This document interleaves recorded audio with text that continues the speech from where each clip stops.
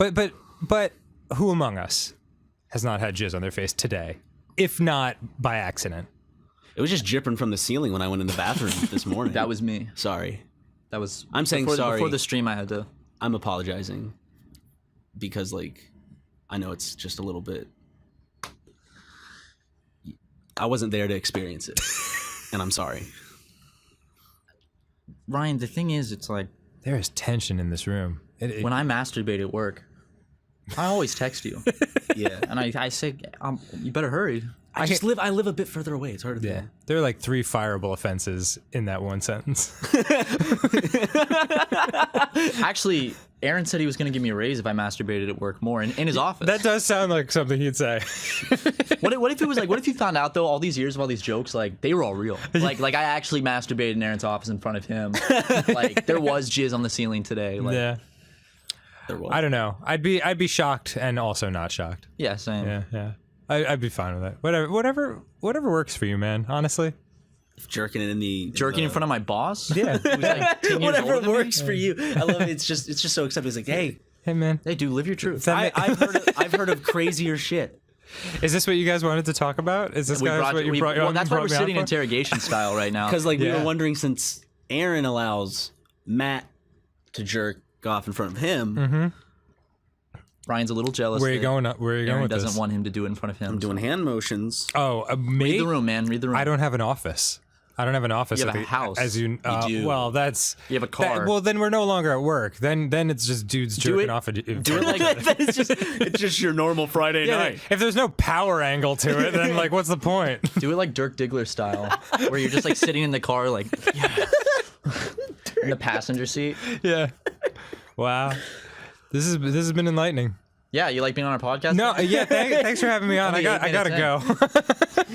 I say we take a moment from our sponsor, OxyContin, and then we will get back with Dan's big secret. Oh wait, no, we already did the ad read, didn't we? We did. Yeah. Okay. I don't have a big secret. Like, I just don't. He's saving it for the end of the podcast. Sorry, guys, I spaced that we already did the ad read. It's because we didn't actually do it. I forgot. I'm sorry, Dan. Why don't you unseal those thin little lips of yours? Start spilling the beans. Unbelievable, man. Can you at least give me a topic that you'd like me to tell a secret on? Because I can't even think of anything. You have no secrets to share with us. After years of friendship. You know, I was there for you the night the thing happened. The only the night the thing happened. It's like the worst title for a book. I like how we both said the thing. Ryan was like the thing. It's Dan's big secret. Yeah.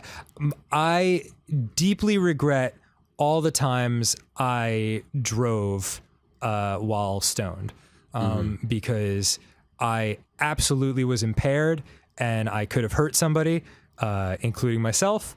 And I feel, even though no one got hurt, fortunately, and I drive like a fucking grandma, and if I hit anyone, it would have been at 15 miles an hour, and they would have bounced off my car just fine. I regret having put anyone else in that situation and in danger, and that is something I have to live with. That is very noble. Or, I guess. Noble. It's very, like... honorable to admit that. Because there's that whole thing, right? Like the stereotype of, drinking and driving versus smoking and driving. Right. Truth is, they're both shitty. Yeah. You're impaired. You're impaired, and of course, smoking and driving is probably better because I would say there are cases where smoking and driving would make you overly cautious rather than drinking and driving where I feel like... Oh yeah, that's awful. You're just big super joke. It's like, impaired. oh, we gotta get home, go fast. Yeah, the cops are gonna get us. Drinking and the car's going like 5 miles. Yeah, an hour. totally. I feel like drinking and driving, no one ever gets hurt. No one ever keep is. saying this No one ever is more cautious because they are drunk. But I don't know that for sure. But then again, when I was younger, Uber was never a thing. And now it would be much easier and much better because, you can just get fucked up and then call someone and they'll drive you. Yeah. Thank God for Uber. I think that's wonderful. And on that, salute to Uber. You know what? I bet I'm a Lyft man. I bet like injuries and deaths as a result of driving impaired, at least in big cities where Uber is, I bet those have gone way down. Oh yeah. Oh, definitely. Yeah, with the introduction of Uber, because it's like, oh, you don't have to worry about a DD anymore. You can just go out and get fucked up. That's awesome. Yeah. The biggest killer of man. Cars. Really? That's the real enemy. We gotta destroy all cars. Today we'll be hunting the most dangerous game, man. Do you have Sirius XM? Do you have XM radio? I think I did. I don't know. I just listened to NPR or Spotify. Dude, your old Fiat. Or a Mexican station. Oh, dude, the Mexican stations in LA are just like...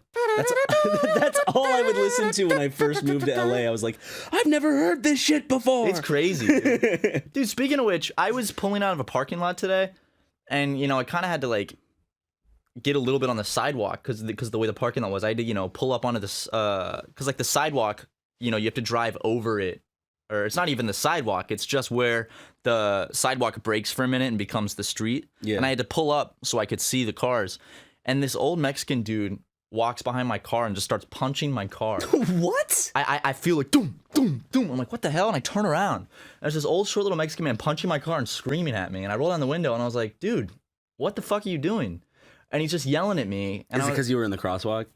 Yeah, but I have to pull out. I know. And he's punching my car. Every pedestrians in California are some of the most idiotic people I've ever witnessed, because like they'll throw a drink at like a 2-ton vehicle for being a little bit in the crosswalk. I'm like, dude, if that's just some idiot like behind the wheel of that truck, you're gonna be smeared onto the pavement in a heartbeat. Like, don't pick fights with vehicles. I know. I mean, even though my car, you would never do anything, I would never do anything yet.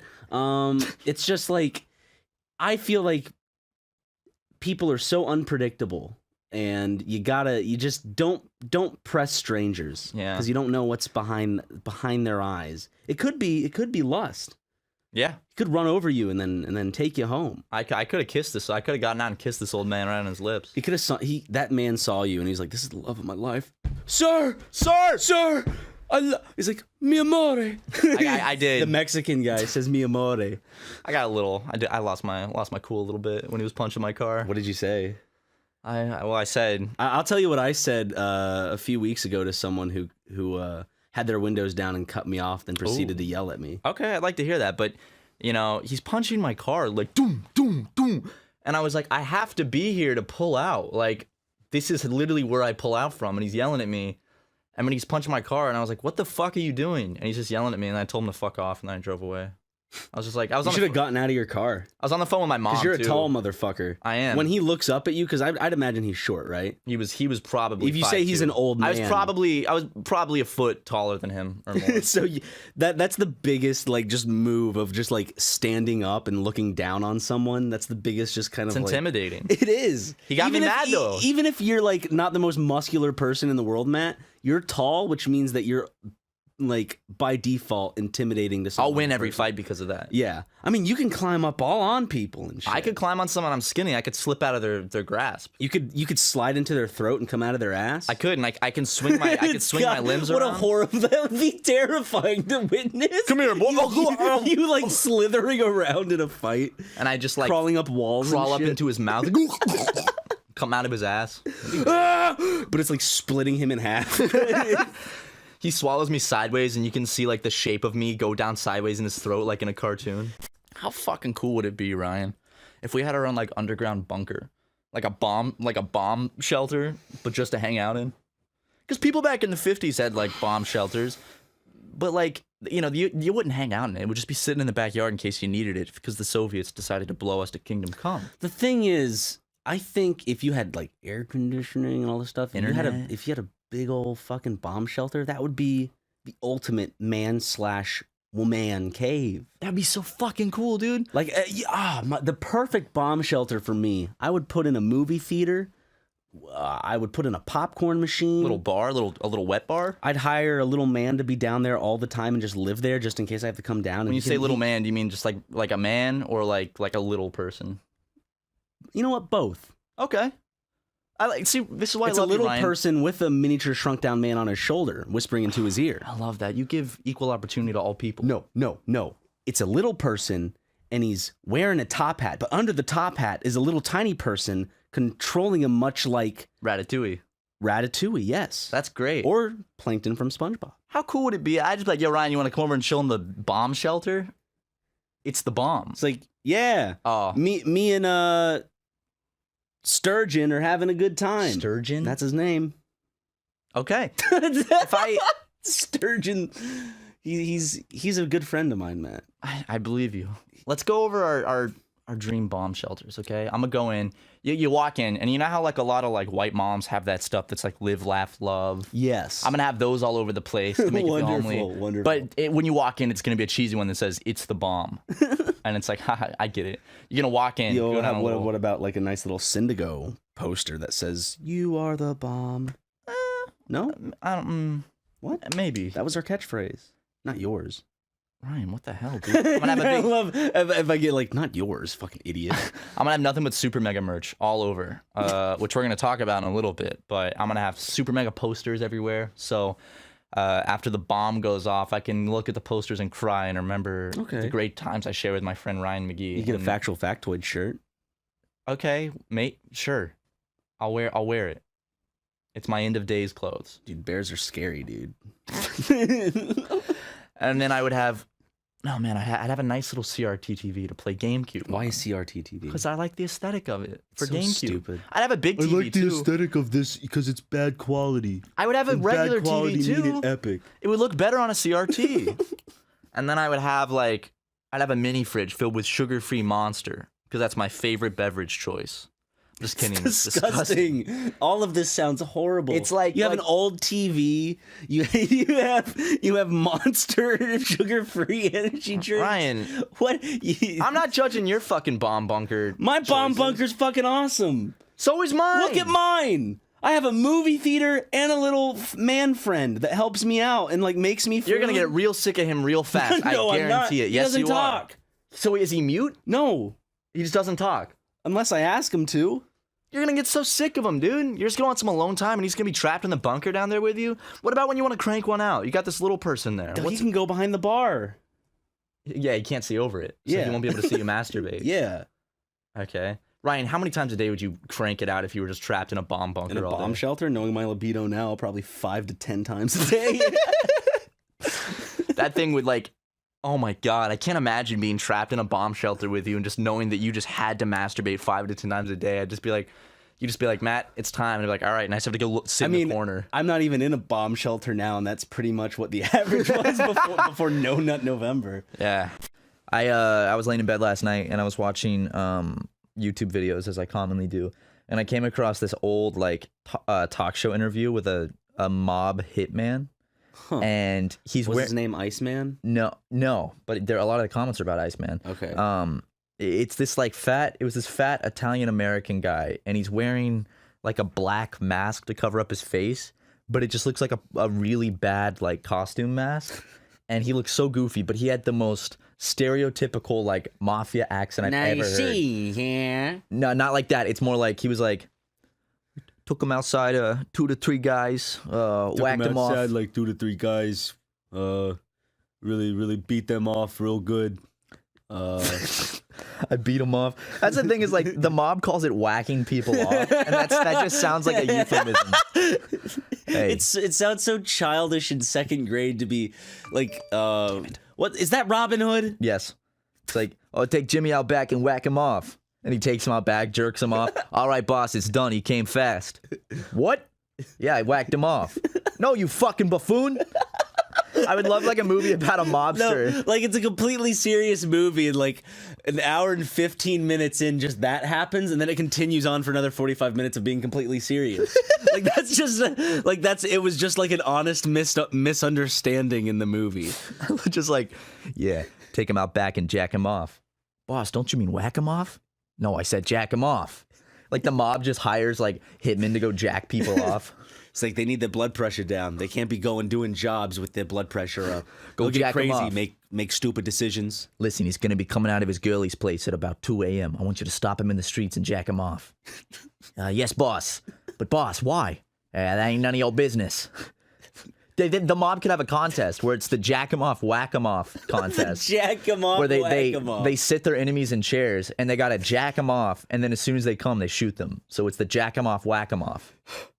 Just imagine terrified men. Come on, boys, we can't come. We got this. We can't come. And all of a sudden they start chanting, can't come, won't come. Are they killing like Southerners? Yeah. They're killing neo-Nazis like Yeah. white supremacists. Boys, stand strong. Don't ejaculate. I'm gonna make him come, boss. Watch me make him come. Oh, God, I'm close. He's really good at whacking me off. I would love to have a hit out on me against that mob where they just like find me. You and wake jack up me in a off. dark room, and all of a sudden a light turns on. It's dangling above you, swinging left God. and right. And all of a sudden he comes out of the darkness with like a bottle of lotion, like right in his hand. What are you gonna do? Starts rubbing it. Oh, you're in for it, boss. Boss's orders. No! Oh! Oh, damn! Oh, shit! That's good! Hey, if you guys buy SuperMega merch, maybe Ryan and I can be billionaires. We're working on it, right? Billionaires Yeah. with a B. Trillionaire. We'll be the first trillionaires. Could you imagine being a billionaire? No, Because I can't even imagine being a millionaire. I can't even imagine being So a going a step up. 100,000-aire. Yeah. Like that would be sick.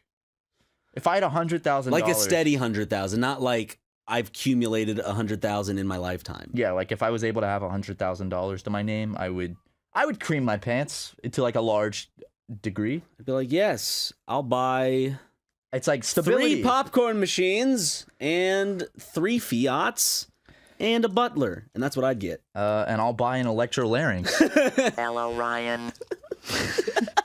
I bought one. I don't know why. I know you did. I love my electrolarynx. Do you? It's fucking sick. I wonder dude. if you can even understand yourself in the thing. Do it again. Hello. Yeah, I mean, I You said think you can hello. make it out in the Probably. microphone? Yeah, dude. It's like it's for if you ever have your larynx removed. This is a thing you use to speak with, and you put it against your throat, and then you mouth words, and then they come out of your mouth as like a robot. I saw it for sale, and I was like, I've always wanted to try one. Matt, it's a machine that people use because they can't speak, Yeah. like throat cancer or. Yes, I understand that, and me purchasing this probably means that there's somebody that missed out on it that needs it. No, I will say this, Matt. Just because, like, if I were to go buy a wheelchair just to wheel around my house for fun, that's not doing any harm. It's a chair that's made for public consumption, just like that's a machine made for public consumption that's used for mainly one purpose, but can be used for additional purposes as well. It can be used for a podcast. It can be used for voice acting. It's a voice acting machine. See? Like, I am a robot. see? yeah. It works. But I've been having fun. There's 2 different pitches. There's Wah, wah, wah, wah. sick, dude. I can't do it well. It takes some practice. I've been practicing a lot. Yeah. I was sitting in my apartment last night by myself, and I was going,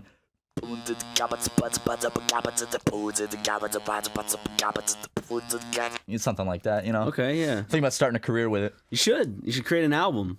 I am using it for business reasons because we have a sketch. You could idea. own a wheelchair and not be ableist because, as I said, it's just a chair with wheels. Yeah. And certain people use it to help them get around, but other people use it for fun. You know, when I was in plays, they had wheelchairs for like characters to be in, and that's for the stage. Well, they were playing the part of someone who. Well, I'm a performer. Are you playing the Ryan. part of? I'm a performer right now, and I'm using this device for my performance. Okay. So same thing, right? It's a performance enhancer. It's a performance enhancing drug. It's a pill you take, and then your voice sounds like This. And now, Ryan gets in a fight with a man with electrolarynx. Hey, Ryan. What's up, dude? How are you? Good. How are you? Pretty good. What? Pretty good. Okay, sorry, I couldn't hear you at first. The thing is kind of goof. No, it's like new. Sorry, it's new to me, not goofy. Goofy. That was an accident, of course. It was. I didn't mean Do you goofy. think I'm goofy? No, I don't think you're. No, I don't think you're goofy. I was just saying, like the voice at first. It sounds like it's like.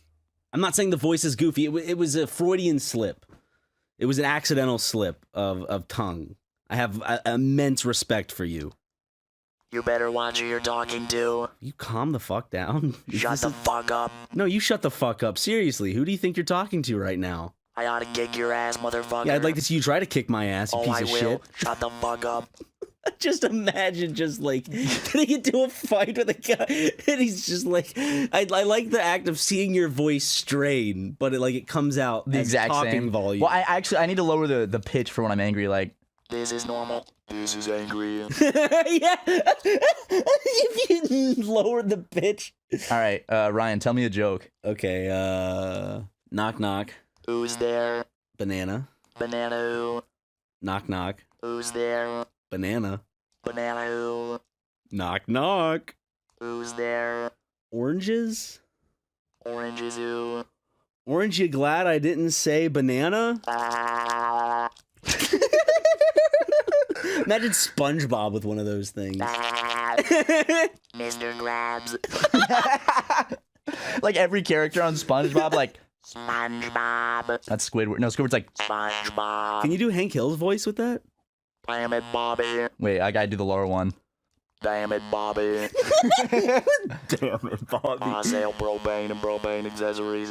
That's the best I can do. How about Obama? One more, Obama. Okay. Your most famous one. The famous Obama. Michelle. Damn, Michelle, that ass thick. It's hard to do voices. What did you say? I said, "Damn, Michelle, that ass thick." Is it thick? I don't know. See, I don't see women as an object, Ryan, for my consumption. I don't just look at their Why are you posterior. putting this on me? You're the one that said it. I was questioning you. Oh, Now you're I'm not. putting it on I'm me. not grilling you. I'm simply just stating that I don't view. Sure women sounds like as you're meat. preaching down to me. I'm not preaching down, Ryan. I'm preaching at. Maybe you can learn something from me and my Like that holiness. right there. That's preaching down to me. Oh well, I guess we agree to disagree, huh? You're doing it again. Doing what again? You keep doing it. That's there it is. There's what? Stop. Can't stop something I don't know what I'm doing. Matt, I will make it so you actually have to use that fucking machine if you don't quit. You just reach over and pull my larynx out. Oh my god! It's like some guy gets shot and he's just like Like, what if I talk like this? Hey guys, welcome back to I SuperMegaCast. wouldn't judge you. People actually have lisps. This is like a hardcore, like, so welcome back to the SuperMegaCast. I hope you're having a great day. That honestly be awesome. I wish I knew someone whose voice was like that. Like, I love lisps. I think lisps are like the coolest vocal trait. Turn what's you up? on? Does it fucking turn you on? No, it doesn't turn me Get your on. rocks Don't turn this hard. into a sexual thing, Ryan. fucking- Jesus. Are you getting hard over there, Get dude? your pebbles in a squeeze. I'm not getting my pebbles in a squeeze over nothing. The only thing I like is a woman's breasts, Ryan. That's the only thing in this world that turns me on, honest to God. What about her nipples? I said breasts, Ryan. That includes nipples. Areolas? That includes areolas. Veins? Sure. If they're part of the breast, it's a breast. Moles? Sure. Bumps? I'm sure. A boob is a boob, Ryan. That's a Dr. Seuss See, I was book. hoping you'd do the responsible thing, and then when I said bump, say I would be the responsible adult and tell her to check herself, because that could be something serious. But you didn't. It's all about you and sex, drugs, and rock and roll with you, Matthew. What if those what if I was just those are the three things I was into? Like that was my personality was sex, drugs, and rock and roll. Like all I did was have sex and always tell you about it. I just did all these drugs and I was just obsessed with rock and roll. I love hearing about when my friends have sex.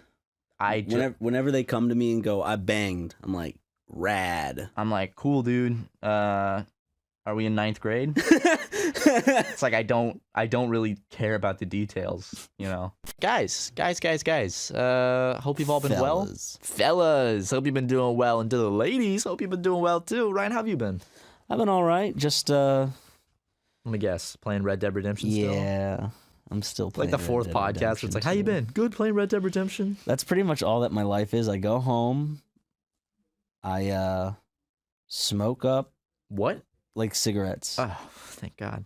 I smoke up some cigarettes and I play some Red Dead Redemption 2. I go home, I smoke 6 cigarettes. I texted Ryan on Thanksgiving and I was like, hey man, what are you doing for Turkey Day? And your response was, smoking cigarettes and drinking milk. Yep. And I responded, I was like, living like a king. Is that really what you did? Yeah. I in the morning I poured myself a nice tall glass of milk, went outside with Lego and enjoyed some cigarettes and some milk. The breakfast of champions. And then for my Thanksgiving lunch, I ordered myself some Popeyes and watched King of the Hill and then continued Red Dead Redemption 2. Aaron's eating a pizza right Aaron now. Hansen, what are you doing? What are you doing, son? Aaron, get in here. Eating a pizza? Aaron, get in Chewing? here. We're bringing in special guest Ego Raptor. What's What up? the hell are you talking about? What kind of pizza did you just eat? Cheese? No pepperoni? No pepperoni. Just cheese? Uh-huh. Did you have some buffalo wings? No. What the fuck? Buffalo wing. Jesus Christ, Aaron! All right, special guest Ego Raptor Jones. That was him. You ever heard like neighbors having sex or something really loud? I've heard, believe it or not, I think I've heard sex up above the world so high, like a diamond in the office above. Oh, we were there. Yeah, we heard that lady one night. It's like, She was like, oh that was my loud as hell. I was just like, what? We were here at like 1 a.m. working on something, and just like someone in like an office above us was just getting railed. It was loud, dude. That was the loudest sex I've ever heard. It was- Really? Yeah, I've never heard sex that loud. She was like screaming in pleasure, not of like pain, but it was. And then every time we tried to get someone to come in and listen to it, it would stop. And then they would leave, and then 5 minutes they're like, Jesus. Maybe it was someone getting murdered, and we're just like, they're just having sex. Dude, they're having sex. Listen. Help! Oh my God. I know all the words to the full Malcolm in the Middle theme song. Little Now Matt Watson go. trivia. Now go. Yes, no, maybe. I don't know. Can you repeat the question? You're not the boss of me now. You're not the boss of me now. Bum, bum. You're not the boss of me now, and you're not so big. You're not the, I'll skip this part. You're not the boss of me now. You're not the boss of me now, and you're not so big. Life is unfair, but I just... Hold on, let me do a different part. Life is a test, but I confess I like this mess I've made so far. Why Is that a banjo? Why? It was the little like... Oh. It sounds like a banjo. It's the thing they do. Where it's like, you know what I'm talking about? Like the organ thing. It's like, I don't know how to describe it with my mouth. There's only so much my mouth can do in terms of doing. You're telling me. Stop. Cut it out. There's only so much my mouth can do in terms of musical instruments. You're telling me. Why do you gotta flash the fucking beta male smile at me? You're just like, man, I just gotta break him real quick to snap him out of Yeah, this. dude. It's like, are you sitting there silently? I know if I. Well, usually it's like a test to see like, is it still gonna get him? And I'll flash the beta male smile, and then I get that. It's almost like, it's like an instant gratification thing. I want to hear that Ryan McGee laugh, so I just. There it is. Yeah, I got a little one. See, it's you know how they gave crows like some system where it's like if they put a coin in a machine, it would give them food, and they Yeah. figured it out, and they did it until they ran out of food. Yeah. I'm like that crow that just figured out I could put that coin in that machine. That was such a cool video. It's I pretty think it's a crazy. raven. Ravens, yeah. But Raven crows are Simone. also fucking smart. They actually taught Raven Simone how to put a coin into a machine to get little food pellets. That was a good one, dude. Thanks, man. I really Thank you. like that one. I brought my A game. I really did like that one. Oh, my penis is chubby. I did it again. Moment of silence. Flash the beta male smile. Come on, crack. I flashed you the smile. I saw you had to squint your eyes. You're so you using it wouldn't- a lot this time. Usually you only pull it out once every few podcasts. Now you're doing it multiple times in one?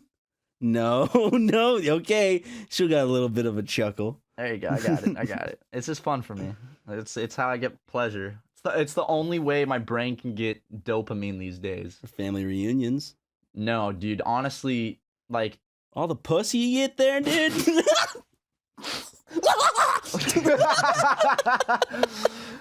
Right, what if I went to one of your family reunions and just like in the span of the weekend just fucked like every one of your cousins?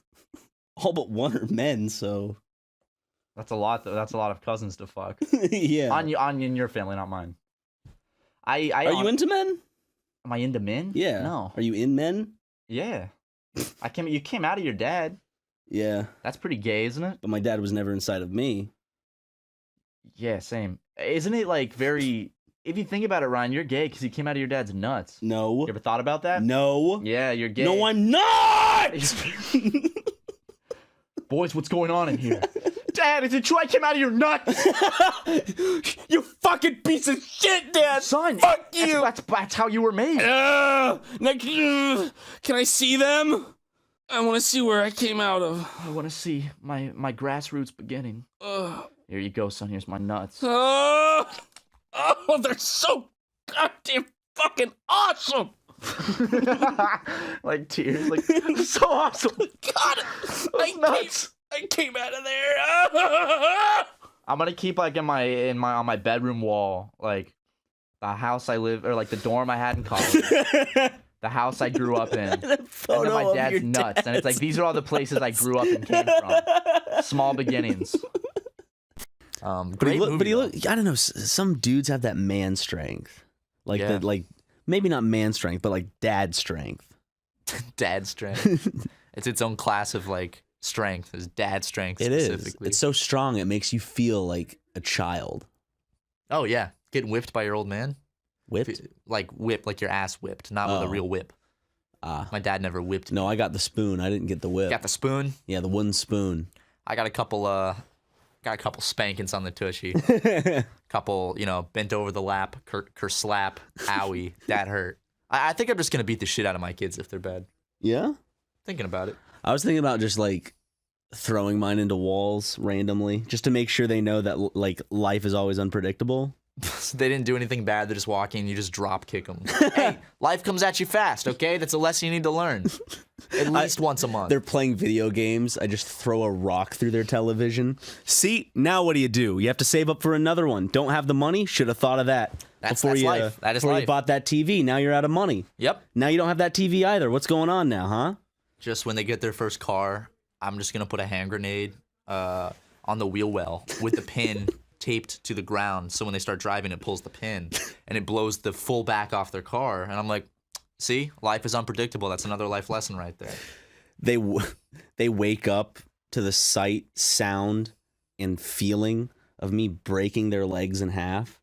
They scream, and then I go, "You're gonna be at your rock bottom. I want you to heal and come back from this a bigger person." They'll be stronger after that. Just like if they were asleep and they're sleeping in, I could pour boiling water on their back. And it's like, look, you see this? This right here is teaching you a valuable life lesson. You don't sleep in too late. Child abuse is not funny, guys. Just in case. Unless we're talking about it. Unless we're joking about it on the podcast, then it's very funny. Real child abuse is not funny. No. And if you were listening to this and you abuse your children, fuck you. With a capital F. And stop watching us. Yeah, we don't want you watching our videos, you There's sick some guy that's fuck. just like, damn it, I shouldn't abuse my kid. Fuck. Now I can't watch You SuperMega. don't like me anymore. Of course we don't like you. You abuse your kid. Captain Phillips he is an American hero, Ryan. And if you for 1 second say he's not an American hero, then fuck you, dude. I don't want to even do this podcast with you. Captain Phillips is the nicest man. He's the best captain that's ever existed. I love the contrast between the movie when he's like in shock from seeing a dude get shot in the head, and then in real life he's like, "Thanks, guys." That's what the Navy's like, "Hey, thanks, guys." I know. It's crazy. Like He's like that. He's like a kid getting off of like Space Mountain when he's and getting like waving to the employees. Thanks, guys. I know. Dude, I mean, that shit probably was like Space Mountain to him, dude. It was a ride of his life. I mean, that had to be terrifying, being captured by fucking pirates in the middle of the ocean on a little lifeboat. But wasn't there? I can't remember where I saw this, or like if I saw it. Like I just get this feeling that like they got on board, and he was just like, "Ah, no, I guess you have to take one of us now. I'll go." Captain, no. No, I can go. It's fine, really. Don't worry about it. They didn't capture him. Like the real story is that he's like, "No, they're capturing me. No, they're not. They're just getting back in their." So he's no. He's like saying no by waving, like going down to the sub. No, I'll be back. I mean, I hope. Hope I don't get killed. It's like the pirates just wanted money, and like they get the money, and they're like about to leave. He's like, just take me, and they take him. Captain Phil. I enjoyed Captain Phillips as a movie, and I watched it. I was like, damn, Captain Phillips was like, what a guy. And then I read about like the real Captain Phillips, and I was like, I don't know if he's that great. Yeah, his crew wasn't a big fan of him. Apparently, he was just an asshole, and then got himself captured because he thought it was fun. He was pranking his crew by getting captured. Or what if like he had set up a fake like hijacking to prank his crew, and he thought that those were the people he hired, but they were real pirates, so he went with them like willingly, and then been like, "All right, boys, we're far enough off. Turn around, take me back to the ship." and they just like keep going. He's like, wait a second, boys. Which one? Like of you how he su- calls them boys. boys. All right, boys, where are we They going? just pistol whip him. He's like, oh shit. I wanted to ask you guys in the comments, how many of you ever went and stayed at Nick hotels, and what was it like? Because I'm curious, because it no longer exists. R.I.P. But if I could, I would go back in time, and the one thing I would do is go to a Nickelodeon hotel in Orlando, Florida. Speaking of that, you made me think of there's this place because when I was a young lad, I was taken on a cruise with my family, and one of the stops I can't remember where specifically this place is, but one of the stops there's this place called Atlantis. And Oh yeah, is that the place it's- with the water slide? Yeah, I'm about to get into that. And we would walk by because we just like walk and explore the area. And we walk by, just look at this wonderful little resort, and they actually have a fucking water slide that goes through an aquarium. Yeah. And part of that scared me because I'm like, what if it breaks and all of a sudden I'm just in the open water with a bunch of sharks? But that again, that's like, I want to experience just like going, like looking around and seeing just like not open ocean, but just open water with like sharks and shit like by me. Like it's just like that seems like a really cool idea. And like I know there's got to be a water slide that does that in Los Angeles. Los Angeles has everything. I don't think they have a water slide. I'm that goes in the water, gonna look that up. Look it up then. Dang it, Ryan. I will, Look it up. and I'll get us tickets and we'll go. Can we go on a Nick cruise? Is that still a thing? Nickelodeon cruises? Is that still a thing? I loved the commercials for those, and I was like, I remember as a kid, But are I'm they like, still a thing? I think so. I'm gonna look it up. They're opening new Nickelodeon resorts in 2019 though, in like fucking Cancun or something. And there's one in the Dominican Republic. There's a Nick resort, and it's like really nice. They always choose to build these like Nickelodeon resorts in the weirdest fucking places. Like, yeah, let's build it in the Dominican Republic. Let's build it in Haiti. It's like, all right, Matt, what? Are Nick cruises still a thing? I think they are. Can we go on one? I We don't- can go to the character breakfast, see SpongeBob dancing around. As of 2017, Nickelodeon cruises are not offered. Norwegian Cruise Line used to be the official partner of Nickelodeon, offering Nickelodeon cruise ships with Dora, SpongeBob, and more. However, the partnership ended in 2015. Instead, consider these great alternatives for your next cruise. They have Carnival's Zeus at Sea. Zeus at sea? Seuss. Seuss, like Dr. Seuss? Yep. Sounds like a fucking nightmare. Royal Caribbean DreamWorks. Oh, there's Shrek. You can go on a Shrek cruise. MSC Lego. Ooh, is this cruise ship made out of Legos? A European-based cruise line partnership with LEGO means families can find LEGO-themed playrooms and activities on select MSC ships. And in good news, MSC's first U.S. cruise ship will make its debut in late 2017, sailing out of Miami for Caribbean destinations. Bonus, kids cruise free. Cool. There's also Disney cruises, but like, how I gotta experience. Another. I want to do like an Arctic cruise. I've never been on a cruise. Are they fun? Yeah. When I was a kid, cruises were always like that thing that I was like, they seem cool, but I knew that I would never do it because it's like, oh, my family's not rich, and you gotta be rich to do a cruise. And I had a lot of friends that would go on cruises, and I was always so jealous. I was like, ah! Not if you get those specialty tickets that they sell last minute because they're like, we need to sell these tickets. Sell them for cheap. And then they sell them for cheap, and then you crowd a bunch of people in one room. Fucking sweet, dude. So someone has to sleep on the floor, and it's a little cabin, and there's no windows or anything. So you're just three people in a very small place. Get real seasick in with there. with the bathroom, literally the width of that television. Damn, that sounds fun, dude. I know, dude. If we go on a cruise, Ryan, we should get the smallest room possible and have the best time we can. I was hoping we could just get the. Well, they call it this because it's big, but I don't mean Neptune I suite? don't mean anything by it. Yeah, What do they call it? honeymoon suite. I mean, that'd be sweet. We just don't refer to it as the honeymoon suite. We'll just be like, we got the big one. we got the big one. We got the big room, boys. But like the pillows are shaped like hearts. And there's there'd be a heart shaped like jacuzzi. We would just get in it in our bathing suits and be like, "What's up, dude?" Imagine that, like two guy friends that are like it's that type of guy where they're like, we're not gay, like they won't sit by each other at the movies, but they get a cruise, but they accidentally book like the honeymoon suite. So they get in, there's like rose petals, and they're just trying to have a good time. So they go and they get in like the heart-shaped bathtub together, but they won't even look at each other. Like, and everyone wants to seem like super like okay with a gay couple because like they want to be supportive of it, of course. But everyone goes out of their way in the most straight way possible of trying to just be like, oh my God, congratulations, you two. And they're like, they have to continue. We're brothers. No, please. No. I'm straight. Yeah, let's get the honeymoon suite. Imagine if that happened in the middle of a movie. You just looked back and there's two grown men crying. And like, because they're like, you look at them and it's like, stop looking. We're straight. Listen. He like leans forward. Listen, kid. Listen, we're straight, okay? I know we're sitting next to each other in a movie theater, but I promise you, I like vagina. Dude, I want to whisper that to someone in front of me when I'm at a like just you and I at a movie together. Hey, I know I'm sitting next to my friend, but we both like pussy. Just so you know. Just in case you don't get the wrong idea that we like penis, because we don't. Okay, that I get grossed out just thinking about. It's sick to my stomach thinking about a penis. I look away when I see one. Okay, enjoy the movie. By the way, can I have some popcorn? Guys, do the Super Mega Bicycle Challenge. We have to go as fast as you can and slam on the front brakes of your bike. Don't do that. Do the Super Mega Toilet Challenge. Go buy a bendy straw from your local grocery store and try to drink all the water in the bowl in less than 10 seconds. I think that might be more dangerous than the Bicycle Challenge. It has to be a public toilet and a public bathroom, though. Yeah. And then also you need to lick the rim of the toilet seat. Do it. Try in a urinal, guys. Actually, no. Here's the Super Mega Challenge. Get a bunch of cocaine, spread it in a perfect circle where the seat is. Which, if you don't have any, we will be selling on the merch store in 2019. Yeah, just keep out. Keep a lookout for that. But so you do that. Then what you do is before doing that, you take a shit, and then you line up the coke around the bowl, and then you sniff it, so you get the shit fumes and cocaine. That's the Super Mega Challenge, guys. Yeah. Don't do that. Why do we always have to say that we're joking?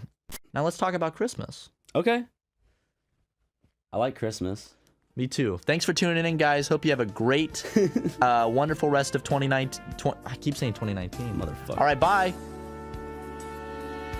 Just kidding. We got you. We pranked you. Haha. Why you give me that look? You didn't think that was a funny bit, dude? You know, Brian, not every bit lands. When you're throwing handfuls of shit at the wall, some of it's just going to hit the floor. Don't give me that middle finger. Put it down. Wipe that smug grin off your face. Stop pointing down your throat. Don't do it. Stop. He's pulling his penis, his balls. That's just balls. That's not penis. No, you detached your testicles. Put them in your mouth. That's what I think of that joke. How were you able to do that? Are those fake? What? Are those fake? No, I went to the doctor's office and he had this thing that he used to like numb a part of my body real quick, and I was like, oh, that's cool, so I just swiped it. So you just I'm actually looking, and there's a ball hanging out that I didn't notice. Oh yeah, Ryan's got a full fucking he's ballooning right there. He's got a big old nut hanging out. I still had a nut hanging out. Okay, I put it away. What if you hadn't realized and then like someone walked into the room? Like someone looked through the window, I'm like, hey, and there's just my fucking right nut hanging out. What if like Hannah or Allie or like Megan walked up just to like see what was up, and you're just sitting there and you have no idea that one of your and I feel like I wouldn't want to do it on purpose, but I feel a nut is less jarring than a penis. Oh, absolutely. So a nut's funny. Like if someone has a nut in a photo, that's funny. If someone has a penis in a photo, that is crude, and that is exactly. that is not okay. But a nut, you can get away with a nut. I hope you have a great, happy holidays. I'm sorry, I'm doing the war on Christmas things. Yeah, Merry Christmas, guys. And if someone says Happy Holidays to you, punch them in the face. We have to fight this war on Christmas. Okay? Got it? Oh, do you hear that? It's Santa Claus. Oh, I hear footsteps on the roof. Santa's I just realized for the thumbnail, we didn't have enough time to get Don anything. We're actually recording this the day it comes out, and so... I don't want to draw another thumbnail, so let's what? Here we go. I'm just gonna climb over, and then that's the image. That's a good thumbnail right there. Yeah, I really like that I'm gonna thumbnail. brighten it up beyond recognition. Yeah, touch it up in Photoshop. Do your magic. Do that Ryan McGee magic. But we didn't have time to get Don any of the art aspects. So I just took a picture for the thumbnail. Yeah. So that's what you're seeing right now. If there's one thing about 2019 that's going to be different in Super Mega, you will notice it's the work. We're putting in so much more effort and quality into it, as you can tell by the thumbnail of this podcast. That's an Animoji. Yeah. Dude, why are we paying Don when we can just be using like Bitmojis as our characters? I don't fucking know. We have not gone back through to respond to the emails yet regarding merch because we set like a vacation thing, so it would send an automatic message back. But the upcoming week we're gonna go through all those and fix all whatever you got. We were dealing with a lot, like 100% like real. We were, doing Game Grumps, Kitty Cat Gaming to an extent because we switch off every month. Power Hour. But But then with Super Mega, we have more work than ever because A, the merch stuff, but B, thank God we have Justin, our editor. Yeah, though. He's a big help. Round of applause round for of applause Justin. for Justin. 2018. What a wonderful boy. Everybody go follow him. He's at nothing but lag on the good old He's actually Twitter. in the description. You can go click that link. Yeah, It's right there. it's also very unfortunate. He did pass away in an ATV accident over the Christmas break. Yeah. But we have him on ice. He went to go pick up his cooler scooter thing, his motorized cooler, and he was so excited to get back that he wasn't really looking left to right at every turn. Nope. Very unfortunate, but we do have the body on ice. Parents luckily didn't care that much about it, so we had it shipped out to LA. So we're gonna see if we can. There's witch doctors and shit out in California. You can find any type of shit like that. So actually, there's a fucking wizard I met the other day. You met a wizard? And we just need to take him to Yosemite, and he says that possibly there's something he could do for Justin. just drop him in the volcano. Yeah. So no Let's Plays until we can get Justin all fixed. We drop him in we drop him in like we're just two fucking psychotic, picture reality, just two people that think that they have to take their friend to a wizard on top of a volcano or something, and they just throw in their dead friend thing. we dump him into Yellowstone, and it triggers Yellowstone's eruption, which is would be like an extinction event essentially. But Justin comes back to life. No, Justin starts glowing and he starts going up, and we realize he's the second coming of Jesus Christ. We triggered the and that's why all of our videos have been edited so well. Exactly, because Christ himself has been working on Super Mega. I'm sorry, I was doing my obnoxious laugh. I love that. Was that real? I'm doing it's part of me coughing and laughing. So I liked it. Like that. I like that. It's You know what I'm saying? it's like a guy in a movie theater, something funny's happened. He's been smoking his whole life. Yep. That's like when I went to go see Anchorman 2, and the part where the RV is flipping in slow motion. I remember the guy sitting in front of me was screaming his fucking head off, and he was screaming out "This is hysterical! Oh, that's good! This is good shit!" Like screaming that out loud, and I was like, "All right, man, we get it." And every time something funny happened, he would commentate "This is funny. This is good." I went to go see the. Okay, I'm not proud of this, and I have no idea why. But I was about to say I saw the Ballad of Buster Scruggs. That's what I was supposed to say. But what I was really about to say, and I have no earthly idea why, is I was about to say, so legitimately, I was telling you a story. I was about to say, so I saw the gay Ballad of Buster Scruggs. I don't know why my mind decided to add gay in the title. Maybe it felt like it flowed better. I don't know, but that was the working title, and they scrapped it. Yeah, I saw that in theaters, and there's this guy who was sitting a row in front of me, and then to the left, probably 5 seats, 6 seats. I'm not doing this up. Every time something quote unquote funny would happen, he'd be like,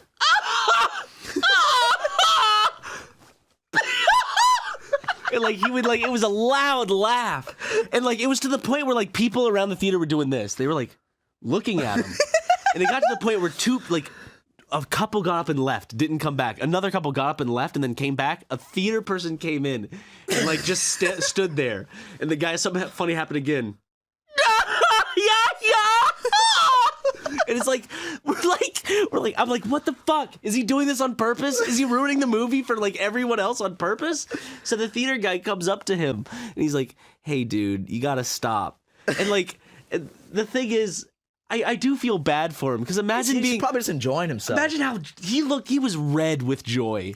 He was red with glowing joy. with joy. He was. He was like, he was so to him, happy. Like I wish Everybody else ruined his fun because he was having too much of it. That's the thing is like I wish I could find that much joy in something like just going to see a movie like The Gay Ballad of Mr. Scruggs. I know. I was looking at him. I was like, man, I wish I was enjoying this movie just as much as you. Like God, like if I could find that kind of joy in anything besides sitting here with my friend Ryan, like that would be, like life would be so good. And then people got to come and rain on his parade. I used to work at Food Line, and I had the deal because I worked at the front desk, which means I sold lottery tickets and like propane and a bunch of other stuff. I know.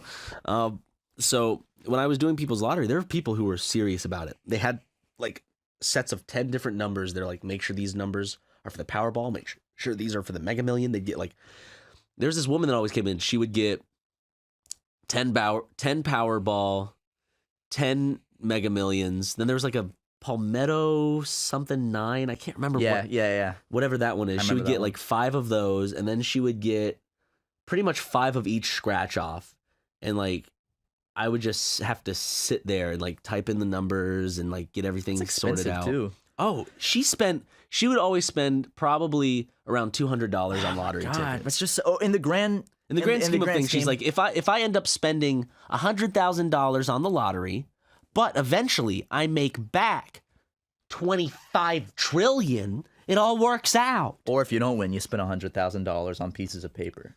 The original loot box. The scratch and sniff lottery tickets. Does it all smell like ass to you? Because it is. It's a bad deal. They should do that where it's like scratch and sniff, and if it smells like roses, you won. But all of them smell like shit. I know. It's like, why don't we do that? We should do that. We should sell it. And it's like if it smells like roses, you can come out and get a free trip with us. And, like, come hang out. But like, but most of them just smell like shit. Like you and I specifically take a shit, take those swabs, and it smells like either your shit or my shit. And like we take it to one of those like specialists that makes fragrances. Like and we're like, duplicate this. Nathan for you took the poop flavor to do the ice cream shit with, and he took it like the specialist.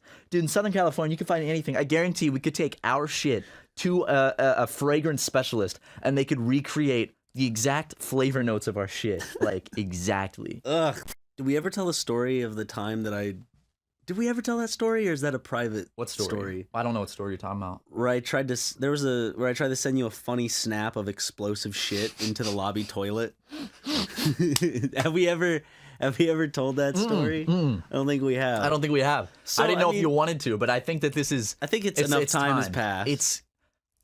Honestly, Ryan, I think that day was the hardest I've ever laughed in my life, and I'm excited to finally tell this story.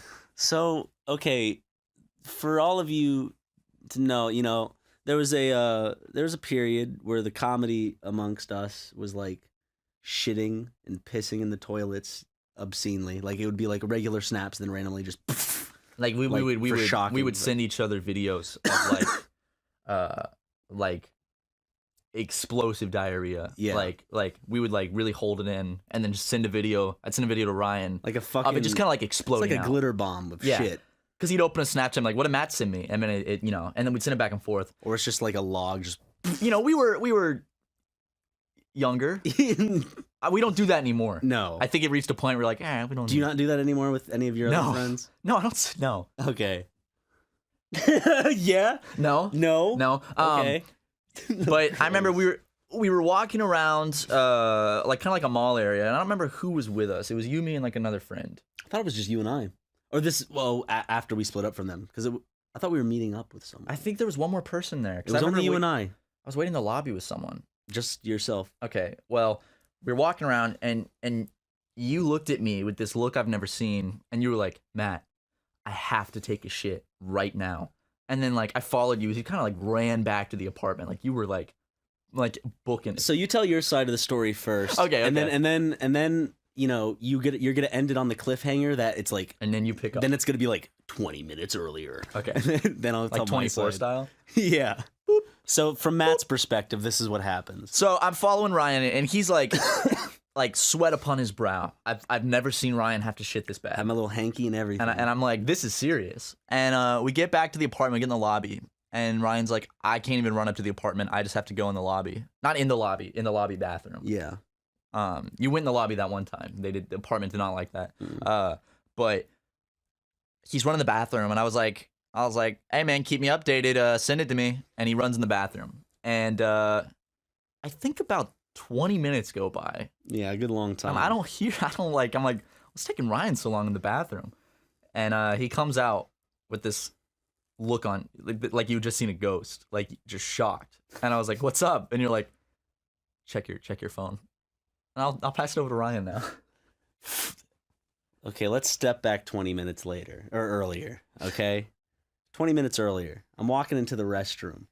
I feel that this is the type of explosive shit where everything kind of comes out all at once in one little, Yeah, like one of those. like a t-shirt gun. It's like uncorking some nice alcohol. like you shake up a champagne bottle and then pop the cork off. Exactly. So I was feeling that. I was feeling that pop sensation. I was like, this is going to be a perfect snap. This is gonna be a. This is going to make Matt so just happy. So what I do is I lift up the toilet seat and I kind of squat over the Wait, why'd bowl. you lift up the toilet seat if you were shitting? No, I mean, I'm squatting Oh, over. the bigger toilet seat, not the. Yeah. Okay, yeah. So I squat over the bowl because I gotta have it go right into the bowl because I'm not gonna put my phone underneath myself when it's. Oh something yeah, like no, that. and then that's too vulgar. Yeah. we don't want to see all that. We just want to see the impact with the water. Yeah. So I'm filming, like I know I'm filming, and then I go poof. I'm like, oh dude, that's a good one. And then I look at the camera to see if it's recording. And then I'm like, the bowl's empty. There's no shit in the bowl. And then, I remember. And then I'm like, oh shit, I forgot to record it. And I got confused. And then I turned around.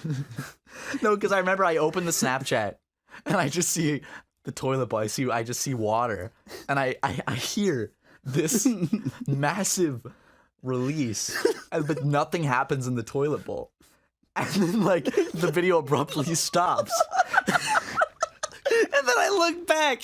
I had blown that whole load on the back of the toilet, like on the handle, on the wall, and like, oh my god, the horror that struck me, because this was just gonna be a fun little goof that I was sending to my friend, and now I'm in a world of shit, quite literally. And so, and the reason it took me so long is because like I went to fucking town cleaning up my shit. I was like, I am not leaving the restroom like this. Because the thing is, they have cameras in the lobby.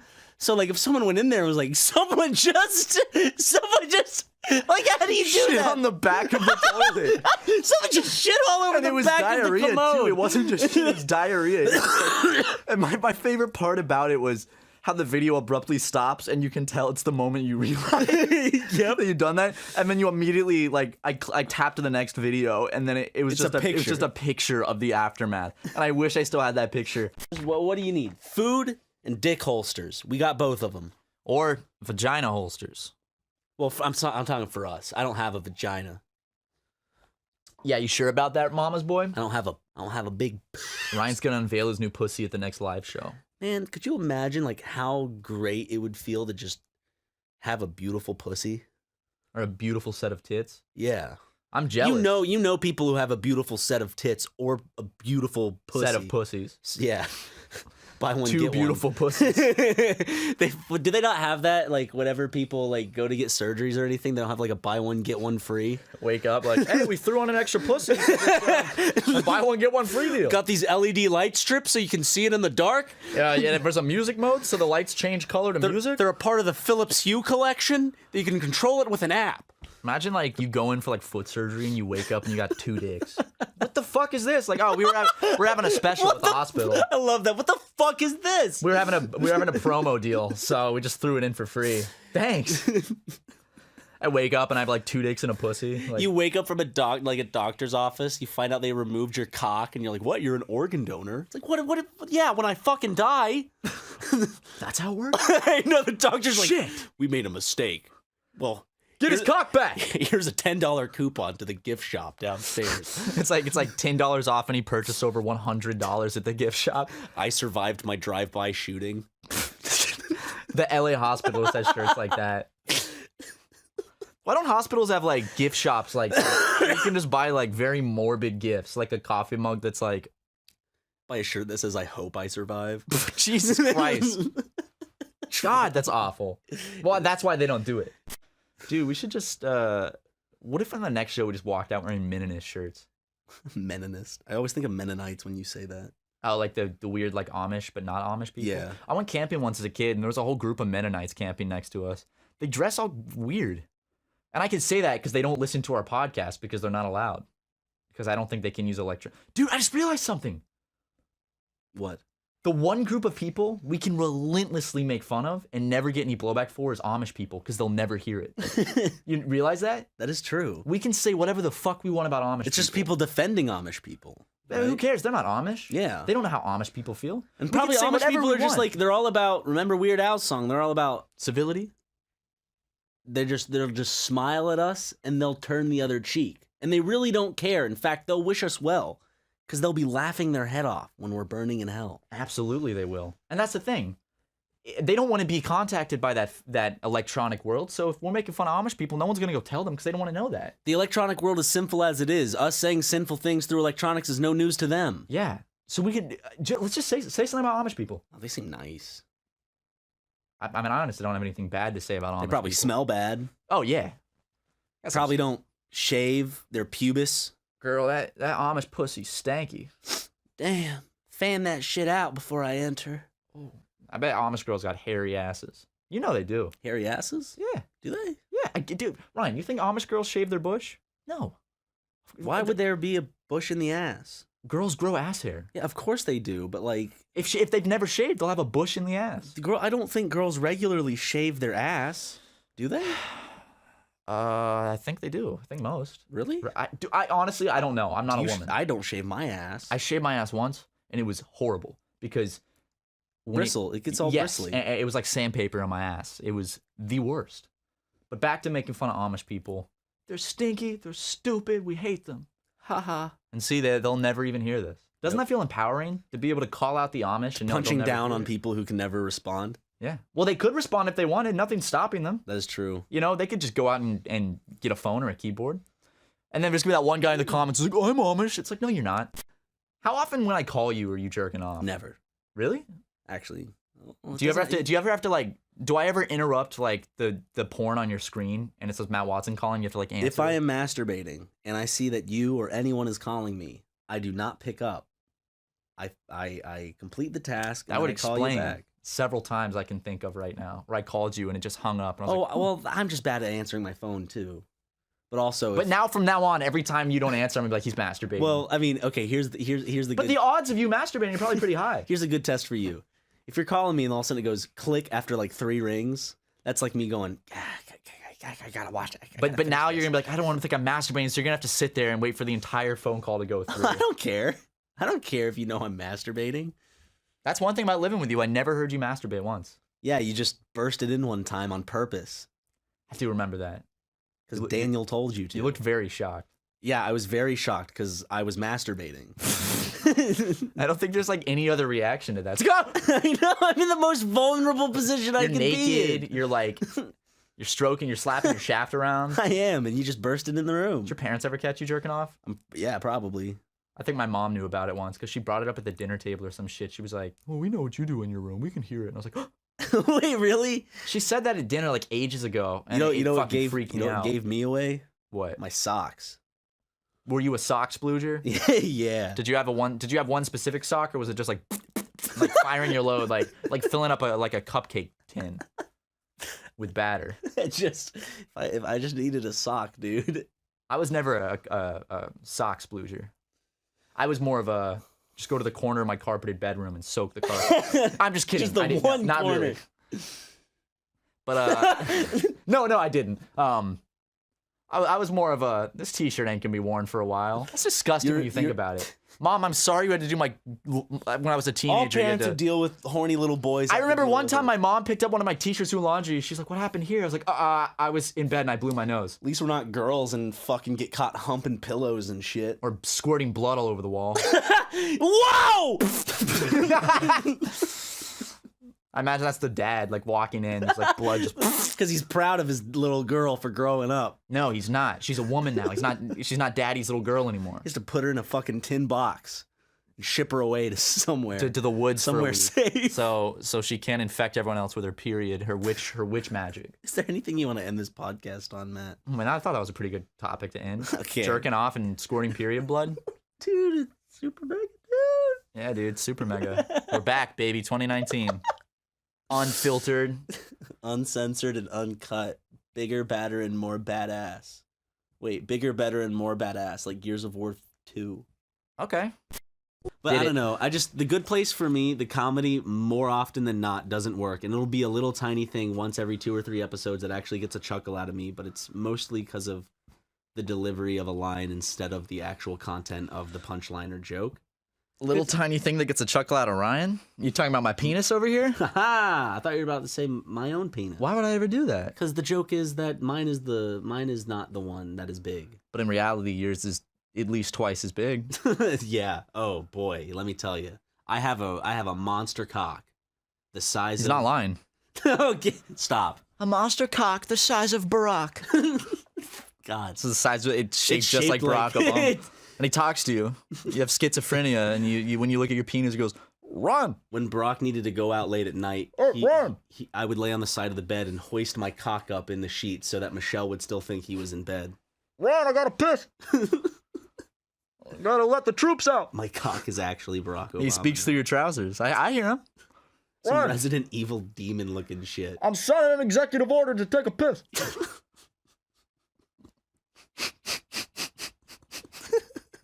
Barack's my penis. That's a Barack cock, dude. There it is. There it is. man. Woo! He fought the war in I pants. That was fucking Afghanistan. Please keep that. Please keep this in the final cut. Of course I will. It's good stuff. It's good shit, dude. Do you not think it's good? Well, that joke was. Ron, I gotta take him a shit. Guys, Oh, what's up, Ryan's clone? talk about the belly button thing. Thanks, man. I will. So what is he talking about? The belly button thing? Oh yeah. I had this written down on my list of topics, so I'm sure you're wildly confused what the belly button thing is.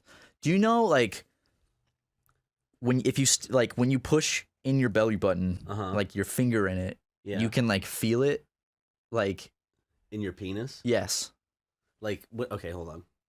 For me, it's like a urethra, maybe like tip of the urethra in the tip of meatus. penis area. Yeah. Like 'Cause okay, I just did it, and that's where I felt like a. I hate a it, little dude. Bit, like it's a stinging, right? it's on the tip of my pecker. It's like the tip, and it feels like maybe like a electrical spark. like a little like a stinging, Like one- when you ash your cigarettes on my penis. Yeah. But like Why does that happen? why would I know? You're the one that does it. I mean, I don't do it. I'm just saying I noticed it. I don't. You're making it seem like I just dig in my fucking. No, I was talking about the ashing the cigarettes on my penis. Oh, okay. Yeah. Yeah, and I cannot stand my belly Man. button being touched. Like when I go to the doctor for a Finger. checkup and he sticks his long finger in my belly button and he like pokes What? it down. What? When you go to the doctor for the checkup and they feel your belly button. You said he sticks Yeah. his finger inside It's of your when belly he's like button. feeling my stomach area for like tumors or lumps. He puts his finger in my belly button and he like pushes it in and I hate Like it. for I a can't- long time. for a couple seconds and feels around. What? What? Does your doctor not No, do that? my doctor like he makes me lay down and he feels my tummy and shit, but He doesn't stick his finger in your- into my fucking belly button and fucking wriggle his finger around. My doctor sticks it in deep and it fucking hurts. And he like moves his finger around to like feel around for my organs or some shit. Is that what he said? Yeah. Okay, for those Every of you who time are I get a checkup, doctors- that happens. They stick their finger in my belly button. I'm gonna look this up. Doctor sticks Oh wait, that was my uncle. finger in belly, but it didn't autocomplete, so Things are not looking good for me. the doctor put his finger in your what? The deliberate mom. Did the Why doc? does touching my belly button feel weird? I hate touching my belly button, Why man. you shouldn't poke your belly button? Okay, so what does the doc know then? I'm Here's gonna get a why new it doctor. Feels weird when you poke inside.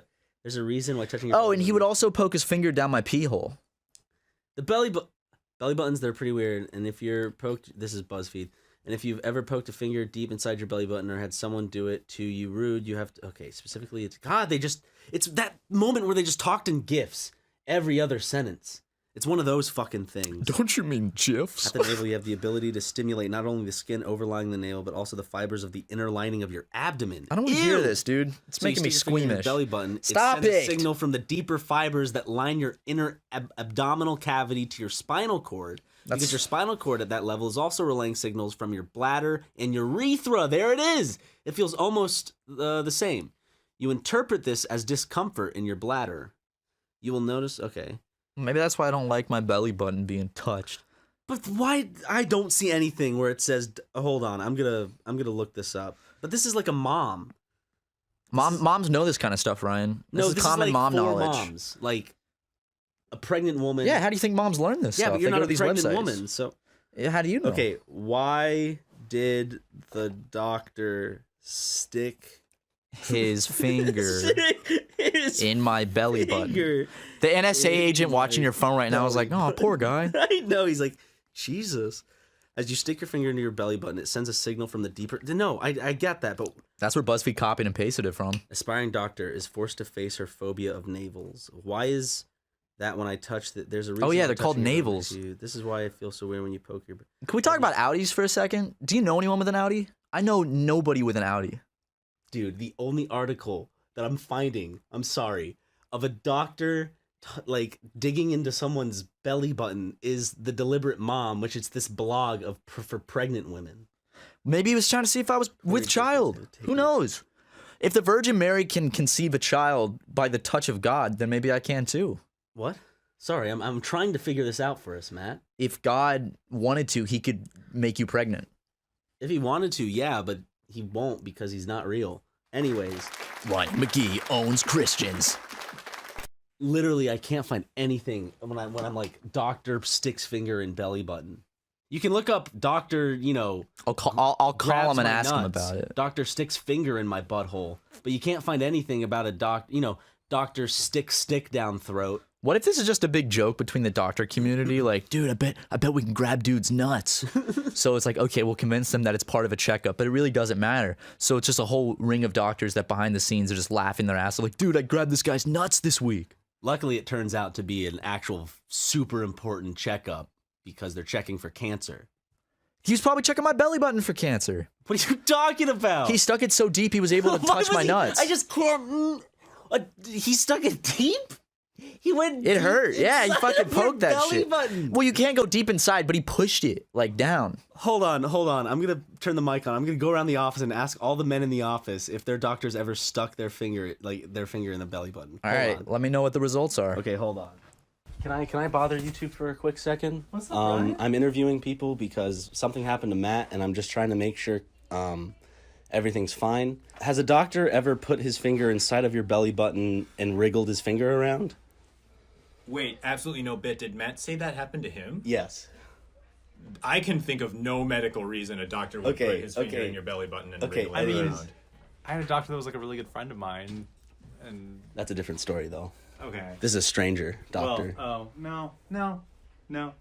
I think Okay, hold on. I'm asking a lot of people in the office. Hold on. Tucker, has a doctor ever during a checkup stuck his finger in your belly button? Not once. Not once. Not Okay, once. okay. Okay. Leighton, has a doctor at any point during a checkup stuck his finger and wiggled his belly button wiggled his finger inside of your belly button? No. Vernon, has a doctor ever stuck his finger inside of your belly button and wiggled his finger around? No, who am I talking to? Oh my god. Ooh. Susie.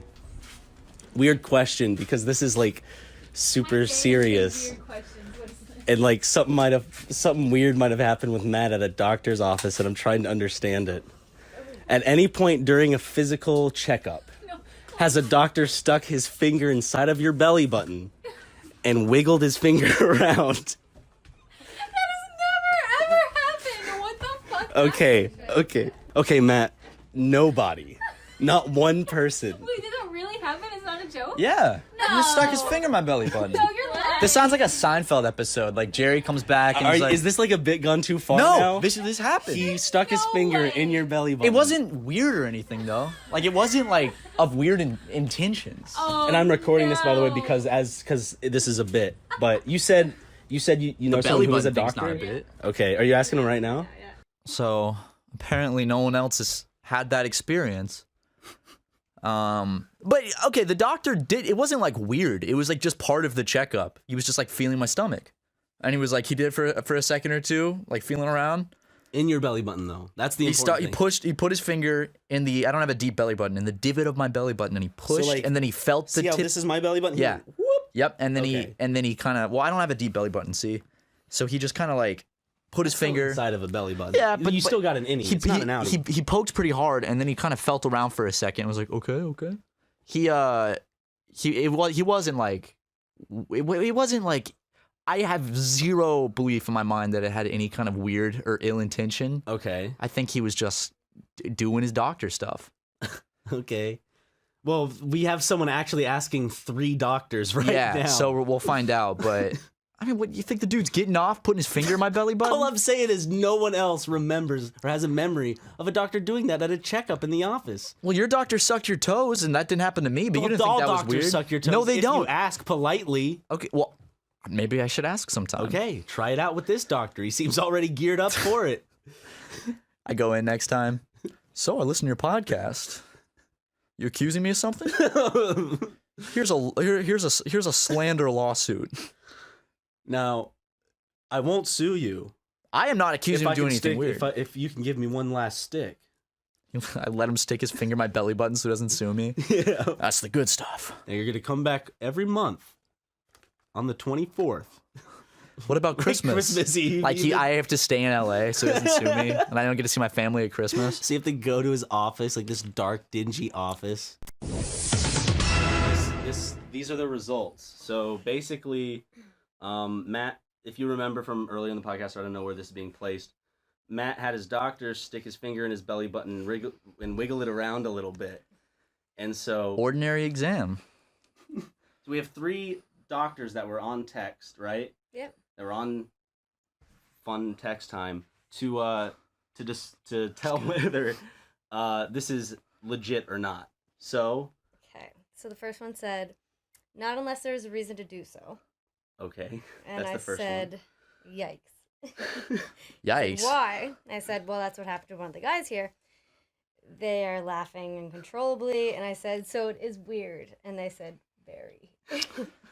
Okay. The third one, I said, "Do doctors stick their fingers in your belly button during a regular checkup?" And he said, "Ha ha ha ha ha ha ha. I cannot see how this is an informative physical exam."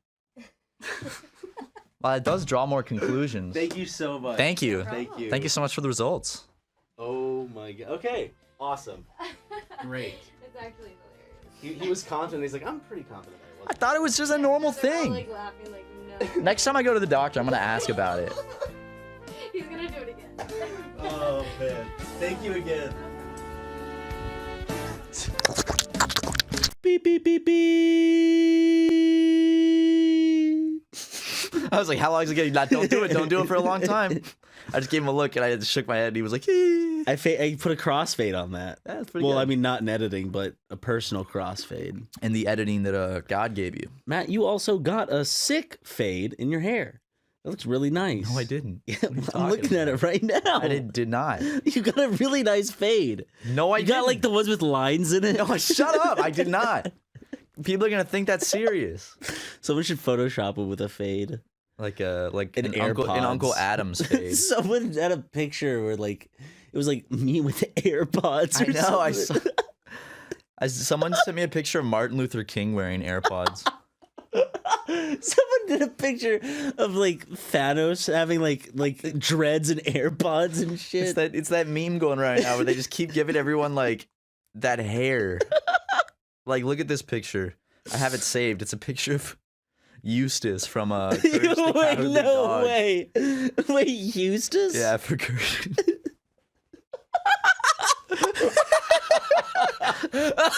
Can you show that? Can you put that up? Yeah, I can put that up. You gotta send it to me, bro. I don't remember where someone just sent that to me.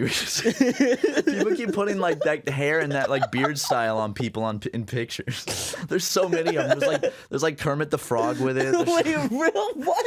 Is that wave check I don't meme? dive into like this shit. I see it. I'm like, oh, that's cool. And then if I see it again, I'm like, oh, cool. It's a thing. It's harder for me to stay up to date with memes now. But I think kind of gave up. Wave check. I think Justin keeps me up to date on all the latest memes. He was telling me that My Name Jeff is funny again. Really? Yeah. Wow.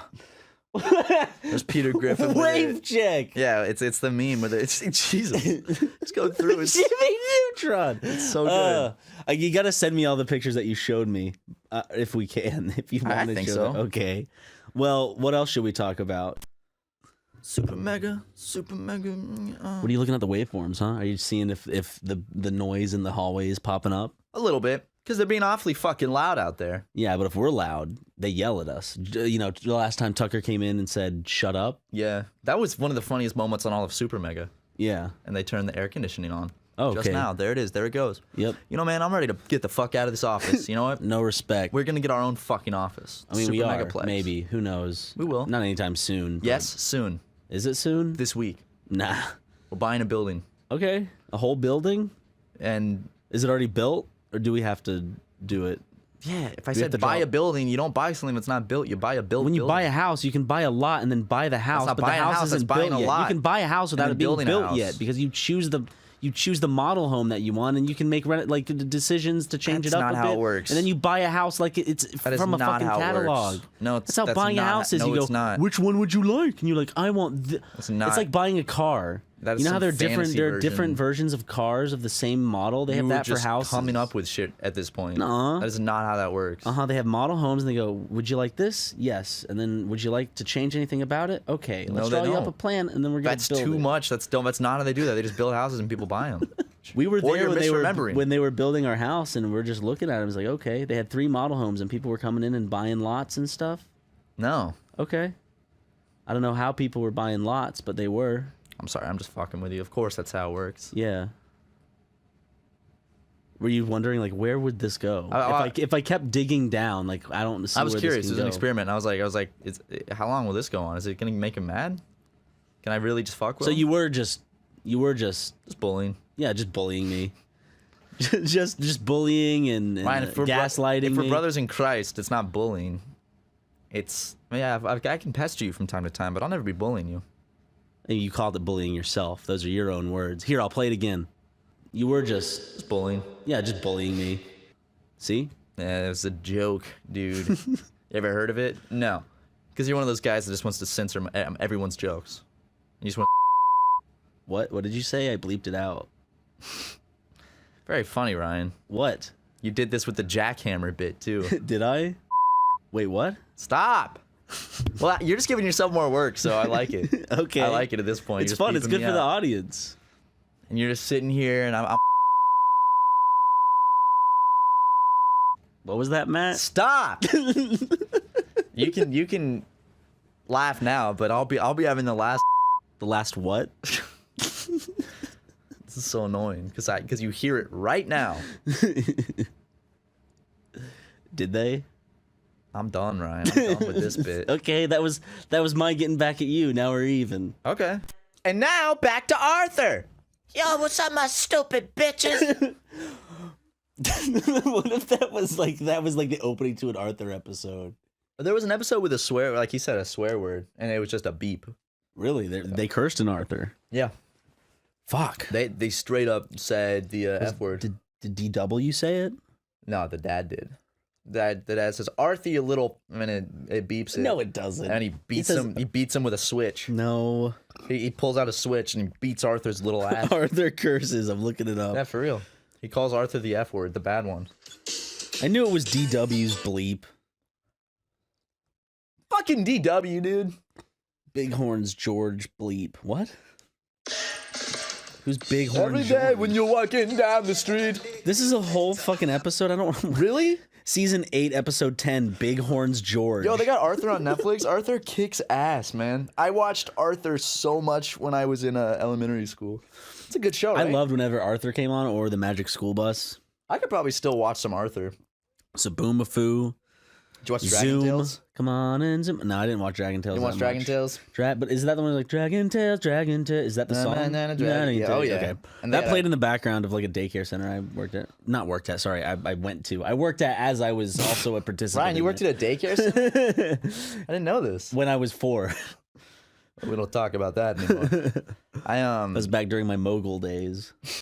Your baby you were the boss baby back then. What's up, guys? It's the YouTube brothers. That's right. And we're going to start today off by saying, stop smoking. Don't smoke. Throw out those cigarettes and jewels, folks. Because now, SuperMega is officially cigarette and jewel free. We are smoke-free, baby. Smoke-free. We did it. We quit. This is a smoke-free podcast now. And we wanted to wait. What, did you knock something over? The hell was that? No. Shit was loud. It's a remote, I think. Okay. We wanted to wait to tell you guys to make sure we committed. We have now been smoke-free, nicotine-free for well over a week, almost a week and a half now. Yep. We quit, and I don't feel the craving for it. I feel great. I've switched out the cravings for if I want to go take a drag off of a cigarette, I'll just go for a walk instead. And that's like the best thing you could replace it with. And it feels good. So seriously, if you would like to join us in this smoke-free podcast, quit. Yeah, throw that, you're smoking on your way to work or school, or you're smoking on your way to elementary school right now. You think you look cool? You don't. You don't. I replaced it with I chew on toothpicks now. Yep. I stick a toothpick in my mouth like a cool little like a brawler, like I'm gonna beat someone's ass at a bar. You had more of an oral fixation. Yeah, you know me with oral. But I you know how I decided to quit one day? I was just like, you know what? I keep saying I'm gonna quit. If I don't just do it, I'm not going to. So I stop. One morning I woke up and I was just like, I'm gonna do it right now. I'm not gonna build up to it. I'm just gonna do it. So I gathered my jewels, I gathered my pods, I gathered my chargers, and I gave them to the Tucker Bros. And I was like, take them, just do something with them. I'm done. And it sucked. It sucked for about 3 or 4 days. I was like, ugh. The second day was still the worst of it. Second day is the worst. But for me, you remember, I had been trying to quit for about 2 or 3 weeks, and then you quit juuling, and then I was like, you know what? I'll make this a buddy thing so we can keep each other accountable. And then, lo and behold, boom, teamwork is what did it. The power of friendship. So if you want to quit with us, with your favorite YouTubers, the YouTube brothers. Quit with us. Throw away those jewel pods. Take those cigarettes, throw them in the trash, and douse them in gasoline. Do it right now. Don't wait. Don't say, oh, I'll have one last smoke, or I'll do it later. Just do it right now. That's the best way to do it. Just do it right now. We'll give you a stretch right now. We'll just kind of hum a little song as you go throw your cigarettes and jewels away. Okay, what song? Okay, Oh, it's magic. You know, you should not smoke. Throw away those cigarettes and jewels. Or vapes of any sort. Okay. How many people's lineages track back to an American soldier? My grandpa over in Europe. My grandpa fought in Iwo Jima. Yeah, now he's dead, so how'd that work out for him? I'm sorry. Jesus Christ. Fuck. Where'd that come from? His death had nothing to do with the war. I know that's. I think he died of an aneurysm. That's not funny. I wasn't trying to be funny. Funny. What, you want me to say he died in an ice cream truck accident or something? Yes. That's good. My mom is gonna listen to this with tears in her eyes, Ryan. She's like, "Wow, that's funny, Ryan. You made fun of my dad dying." It doesn't have to be her dad. It's my grandpa. Is it my other grandpa? Yeah. My fake grandpa? My hypothetical grandpa? No, the other grandpa. My dad's Your dad and your mom aren't brother and sister. Well, my other grandpa didn't fight in World War II. My other grandpa's like a preacher or something. Do you like him? Do I like? He's my grandpa. So? I don't really know him that well. He could have beat you up as a kid and you hate him. He did not beat me up. My grandpa's my one living grandpa is a very sweet man. Lives in the middle of nowhere in a trailer. Grandpa. I don't really know him that well because we've never been that close. Just because he lives so far away and he doesn't really use. Is it because he is creepy? No, he's not creepy at all. He's so uncreepy. He's like a very sweet old man. We don't talk that much. It's always the sweetest ones. Why are you suddenly just roasting my grandpas? Joking about my one grandpa dying, and now you're just calling my other grandpa creepy for no reason. It's just, there's something just so fucking awful and despicable. He's a sweet old man. About talking about people that can't defend themselves. Yeah, and he's an old fucking man that has no idea that you're saying these awful things about him to a public audience. And he's just, right now, he's just sitting on the couch watching some TV with his hearing aid in, just enjoying his tea. And then right now, you're My granddads are dead. So, I'm so sorry. I can make this joke. So you can make jokes about my living grandpa because your grandpa's dead. Both of them are dead. One of my grandpas is dead. What the fuck, dude? Why? I don't know. What? Mom, I'm sorry. Ignore Ryan. Just don't let it get to you. He's goofing. I am just goofing. Grandpa is smiling down in heaven upon us. Real life Ryan respects your family, Matt. Thank you, Ryan. That means a lot. Don't. Ah, Jesus. Jackson, stop. He's all over me. Can you hold it for 60 minutes? Jesus fucking Christ. Okay, it is your birthday. It's not your birthday anymore. No, it's not. Your birthday was an hour and 50 minutes ago. Fuck! I blew off all my Joker makeup.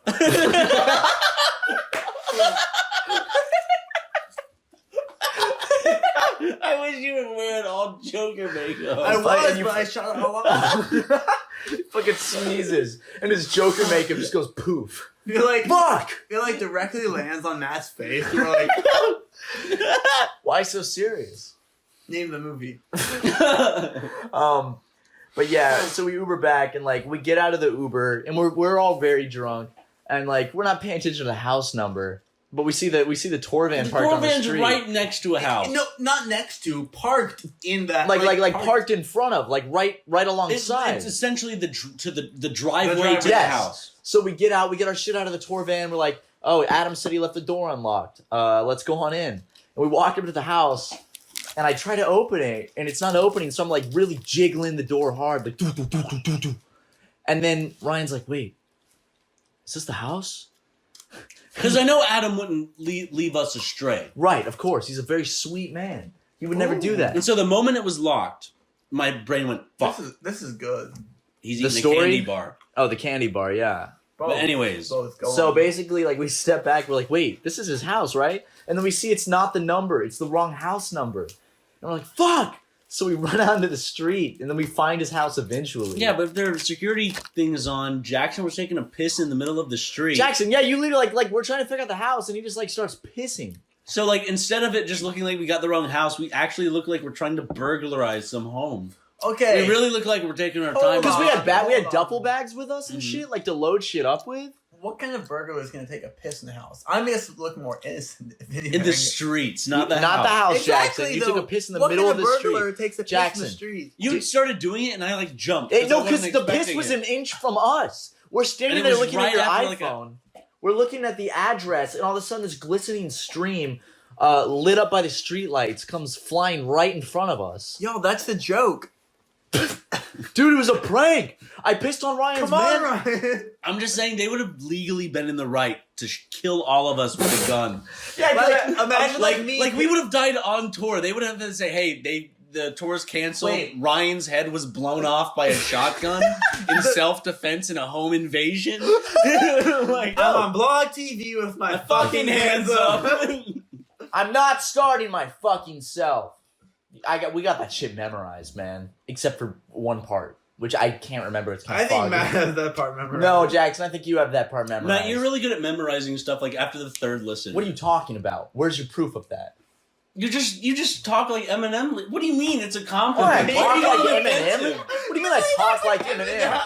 Yo, what up, Ryan? Not like talking like Eminem, but like you memorize that shit. My friend Ryan, he's always crying and he's gonna be dying. And is that an Eminem song? Yeah, dude, he made a song about Ryan McGee because he loves SuperMega like, so fucking much. When you memorize something, you like verbatim, you memorize it. Like if I memorize something, it's like the general idea.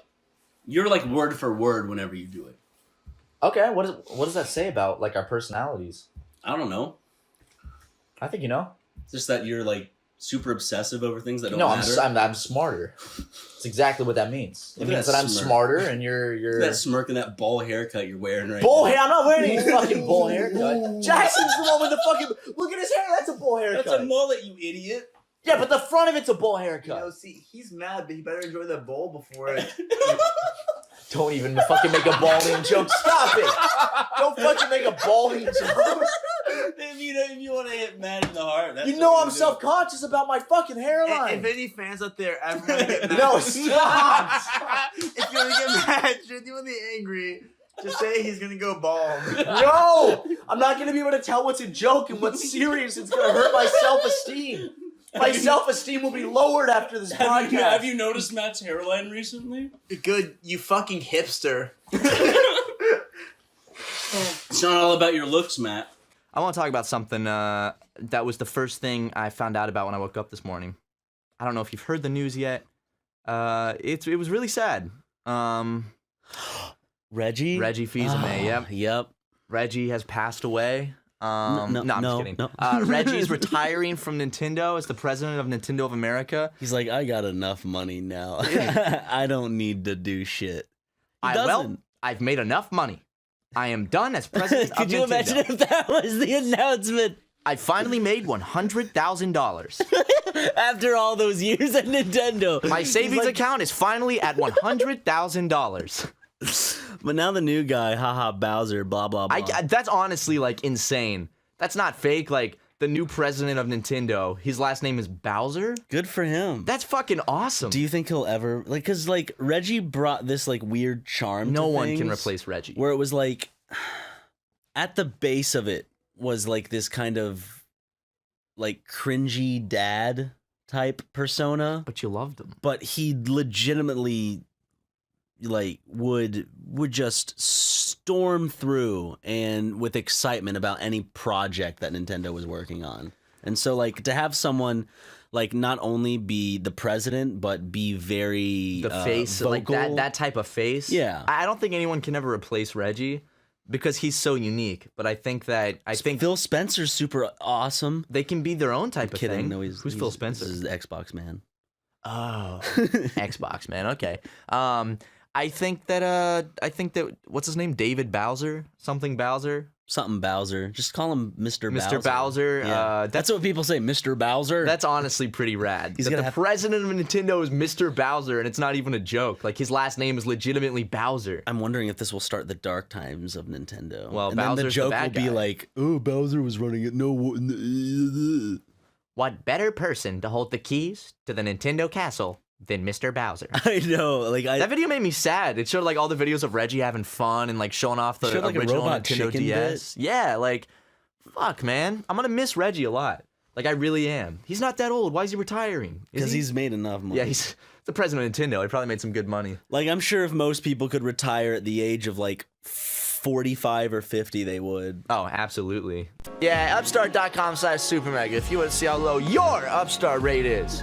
There's a big pile of bananas at the grocery store that I wanted to purchase, and thanks to Upstart, I was able to buy them all. This place is filled with rotting bananas. Yeah, I don't know what you were planning on doing with all those bananas. Like Donkey Kong's banana hoard. I didn't know they went bad after a week or so. Yeah, bananas go bad. It's disgusting. How does he hoard all those bananas then? Does he just go through bananas that fast? Does he eat them that fast? Like, do they not go bad? Something I never really thought about in regards to Donkey dude, he has Kong. like 500 million bananas in his little hoard. Like, give it 3 days, and that place is a disgusting, like, you can't even go in there. It's so bad. He does travel all over his island and defeat the evil King Crocodile. King Crocodile? King Croc Cruel. King Cruel. King Cruel. Dr. Cruel. King K. Rool. Yeah. Think about the fruit fly infestation he's got to have after like 2 days. Where do those things? Fruit flies are disgusting. Where do they come from, dude? Yeah, fruit flies are fucking disgusting, dude. Where do they come from?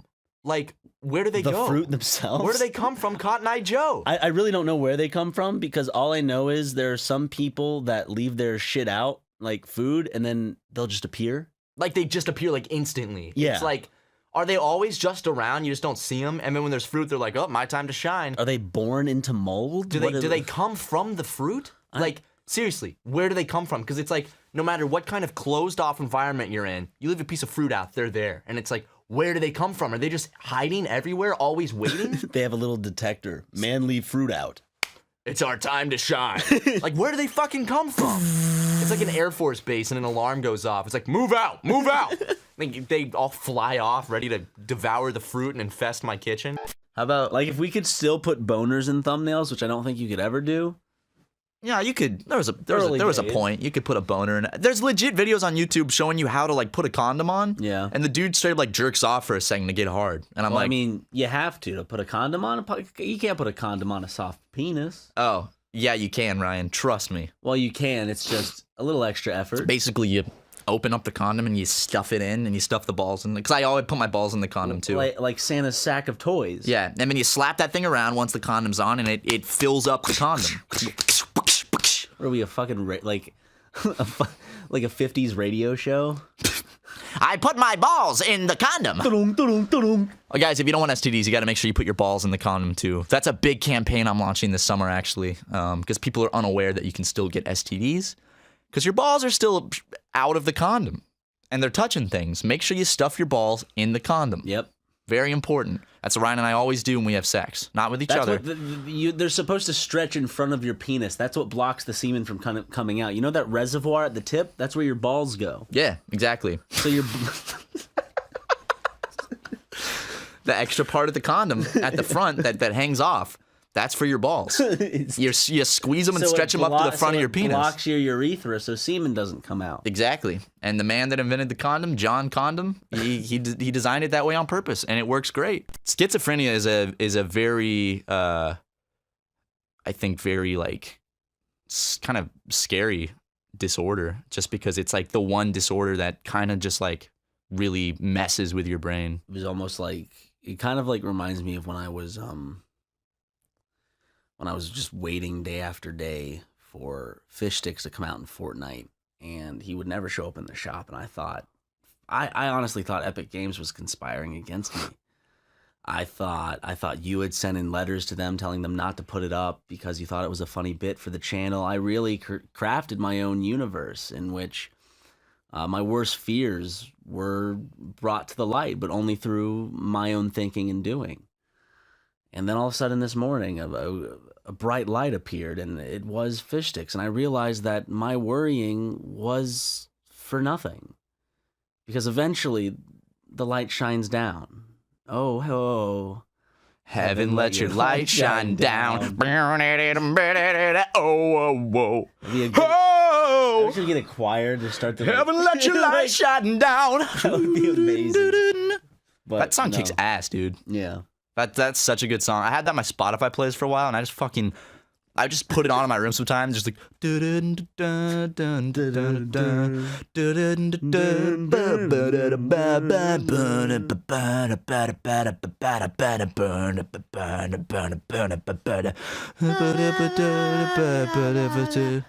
mean, the part was like. It's so good, man. Fucking, you can't beat that shit. God damn it, man. Hey, guys. Welcome back to SuperMegaCast. We're just chilling out, hanging out. Yep. You know, beating off, doing the podcast. Yep. All those things. A few of them. Nope, you're doing all of them. I'm sitting here not beating off. Yes, you are. I was. Ryan McGee has cock in hand. I'm not anymore. Well, you're not making the stroke measures, the motions. Yeah, but... as soon as you called me out, I stopped. Okay, well, you're still have it in your hand, like in that grasp is still beating off in my book. Fine, I'll just slap it from side to side then. How do you like that? Huh? Let me get a little slap in there. Ow, that's too hot. Stop. How do you like it when I slap your fucking balls? Stop, dude. That hurts.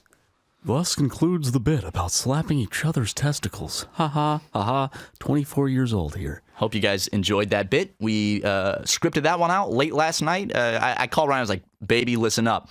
I got a good one that's going to make the audience laugh on tomorrow's podcast. So it's a bit where we're slapping each other's dicks. And then I said, what if you slapped me a little too hard on the dick? And then you went, okay, that's wonderful. And then you overreact and get really mad. And then you slap my dick. Yep. That was your idea, the whole coming in and slapping my dick thing. And then we were going to end it with, like, I was going to come in with a deep voice and kind of make fun of it. and then you were going to over-explain, and when you over-explained it, you were gonna say something along the lines of, hope you guys enjoyed that bit. We scripted that one out late last night. I called Ryan. I was like, baby, listen up. I got a good one that's going to make the audience laugh on tomorrow's podcast. So it's a bit where we're slapping each other's dicks. Yeah, that's the bit along those lines. So, yeah. Okay. But our live show is fun.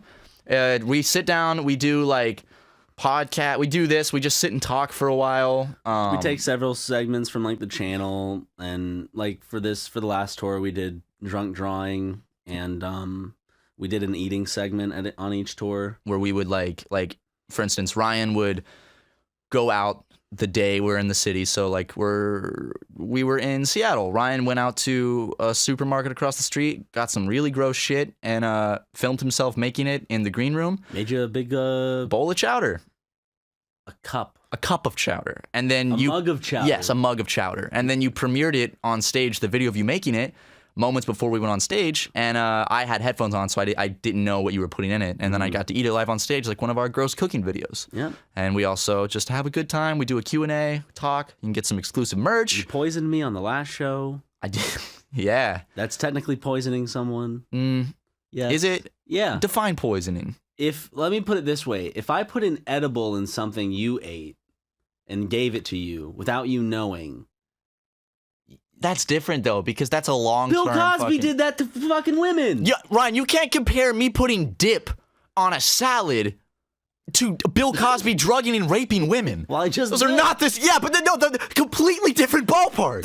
They're of the same ilk. Bill Cosby roofing women is not the same as me putting chewing tobacco on a salad and giving you a heads up. Hey, there's something gross on it. Taken advantage of, Matt. I was trying to. I didn't do anything goofy. Quit nicotine. And here I took a bite of it too, and it was gross as fuck. It was wintergreen. Yeah, but who ate the whole fucking I gave you a heads up before we went on stage. You didn't tell me what it was. You said don't swallow it. I said don't go for the sinner. Listen, I will say it's gross. You were being nice. No, I said legitimately. I said don't go for the sinner. And then you went for the sinner. You put the whole wad of dip in your mouth. You chew it, and I look at you, and you don't have a good look on your face. And I go, Ryan, I'm being serious. Don't swallow that. I told you not to go for the sinner. You did, and you thought I was just going for a bit, and then you swallowed it. Not and just I was going like, for a bit. I thought you were just like, oh, it's too gross. And I was like, you know what? I don't. No, I legitimately mean like don't swallow it because it's chewing tobacco. I don't swallow stuff, so I'm gonna swallow it right here, right now, just to prove like I can be up there with the big boys. Matt swallows everything I feed him. Giggity ha ha ha! And then all of a sudden Ryan's like, I feel weird, man. Hey guys, welcome to the Big Man Podcast. Now before we get into this, let's get a couple things straight, okay? If you're not a big man and you're listening to this podcast, stop. There's a couple rules on this podcast, all right? You got to be a fan of 3 things if you want to listen. Those things are football, beer, and big titties. If you're not a fan of one of those, okay, yes and. Click off. I'm not a fan of football or big titties. Why did you agree to do this podcast with me? It's all about man. Kidding. It's about I'm a guy fan stuff. of any type of titty. I love me some titties, man. Single If I'm titty, being honest. Dual titties, man. Man, I love my titties. Did you say ghoul titties? Huh? Did you say ghoul titties? I don't think I did. What was the second They'd one? be your titties if they were ghoul titties. Very funny, Ryan, because I'm a skeleton. I'm skinny. No, you're a ghoul. A skeleton is not a ghoul. Yeah. You have a ghoulish complexion. Doesn't make you a skeleton. I don't know how to fix that shit, dude. What do you mean? Like, I don't know how to make my complexion not ghoulish. You were doing pretty good when you were focusing on your health for a straight 3 months, and then yeah, my complexion actually did. It's like if I gain weight in my face, my complexion's better. I got to get a better skin routine. Wait, why? This is the man cast. Why are we talking about skin routines?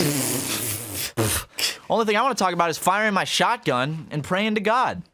Dude, I bought some guns recently. Yeah? And I can't really make fun. I grew up in a house with guns, so I did too. My daddy had a shotgun, and I had there were like 4 or 5 guns.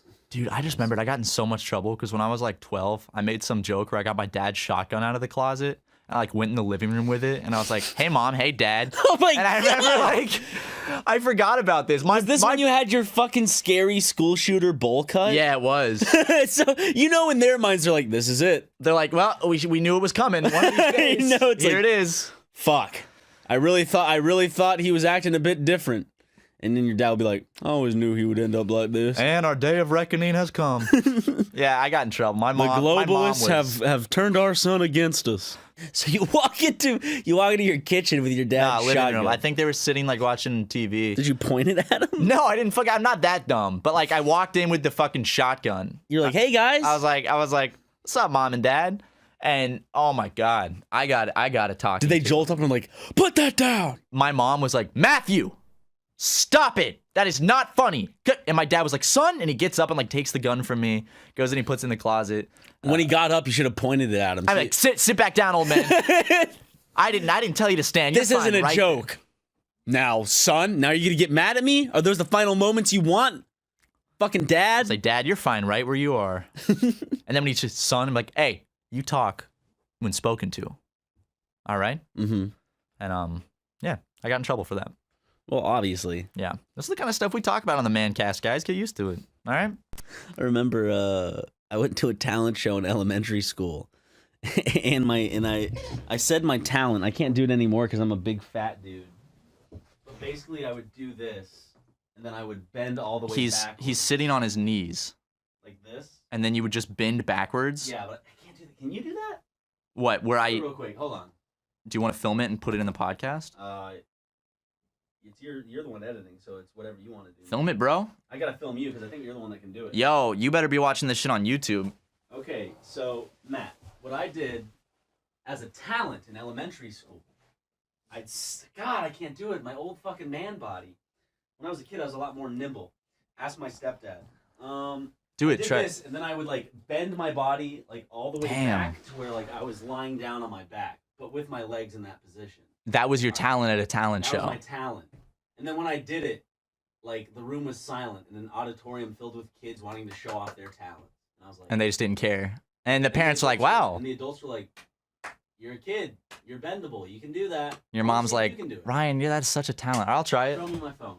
Like that, and then ow. Then lay down. Ow. Yeah. Shit. He's doing it. Ow. Oh, yeah, you're doing the Ryan McGee talent show. Ow, that shit hurts, man. Yeah? I could be in a talent show, though. I could go to an elementary school and be in the talent show. God, Jesus Christ. I knew something was coming the moment you looked out the recording room window to see if anybody was there. And the second I saw you do that quick glance, I'm like, he's going to whip his dick out or something. Here comes his dick. The gym shorts quickly slide down, and he runs at me with a slight twisting of the hips, so it's really going like right in my face. We didn't film that part. Well, it was filmed. You just can't see. I don't think you can see my penis. I'll double check. I'll make sure it's not in there. Okay. I was hanging out with Harrison Jackson tonight, and we like. You could easily be. Okay, I know what you're about to say, and I'm gonna. Okay, go say it. Say it. What, do you want me to save it for something else? No, say it. I think it's very plausible that. Of course, it's not true, but there's a good case around you that you could be a werewolf. Why? What's the case? So I got a couple things. Okay. You kind of have that dark, quiet, mysterious side. Dark, quiet, mysterious side. Yeah. Is it because when I go home, like it's hard to get in contact with me? Kind of, but it's like so. Just you have that kind of like mysterious vibe about you. Do I? Oh, absolutely. Okay. And then like it's interesting seeing from a different perspective, people looking at me. So I'm interested. There's a little slicer. It's kind of like a quiet, mysterious side of Ryan. And then you got the look for it a little bit. You got like because I'm hairy. Yeah, you got the hairy, but then you got the long hair. Mm-hmm. That fits it. But we're thinking, we're like, what if like he can't help but turn, and that's why he always has to leave hanging out at night early, and he's like, I gotta go take care of Lego. It's like, and it's always before the sun goes down. It's the perfect excuse. Because we'll all be hanging out, and you're like, sorry, dude, I gotta go take care of Lego. And it's like, really already, man? It's like, yeah, I gotta go. I can't stay for the rest of the party. Gotta go. And then it's like, I have left a lot of events with that excuse. Oh, many times. But also, it's like, it's not an excuse. We're like, what if he got the dog and then also moved really far away, just so the excuse holds up? Because it's like, if you lived really close to like everyone else, and you were like, sorry, I gotta go take care of my dog, it's like, Ryan, it's like 5 minutes away. But because of the distance and because of the nature of it, it's like, oh yeah, we're never gonna question it until now. Well, I mean, that's a good That's a good theory. Well, it all came up. But until you have any proof. We were watching like a werewolf thing, and we were just like, imagine like, could you see Ryan as a werewolf? And we're like, yeah. And then we started thinking about like, wait, it makes sense. Because I always leave places. Was that the one? Piece That's a pretty big piece right there. And also when we lived together, all the claw marks that would appear on the wall after full moons. Oh, but, I mean, that's. Was that Lego? That happens. That happens everywhere. That was probably Lego. Does not happen. If it doesn't happen in my place. If you have a it's dog, fine. We don't have to talk about it. But I don't know. I could just see you as a werewolf. Okay. I'm sure a lot of fans. That's a zombie. No, I'm thinking when you say that because like werewolves were like the first furries, right? Yeah. Right? Yeah, the Wolfman. That's furry shit. Think about it. That's pre furry shit. Absolutely. Anthropomorphic animal. What were those things called? Animorphs?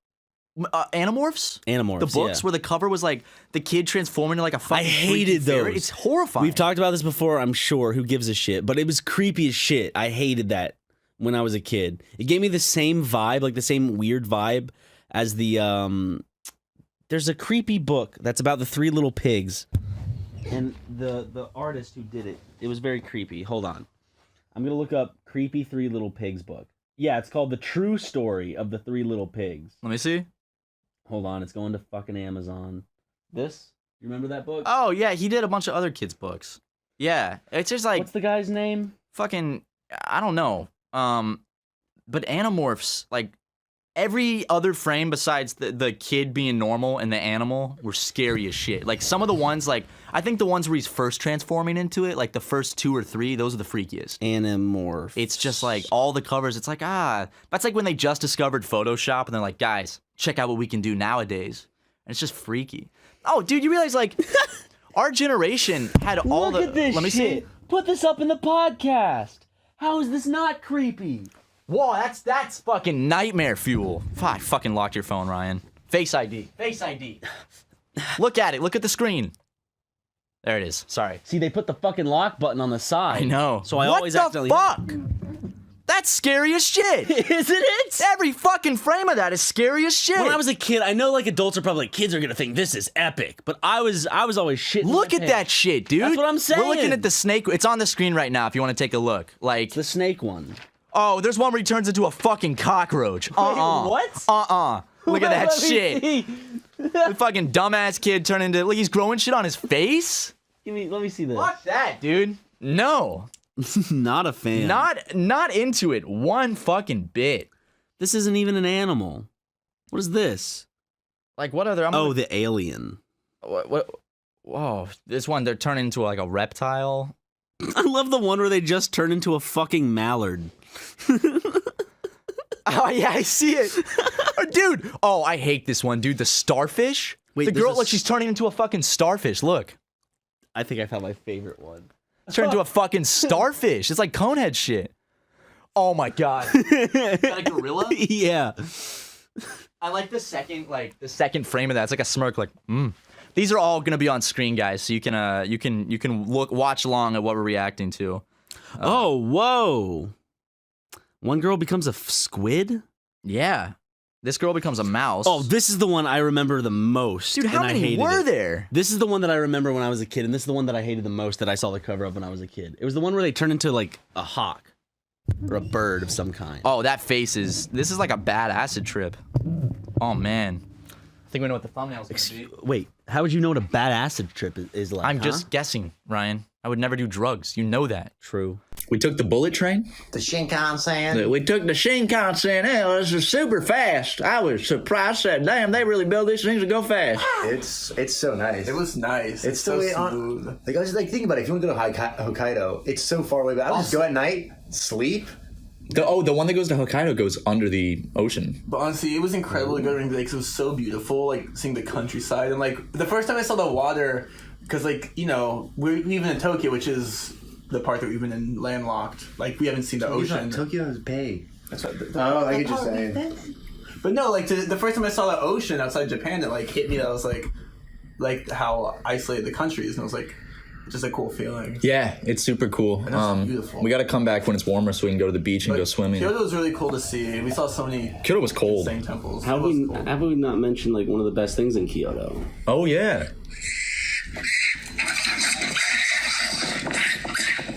That's right. We met up with Ryan's family.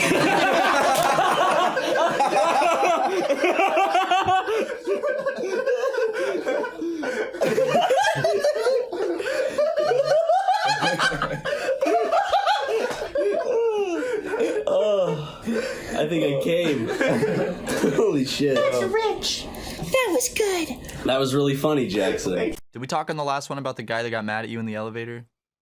I think so, maybe. I don't know. It was at a Uniqlo, and I was just waiting for the elevator's doors to open, and they opened, and I was about to walk out, and some old Japanese man brushed past me really furiously and said "gaijin" out loud. Yeah. Which just means foreigner. So imagine like a redneck, just like there's a picture of a Mexican boy of my stature. You know what? That reminds me. I don't know why. It's like Mexican me. Okay, so I don't even need to finish that thought. You know where I'm going with that, audience. So I saw like a Mexican me on the highway. And look, I usually don't go for these buzzwords, but it was legitimately like the funniest instance of like fragile masculinity I had ever seen. So there's Mexican me chugging along in some like very small car where the engine's like a lowrider. It was low, but it's not a low rider. It's a low rider, but it's not what you would think of when you think of that. It's not a low rider. Yeah. It was just a car that was super low and it sounded like that, and it looked all rusted. He was in the far left lane, so me and like a bunch of people were like, okay. So we all like started passing him. He started looking at us like we were crazy or something. We're like, sorry, dude, you're going like 50 in the far left lane. And all of a sudden, in my left like periphery, I just see, and I see him like cutting through people trying to get back ahead of everyone again. And then he gets stuck behind an 18-wheeler, and then he gets mad, and then he like cuts through like without a blinker 4 lanes to get back to the far left lane to get in front of everyone again. Like he speeds and cuts through again. And then he gets stuck behind someone, like he gets stuck behind someone else, so he can't get to like the front of the line again. So he by himself then swerves into the carpool lane to pull ahead to then get into the front of the line. And then like we're all just like, dude, you could have just gone faster from the start. That's how car accidents happen where like 6 people die. But like just seriously, dumbasses on the road. Like, how small is this boy's dick to where he has to? No, like, Ryan. Oh, sorry. We can't go there again. We cannot go there again. What's wrong with having a small dick, SuperMega? Nothing's wrong. I have a small penis. We both have small penises. We both have guys. incredibly tiny penises. So small, it's embarrassing. They're the width. I don't want to get into a dick measuring contest. Well, it's because we just got back from Asia and we had the penis reduction surgery. Yeah. They accidentally took a little too much off the top for me, so now it's a little too small. The top for you. A little too much. It just looks like a bite mark is taken out of mine. It's like a cartoon bite mark, like several teeth marks. That sound effect. Oh man, Ryan. The munch sound effect. I want to see this Mexican version of you. It just looked like you, but Mexican. Oh, you know he was just speeding to munch on some minge. As regular Ryan does. Yeah. I'm munching on minge 24/7, 7 days a week. Fiat and gotta munch on some minge, brother. Tell me some good news, brother. Tonight at 9 p.m. Well, when this comes out, it'll have been yesterday, right? Uh-huh. So yesterday at 9 p.m., Sekiro, however you want to pronounce it, Shadows Die Twice, came out, and I'm super excited for it. It's from the people who made Bloodborne and Dark Souls. I never played a Dark Souls game, but I played Bloodborne, so I'm excited. It's from Software. What are you snickering about? What did I fuck up? You didn't fuck anything up. Your voice, you kind of sound like Wee Man. And some of the things you're saying, you sound a little bit like Wee Man. Wee Man. From Jackass. The raspy dude? Yeah. Just has a raspy voice? The short man. Oh, you were snickering to yourself. I was wondering what you were like. You sound like Wee Man sometimes. Is it funny because he's small? What's the funny part? It's just he's got a funny voice. He's got a regular voice. No, he's got a raspy they didn't choose him for his voice, Matt. They chose him for something else. I'm wondering if you're just laughing at him for that. I wasn't which laughing would at be him. I was pretty laughing. poor. Nope, and I was laughing pretty because fucking disgusting. I was laughing because It's okay. You try to save yourself as much as you want. I'll move the conversation on so you're not digging yourself into another 6-foot hole. no, I was laughing because I thought that it was funny that my Matt, friend Ryan like Lee I sounds really like don't Wee want Man from SuperMega to be Jackass. canceled. Okay, I don't want SuperMega to be canceled. What, is Wee Man you, gonna you come think out of the small cracks people and are cancel funny? us? I get it. I don't think small people are funny, and they're not. Why called not? small people? They're called little just as people. funny as normal sized people, Matt. I wasn't saying that they're not funny. So I'm a saying small they're not person is funny a for the reason comedian, you're and they're not going to be as funny as a regular sized No, person. I think that they'd be hysterical if they did. Oh, so now they're hilarious. Now they're more funny, so they need the little pat on their heads, huh? Oh, you're so much more funny. The little pat on their heads? Why did you say the little pat on their heads? Why 'Cause you can't don't be a want it to regular be too pat on their hard. head? Why not? Why not too hard? Is it going to break their fragile little bodies, Ryan? Yeah. What about it? Who won this one? Me. No, you didn't. Okay. Yo, mama. I had this one friend who was always shirtless and never wore shoes. Just every time I was with him, just only pants. Was he like a jock? Yes, but he was just weird. That reminds me of a video that I saw where this dad and son, and throughout the sequence of this video, is like their shirts come on and off. But it's this dad and son that go to a Continue. bear den of a sleeping like bear mother and her cubs and shoot into the den and illegally kill both the mom and the cubs. I thought you were setting up for like a gay porn joke, and now I'm horribly depressed. Yep. I watched the video. More depressing, yeah. Oh, and they're just like, that's horrible. There's nothing that's gonna link it to us. And then they lied. I believe they lied to law enforcement or the judge. I'm just gonna say law enforcement or just the judicial system in general, or just he lied to law. They lied to law, and they still got leniency. I think, yeah. So it was a sick kill. They did a double high five afterwards. They went, it's not gonna get linked to us. And then right after saying that, the video cuts to them like taking pictures with the dead bear and shit. That's a very good earnest hunt right there. A sleeping mother bear with her cubs. She could have been alive, but they're in the den, and it's illegal to kill the female bear and her cubs in that specific part where they were. I don't get. Like, I They just got their hunting licenses revoked. I don't understand. I just don't really get hunting that much.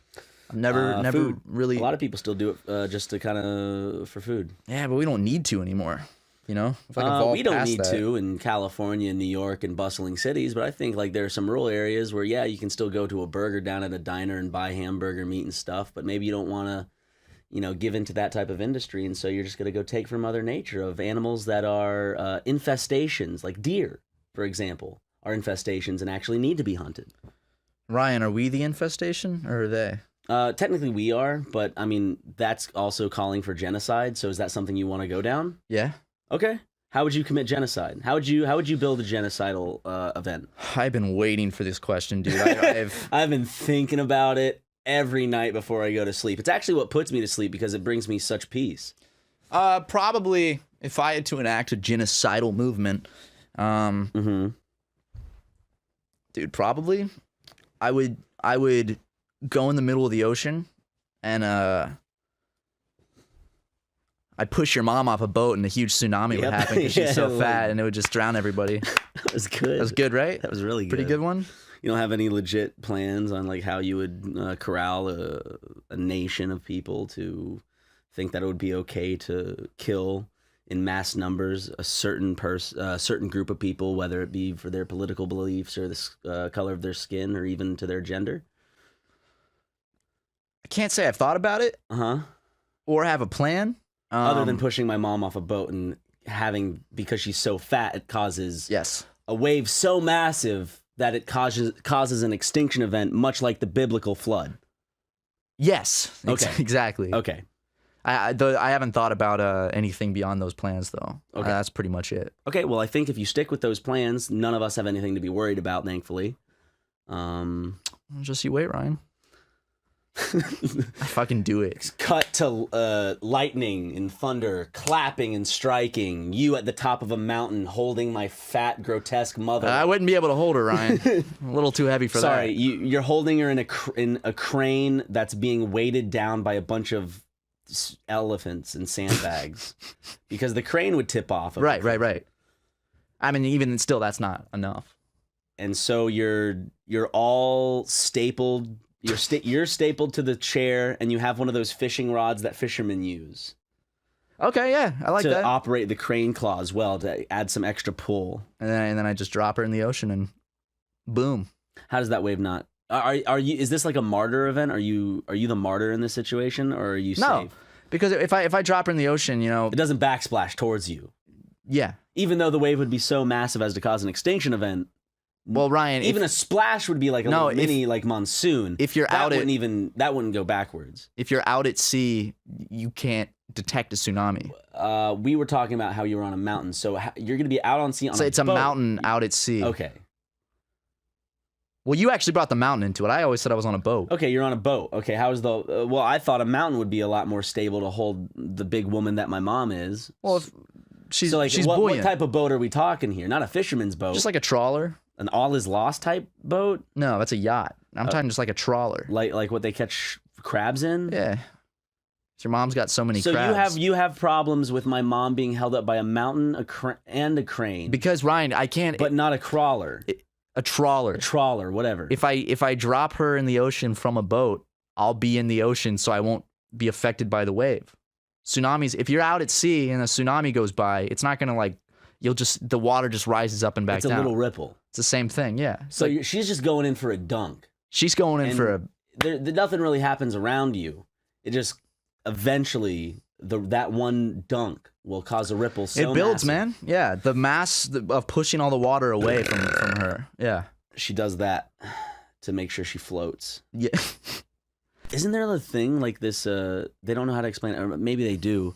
But like all of a sudden, like your nerve endings fire off, and it's like so fucking excruciatingly like painful. I can't remember what it is, but I remember it's like your nerves are reacting to nothing. Oh my god! But dude, they're acting as if you're experiencing like something very painful. I don't want to. I didn't want to know that, and I'm gonna be terrified. It's just gonna be like enjoying my day. Like could today get any better? Just like all of my nerves at once, like the most excruciating pain. That might be a made up thing, but if it's not, that sounds horrible. What would you do if I sharpened all of my teeth? Like with a file? So they were just like no. You know there's people out there who like have filed all their teeth to all be sharp, and so they like it looks like a shark's mouth. Why? What? Like I feel okay. I bite my tongue a lot by accident. If I bit my tongue with some sharp ass teeth like that, no fun. Or if I'm riding a bike and I go over the handlebars, like that's just such an easy way to bite your tongue off by accident. Because I bit my tongue severely hard several times, but my teeth aren't sharp enough to ever do any real damage. Oh, so you don't need sharp teeth. You already have canines. I know. They do the ripping and the tearing for you. I think the ancient Egyptians did that. I think they filed their teeth down into like shapes, and they'd get jewels embedded in them, like the nicotine jewel, like that they would smoke, so they never have to worry about losing their jewel. Of course, they would always have it there. There's those famous hieroglyphs of her with straight up just holding a jewel pod. Asking the if the commenters don't believe me, then go to our Reddit. I'm pretty sure someone's made a meme of it. Absolutely. There. Hieroglyphs of like jewel pods and like a jewel charging dock. She was huge into jeweling, man. Dude, I'm saying like as a smoker, vaping never did it for me, but jeweling was the closest thing that felt like a cigarette intake. And that's why I got so addicted to it, was because it's so much nicotine. Because with vaping, it's like, and then it gets sharp and you could like cough it up. But like with a jewel, there's that like singular sharp of a hit. Exactly. And just the buzz was wild. Don't worry, we're still good boys. Don't worry, y'all. Don't go jeweling. It's so bad, and it's so unbelievably hard to quit. Trust me, it was. Every now and then you want to take a little piece of daddy's grass, grind it up, and then smoke it. When you're over 21, in a legal state. Yeah, Ryan and I are actually thinking about starting our own weed empire. We're thinking about doing a weed delivery, like speed weed delivery service. Except it's not going to be called speed weed because that's a thing, and we're only gonna do it in rural southern states. And the whole thing is we're so fast that the cops, by the time they get to the house that we delivered to, we're already on our 5th delivery. We're like 2 blocks away by then. We're always on the move, so they'll never catch us. Yeah, we're not. When we stop for the delivery, we're actually not allowed to stop. We have to keep moving, even if it's running in place. Our car is literally a giant like weed leaf slow moving float that you would find in a parade of some kind. And it's being like it's being pulled by like a shitty pickup truck. and the back of the pickup truck is just loaded with bags of weed. We got shirt launchers because we don't stop at the houses. We shoot it through the windows. It just shatters the window. Ryan, that was the wrong house. Fuck. If you want to get weird during sex, guys, you gotta get pegged. I think pegging's probably pretty normal now. It's not normal. I feel like putting one up the ass is normal, but I think pegging is still pretty like strap on level pegging. Yeah. That's definitely a little more deeper into the risque section. I think. It's a great video idea. SuperMega gets pegged. No. And we have like face cams. Okay, how about this? Dude, we don't show up, but we have to play a game while getting pegged, and you just see our face cams. Okay, how about this? I get Riley Reid, and she pegs me, and then you get, you can have... Give me someone good, Ryan. Gilbert Gottfried. Okay, yeah. Oh, how you liking this? I can't do his fucking voice. His voice is tricky to do, man. I don't think we're big enough for Riley Reid to want to peg me, though, unfortunately. She might suck your toes and smoke a blunt. No, dude, I'm not a famous rapper. The thing is, I think we would at least need like 2 to 3 million subs for her to even question pegging me. Well, that's the thing, man. Getting your toes sucked and getting a blunt smoked from between your toes while getting them sucked, I think that's more easily obtainable than getting pegged, you know? Well, there's not much work for her to peg me. She doesn't even have to show her bits. She just has to put on a t-shirt. Well, she doesn't have to show her bits to suck your toes and smoke a blunt from between them. Well, she did. Can I find out she's just been coming over and just like sucking your toes? No, she was naked. Talk about the Lil Pump tweet. Yeah, she was like fully nude, and I don't know if he was. I guess he might have been. I imagine he probably was. Lil Pump isn't he 18? He's 18, I think. How old is Riley Reid? I don't know. Sucking some 18-year-old's toes. Hold on. When you put it in that term, hold on. She's definitely much older than 18, Ryan. If she's a famous porn star. Riley Reid age. How this 27-year-old sucking an 18-year-old's toes is all I'm saying. Like, well, you know, Lil Pump. Think about this. So Lil Pump has a huge following, massive. He's one of the biggest rappers of the current, era. He's literally a few months from being illegal.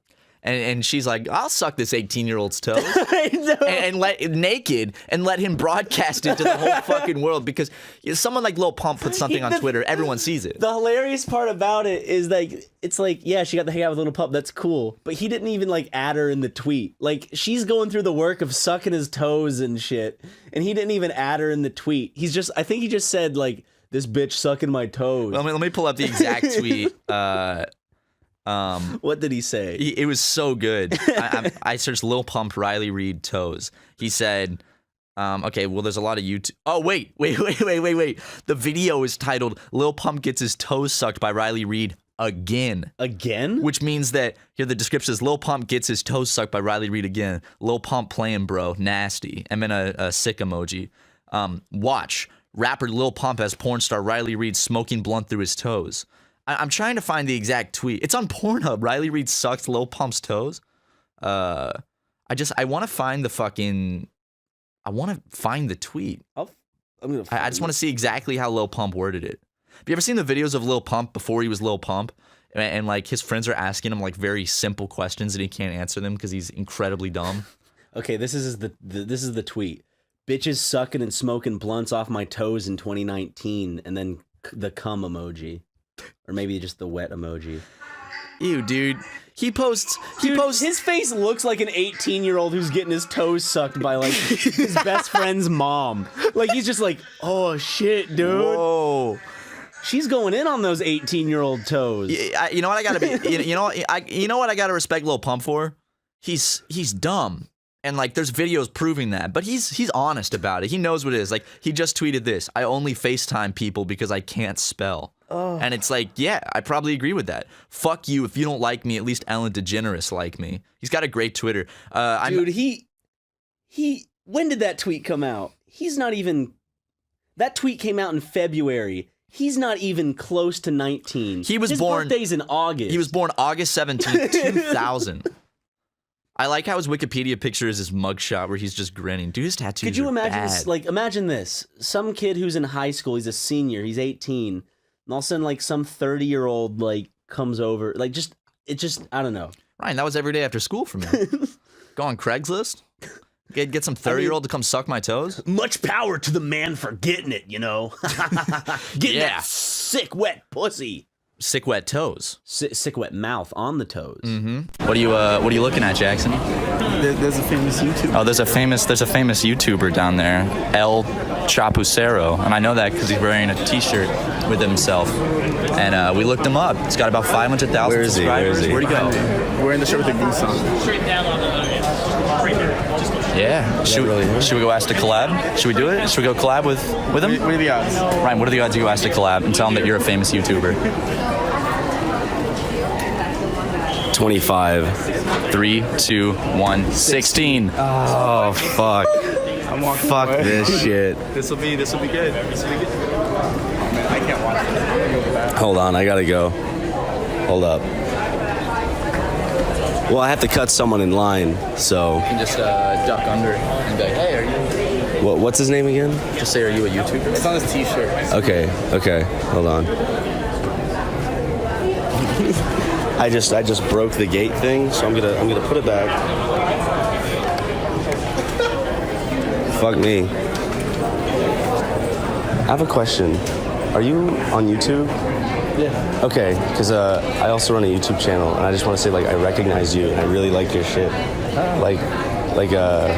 Keep doing what you're doing. And if you ever wanted to do anything, thank you. That was fun. I also broke a gate. I saw you tripping over the gate, and then the little, what are those things called? Like the stretchy things to section off a line. It came undone. Ryan had to fix it back together. Yeah, well, I didn't fix it. Oh, it's still broken? Yeah, it's still broken. Some still say to this day that gate is still broken. Yeah. I love that you said if you ever want to do anything together, and then just like gave no way for him to ever contact you to do anything. I'm not together. doing that to us, Matt. I should have given him your personal email, actually. And I would have said, hey, sorry. That's funny. Yeah. This is where the desperation hits. This is where, like, I'm like literally walking from Vernon's like putting on rental car. Yeah, going from rental car place to rental car place, being like, there's no other rental car places open except for this line of like rental car places in the Tallahassee International Airport, and just asking politely, like, hey man, do you have any cars? And each one of them were like, nope, try budget. And then you go to budget, and they're like, nope, try enterprise. And it's demoralizing. And then what really got me was that there was one lady who like saw that I was looking all sad, and she's like, come here, how can I help you? And I explained the problem to her, and she's like, give me a second. And then she walks away and never comes back. So, oh man, it was about this point. That was God like testing you. Yeah, because like you guys had already started setting up the show, and I'm like, it's like a 4-hour drive from Tallahassee to Orlando. You weren't making it at this point. You made it like about 30 minutes after the show concluded. Oh, totally, yeah. So I got there, but like this is the point where I was like, I don't care what I have to suck to get in the rental car. Like I will do anything for a rental car. And if somebody behind the desk had been like anything, I would like legitimately. So the moment we find out like Vernon legitimately sucked like 3 dudes' dicks that day. And each time they're just like, sorry, I can't help you. Thanks, man. My buddy might be able to help you though. Vernon's like, please. The story has not been told yet as of this current point in time, but we already know it. We lived through it. I don't know all of Vernon's story though. Vernon has some surprises. Yeah. I think he actually picked up a couple of northern Florida hookers that day. The only thing I heard was that he was in such a predicament that to get out of it, he would suck dick. He said that several times. Yeah. It's almost like he was disappointed that that situation didn't arise. It might have arisen. Like, we don't know. Because he actually, like, before we even took off on the road, he was like, man, if I have to suck some dick to get out of the situation, I so will. Like, he said that. And I was like, I mean, Vernon, you got the business card. You have money. Usually that solves things pretty easy. Just imagine me playing a game. It's like, God, I'm stuck on a boss or something. It's like, Matt, I swear to God, if you just sucked my dick right now, I'd win. And then I just paused and looked at you. Hey, dude. It's for the Let's Play. God, man, if you sucked my dick right now with the skill and dexterity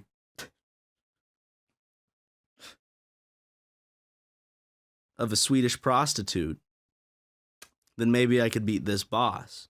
I want to help my friend out. I don't leave my friend high and dry. Here, I hand you the McGee's golden magnifying glass so you can complete the task. Where is that little sucker? There he is. Oh, is he hiding?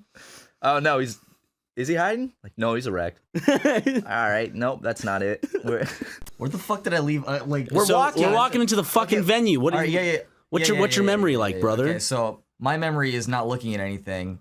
We walk into this venue. You think you're about to shoot up the place because he walks in like Yeah, I know. with his head down, With like, your hood up at first. Your hood was on. You had like sunglasses on your head. Your head was down. It's very. And it's like, Justin, maybe don't look that like that. Yeah. So I had to kind of chill on that, and we walk into this what seems to be a comedy club.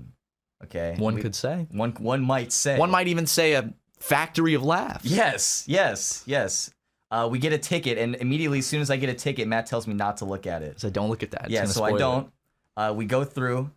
We find a nice little spot to stand, overlooking the stage, and Get a nice diagonal view. Yes. Probably we were at like, if the stage was mid clock, we're probably at like 8. We're probably around 8 o'clock to the stage. If the stage is 6, we're a good 9. You think? Oh, we were like directly. Yeah. We were like directly side view. Okay. This announcer man comes out, and I wish I could remember exactly how he did it. He's like, okay, Matt, you want this one? Yeah. You got a good memory. Yeah. I remember this one. I hadn't blacked out at this point. He goes, you like Buzz Lightyear. You like Home Improvement. And Justin just looks at me. He's like, no. Yeah. You also been in the Santa Claus? You like Justin was Santa like, no Claus? fucking way. Then who walks out on stage? But Wesley Snipes.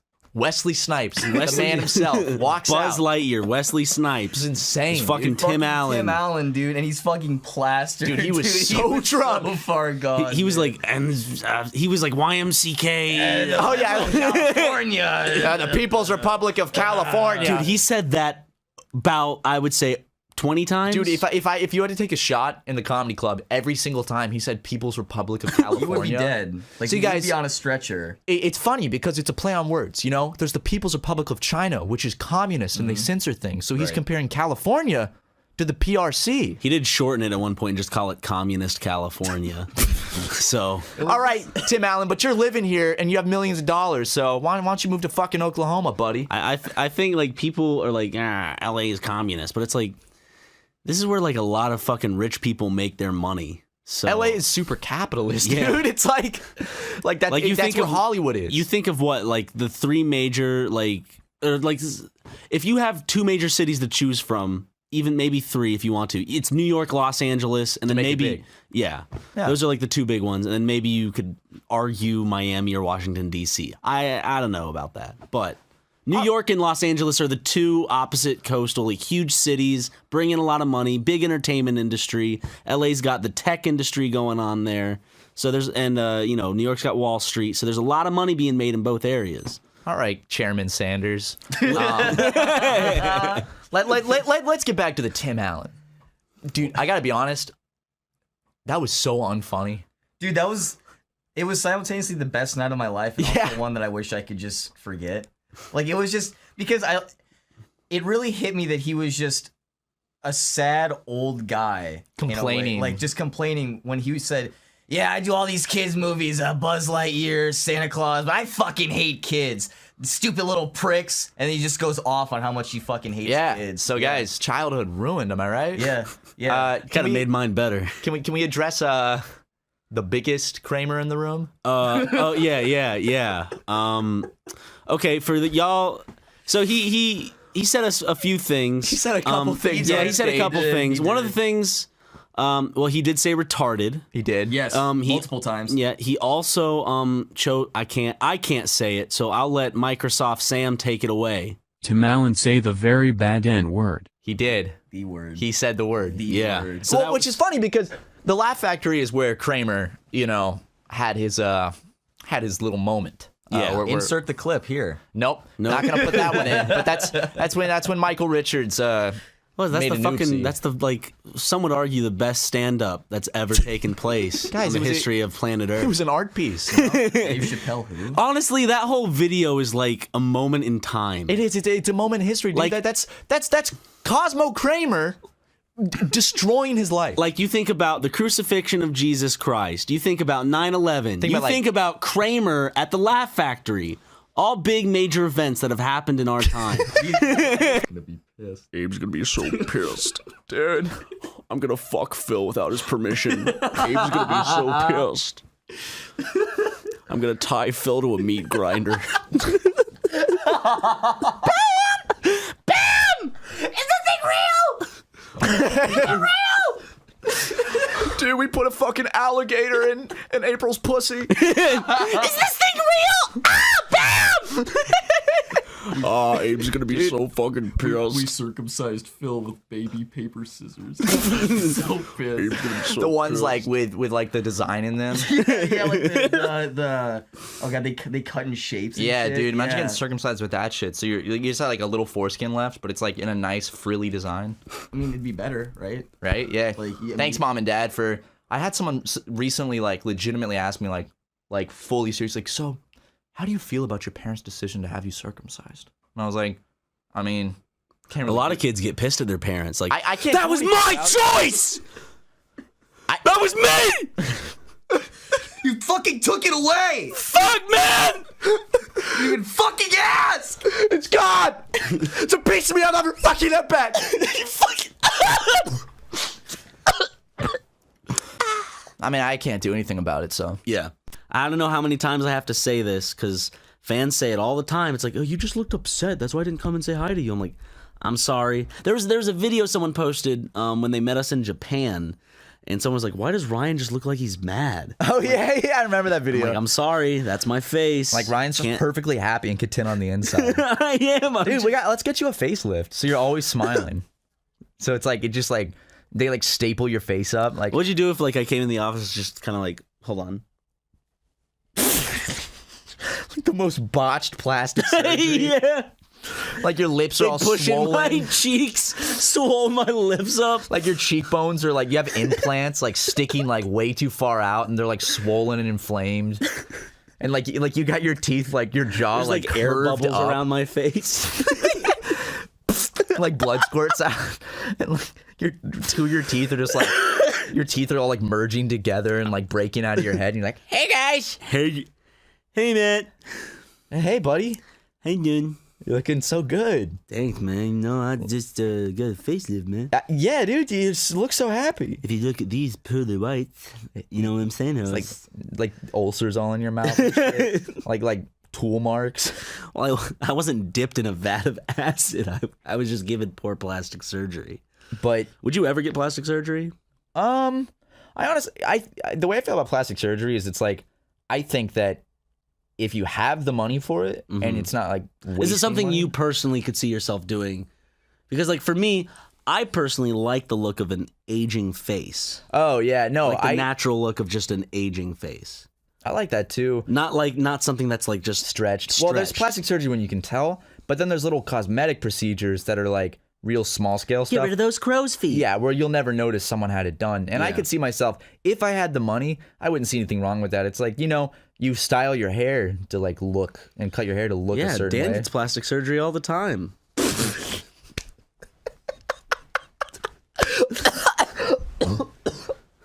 How else do you think you look so young? I know. It's like, it's amazing. People are like, wow, you look so young. It's like, yeah, that's because twice a week he's in that chair. What, he's had like 6 facelifts? Yeah. He got the crow's feet thing. He got the tummy tuck actually. Yeah. He was getting that beer gut, you know? The reason he has no ass is because he takes the fat from it and injects it in his forehead. Yeah. It's not, he actually has no ass for that reason.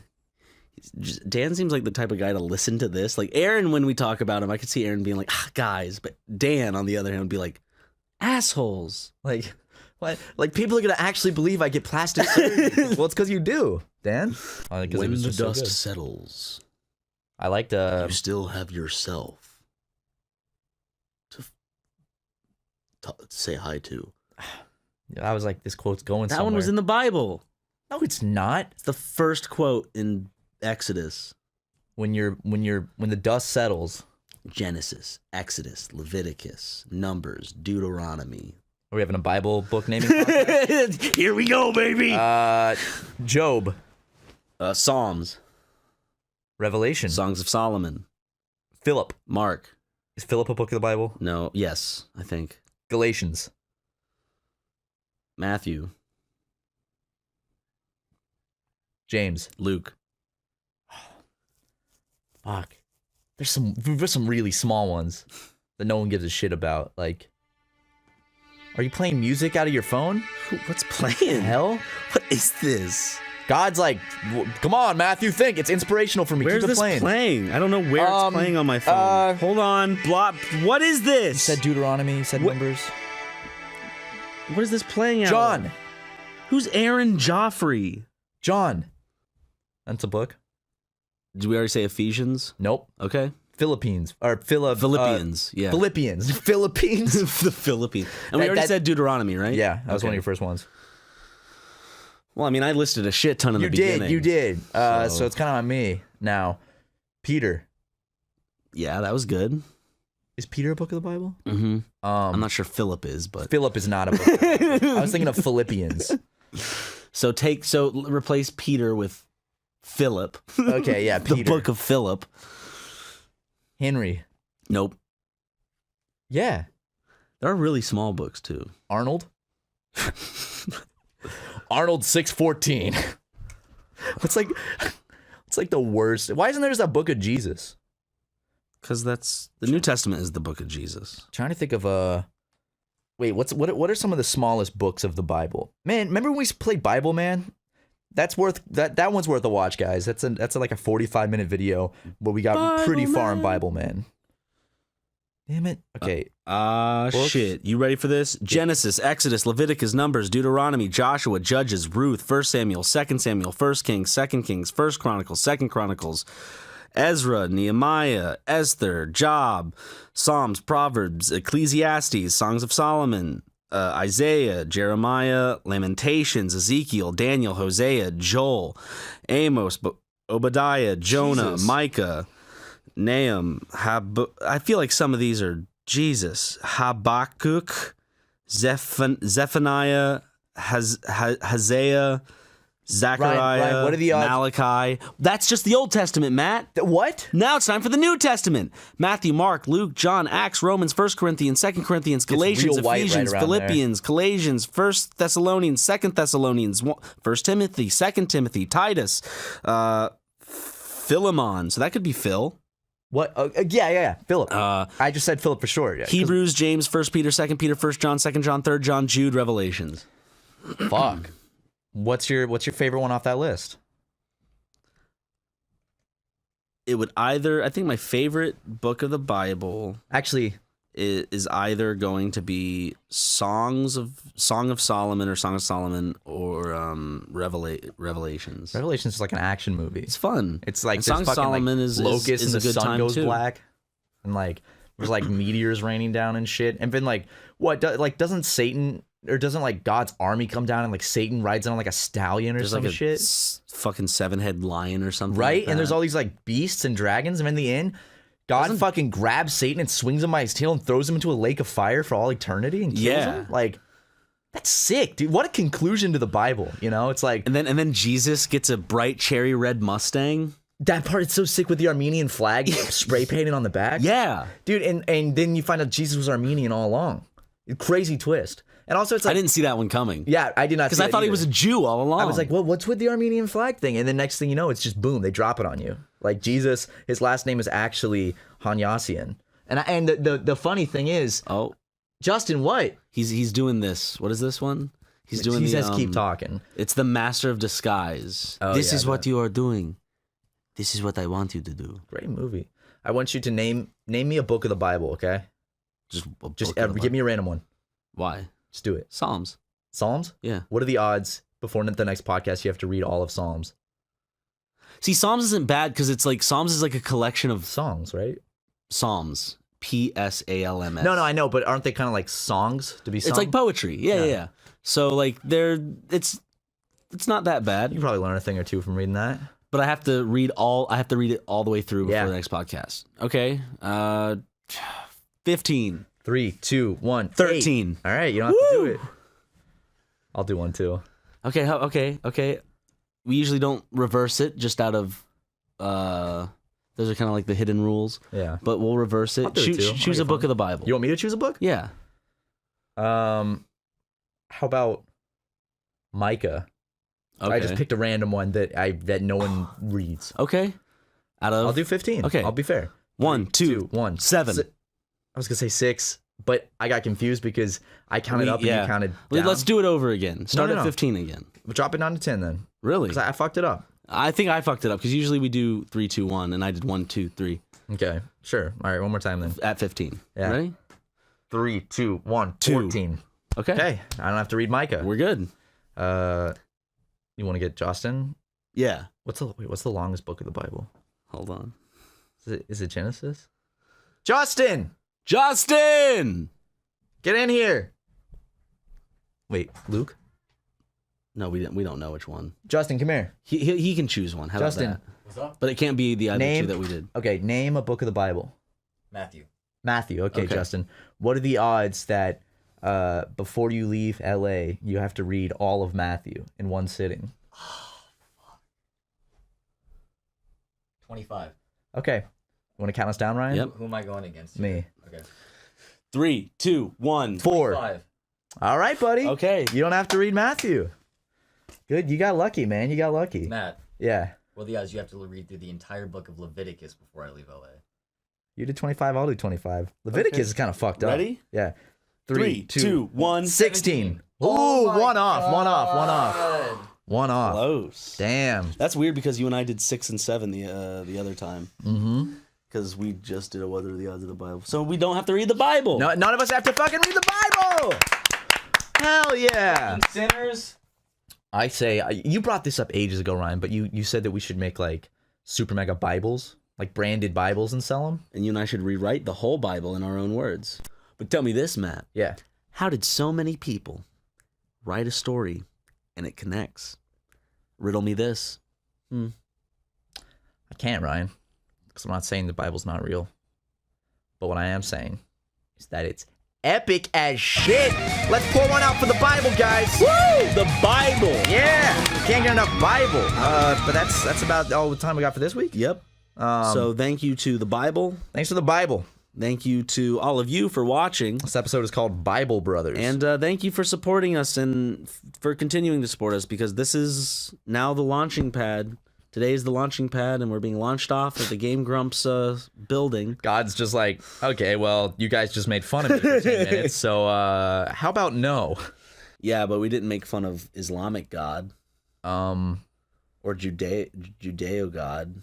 So they could all be blessing us right now. Yeah. Because they're like, haha, you made fun of Jesus. We don't like that guy. Dummy. So, Stop it. I imagine that was Jesus saying that. Stop it. Stop. Cut it out. His very frail wrist, that Jesus. Very limp wrist. Very limp-wristed Jesus with a soft-spoken voice. Some would say if you were to go to the ocean and there's a gust of wind, his oops. Sorry. Oh heavens, how embarrassing. They're just flapping in the wind. I can't control these things. Oh, it's hot as the Dickens today. Bye.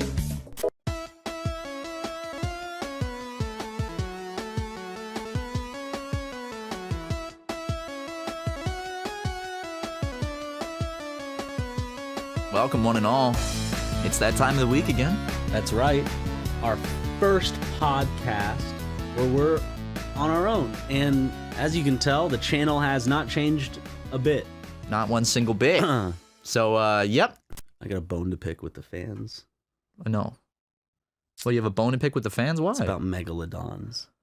Well, what about the megalodons? People are saying sharks shed their teeth and they have thousands of teeth. It's not rare to find a megalodon tooth. I can't name a single person that I've met that has found a megalodon tooth on a beach. And then there was someone that came back and said, human, because I said there's a finite amount of it, and people are like, there's a finite amount of human teeth in the world. What about that? I'm like, yeah, megalodons are fucking extinct. There are 7.5 billion plus humans on this goddamn planet, and we continue to reproduce. How is that an equal way to justify your argument? Biatch. Anyways, I still think megalodon teeth should be $5 million each. I find out you've been hoarding them, and you're like, come on! Like, I've just been going to the beach. It's as easy to find them as your everyday sand dollar. It's super easy. Like, Ryan, you have like 50,000 of them. Just in my closet. You're trying to convince, like you bankrupted yourself buying them because you thought they were like, you could sell them for so much more, and you find out they're worth nothing. Come on! These should be worth, think about it. It belonged to a prehistoric beast millions of years ago. It did. Actually, you know what? Speaking of teeth, I got my wisdom teeth yanked out of my head this week. It was fantastic. Yeah. All 4 of them. They reached in my mouth with little pliers and went. I bet you had a better post experience than I did. I did, actually. It was crazy because like later that day, I was going around LA getting coffee and just like I was fine. I had some pain the first day. I was a little loopy. But then they gave me that Tylenol 3 with the codeine in it, and I took it, and I fell asleep, and then when I woke up, I felt fine. And that was 2 days ago, and now my teeth don't, like, my mouth is fine. It doesn't hurt. I'm surprised. I thought it was going to be much worse healing process where everything was in pain, and it's totally fine. I'd do it again if I could. If I could get all my other teeth taken out, totally would do it. What were you saying about your wisdom tooth experience? I just said yours is better than mine. What was yours? I went to go, because you know how they put gauze where... Yeah, that shit kind of hurt to bite down on. The blood and stuff. Bled for like a day and a half. Yeah. Well, I went to go take a nap, and I leaned my head back. Oh, no. Then the bloody gauze went to the back of my throat. As well as because this is like not that long after it happened, as well as blood starting to pull out from the wounds. So I just started choking, and this was on one of my ex's couches. So I started like spitting up blood, and she's like looking at me like, like it looks like I'm dying. Like I'm spitting up a lot. You wake of blood. up, you're like, I know. She's like blood and spit coming out of your mouth. I go to and I run to her toilet, and I just like, and there's a shit ton of blood just spills out into the toilet, and she's like freaking out, and so she calls my mom. And then my mom picks me up and goes... He does this all the time. He goes, tisk, tisk, tisk. Again with this? Just call me to come pick you up. You don't have to make a scene every time you don't like a girl.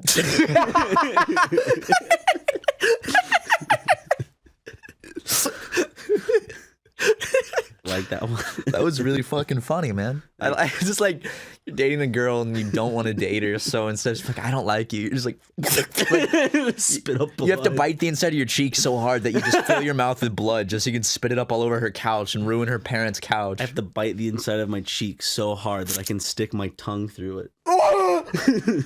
Sorry, I just can't date you after that. Yeah, it was too traumatic. That was nice. Yeah. That's very nice. Well, yeah, I gotta put that fucking decal on my car, don't I? Eventually. Do you have any ideas? I have a few. Do you remember on I just want people in California to hate you. Oh no, Ryan! Don't make it political. Oh, of course I'm gonna make it political, buddy. Dude, buddy. Oh my God, Ryan! Can we set some ground rules? No, we didn't set any ground rules beforehand. Okay, one rule: it cannot be the N-word. There, that's your one rule. Oh, thank heavens, dude! I was really scared you were gonna put a giant decal of the N-word on the side of my car. Can we set some real ground rules? Okay, nothing racial. Of course. Nothing hateful. No. It can be opinionated, but it can't be hateful. You can't then say just because it's political and isn't the political mindset that you're in that it's hateful. It will not be hate speech. But from a perspective, from someone in California's perspective, it may Ryan, be hateful. What I mean by like is I don't want to be driving around Los Angeles with a thing that's saying like gays burn in hell on my car. No. That's or hateful. like you're gonna That's give me like a rainbow pride flag on fire. It's not just hateful; it's a fact. I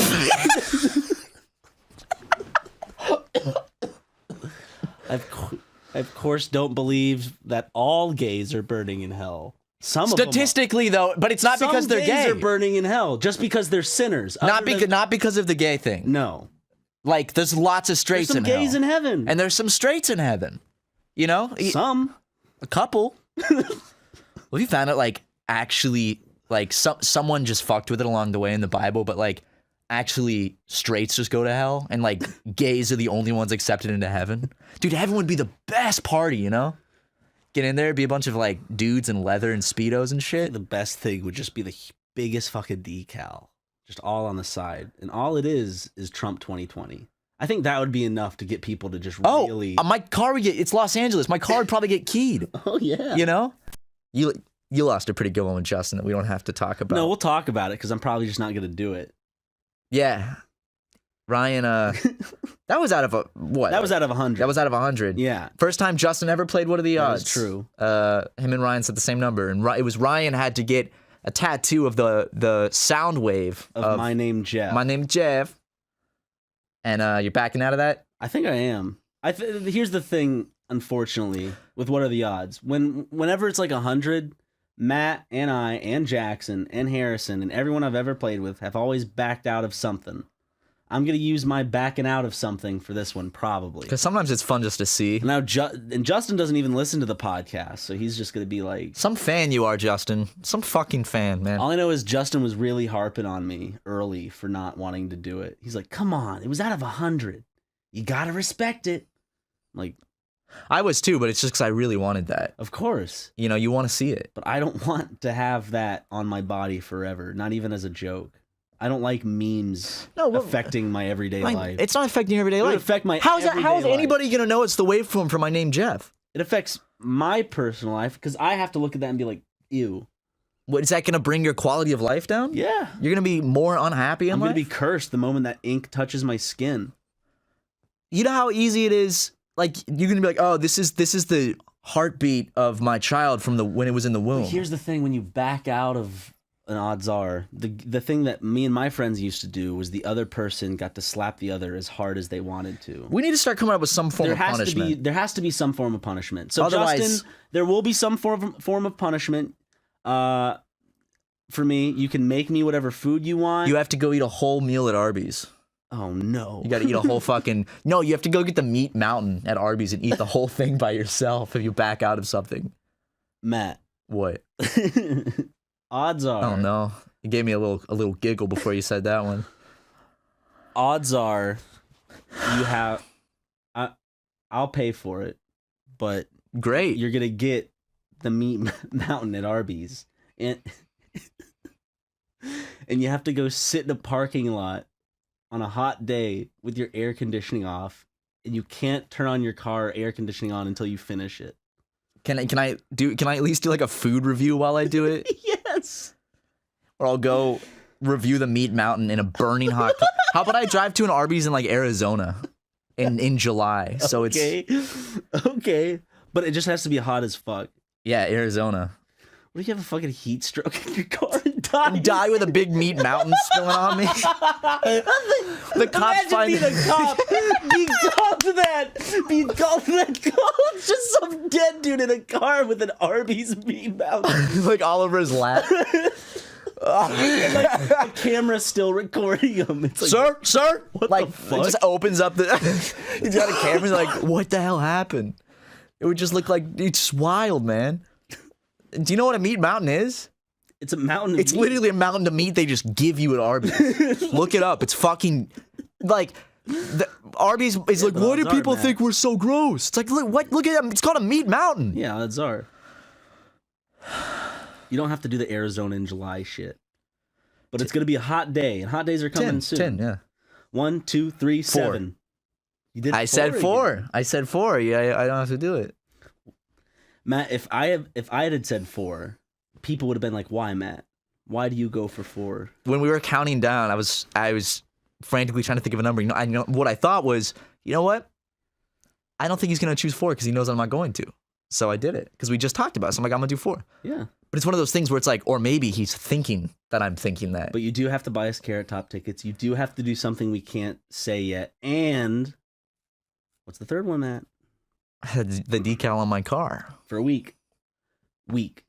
That means from 2 p.m. one week or 5 p.m. whenever you start, exactly a week. One of the greatest musicians of our generation. Black Eyed Peas is a great. What? Nothing. It is. It is. It's fantastic. I love the black-eyed penises. Yeah. Right. That's the content you guys fucking come for. All right. God, cut this clip out. It is exactly what people should hear to have themselves turned away from this podcast. Like, yeah, I've never listened to that SuperMegaCast. Let me listen to a random clip and see if I like it. And it's just that clip right there. That's not the one. Does my voice hit the same waveforms as your voice when I talk? I think so. Yeah, kinda. It does. Okay. Look at that. Because I talk silently sometimes, and then I see like how see how small that is. Yeah. Well, dynamics process, make it show up. I just need to project more when I talk. You gotta project. See, here's me just talking regular. This is how I talk sometimes in the podcast. But I need to project more and do this a lot more. Watch this. Pronunciate my words. Dude, it's really crazy talking and then looking at the waveforms being written with every word we say. Like, I'm looking at it right now. And if you guys download the waveform to this podcast, you can watch along and see the exact waveforms that are coming out of my mouth right now. Hold on, I want to actually see what this waveform would look like. What waveform? Hold on. Is it you want to see what my name of Jeff waveform looks like? To see what your tattoo would be? Yes. I want to see if maybe it's a cool waveform. Guys, download this shit, put it into Audacity. Everyone's saying that. All right, let's see it. My name is Jeff. One more time. I was talking. When he talking. My name is Jeff. That's it. That doesn't look bad, dude. It's not a bad waveform. It looks like a plane about to fly into the sun. It does. Yeah. Or like a plane like about to crash into a big rock. So. Like a building. Yeah. It did though. It really did. It looked like a plane about to crash. Yeah. It's interesting. That one looks like a bird. Now we're just having fun with waveforms. Like, do you see the shape of that one? Watch this one.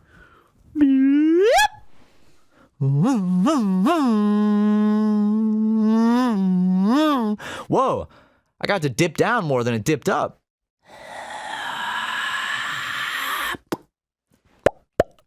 I just want this is what the podcast is evolved in. We're watching the TV screen and the waveforms. We were just They're just the stupid noise. Like people are like cluing in. They're like, what the fuck is going on? What are they doing? There's not even any conversation. They're going, woo, woo. Oh, that one looked like dog bone. Oh God! I mean, if you download this podcast or are listening to it on some program where you can see the waveform, you'll be entertained too, because you'll be like, "Oh, look at that!" It's the waveform. Well, they'll look a lot. They'll look a lot different than they are now because they'll be processed. Whoa! Whoa, dude! That one was cool. Watch, it's like they're very rapid.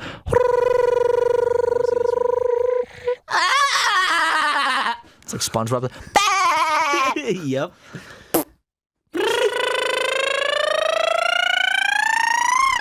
Everyone's turning this off. They're like, what the fuck is this, dude? People will look at your life. Your parents, for example. They see you playing video games as a kid, and they're saying, that's a waste of time. What's really a waste of time? Doing something you enjoy that's bringing you happiness? Or doing something that's someone else? Others' happiness. Right. If you're on like My Free Cams like I am. Yeah. Ron, you got to start a My Free Cams page. You getting tokens and just flicking the bean. I don't even have to do that. I bet you there's some. No, there definitely are girls who are more lewd than nude. On of course. Cams that just sit there and talk. I can just sit there and talk. I think hey guys. Recently, could you imagine just hey guys, just waving playing Dead Rising 3 on My Free Cams instead of Twitch.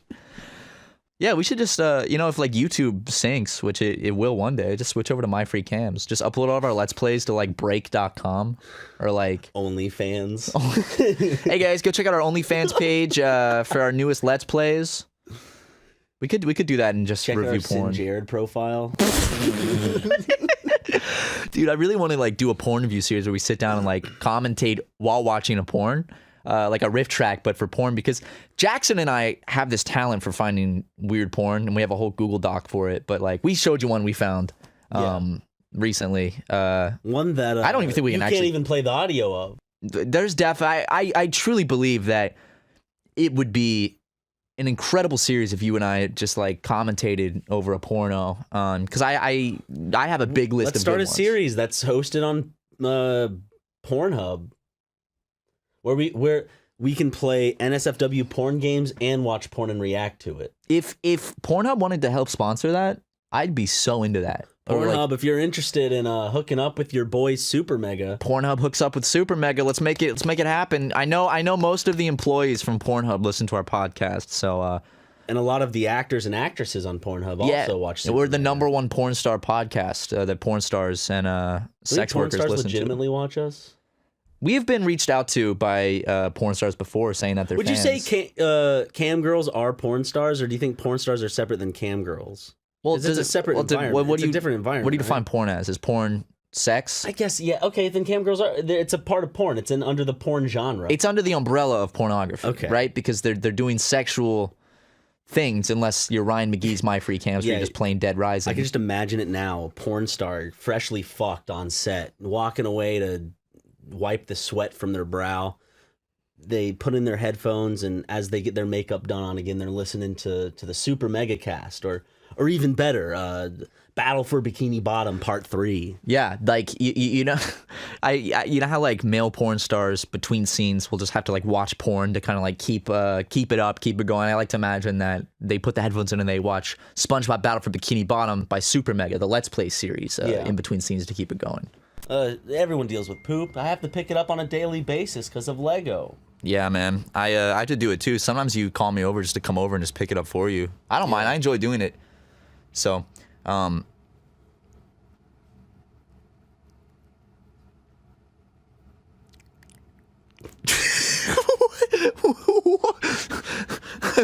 why did we just go silent? I don't know. I didn't know if you were going to add more. I was just staring at you. I don't know if you were going to add more story to picking up my dog's poo-poo. No, I just like doing it. I got something. Yeah, what is it? We've been talking about it throughout this last week on the channel. You guys have heard us talking about it because we pre-recorded like 9 episodes or something before we went on tour. So you guys have probably been waiting like, oh man, I got to hear about this. We've been talking about going to see John Wick 3. Yep. We saw it last night, ladies and gentlemen. And you're going to probably hear us in Let's Plays talk about it a shit ton, even after this podcast. Because it's going to be us talking about going to see it. We're recorded 9 episodes of Let's Plays, and I think in every one... We're like, oh, we're going to see John Wick tonight. So for 9 days in a row of episodes, we're like, oh, dude, I can't wait to see John Wick 3 tonight. People are just going to be like, oh, man, are they just seeing it 9 different times? No. But no, we saw it last night. It was a good old time. We went on opening night. Well, let's tell the whole story. So the crowd was antsy. Oh, my God. The crowd was... I had a blast in that theater because every time John Wick would stab someone or shoot someone, the crowd would like scream and be like, ooh! I was getting into it. I could not contain my noises. But as you said, let's start from the beginning. We started off, we went to Hollywood. Right after recording Let's Plays. We went straight from recording episode 28 of Sekiro. Yep. No. Not episode 28 of Sekiro. Episode like 18. Episode 18 of Sekiro. And we Ubered over to Hollywood. We went to a tiki bar with the Tucker brothers. Got some tiki drinks. Shit was good. I got one of my favorites. It's a place called Tiki Tea. Yeah. And I had something called the Milky Way. Yeah, which holy fuck. That was amaretto, fucking coffee liqueur. I gotta learn how to make these mixed drinks. It's pretty easy. If you get the ingredients, it's just a matter of just get a little measuring cup. Ooh, one of little shakers, yeah. Yeah. They also had that machine that like foams it up a little bit for you. A little frother. Yeah. A little frother. We need I want to start making tiki drinks, man. Tiki drinks are fucking. I love tiki drinks. And at the end, we all split one called the Ooga Booga.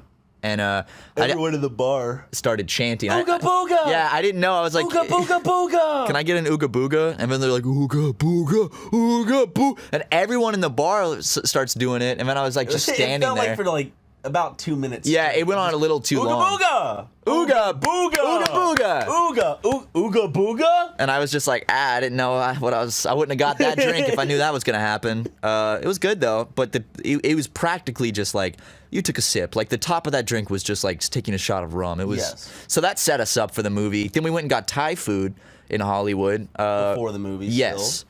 And some pad see-ew. I had some what was it? It was some roast duck pineapple curry. Mwah. Perfect for John Wick. I munched that down. We walk all the way down to the ArcLight Theater in Hollywood, which is a very famous movie theater, which is the best movie theater I've ever been to.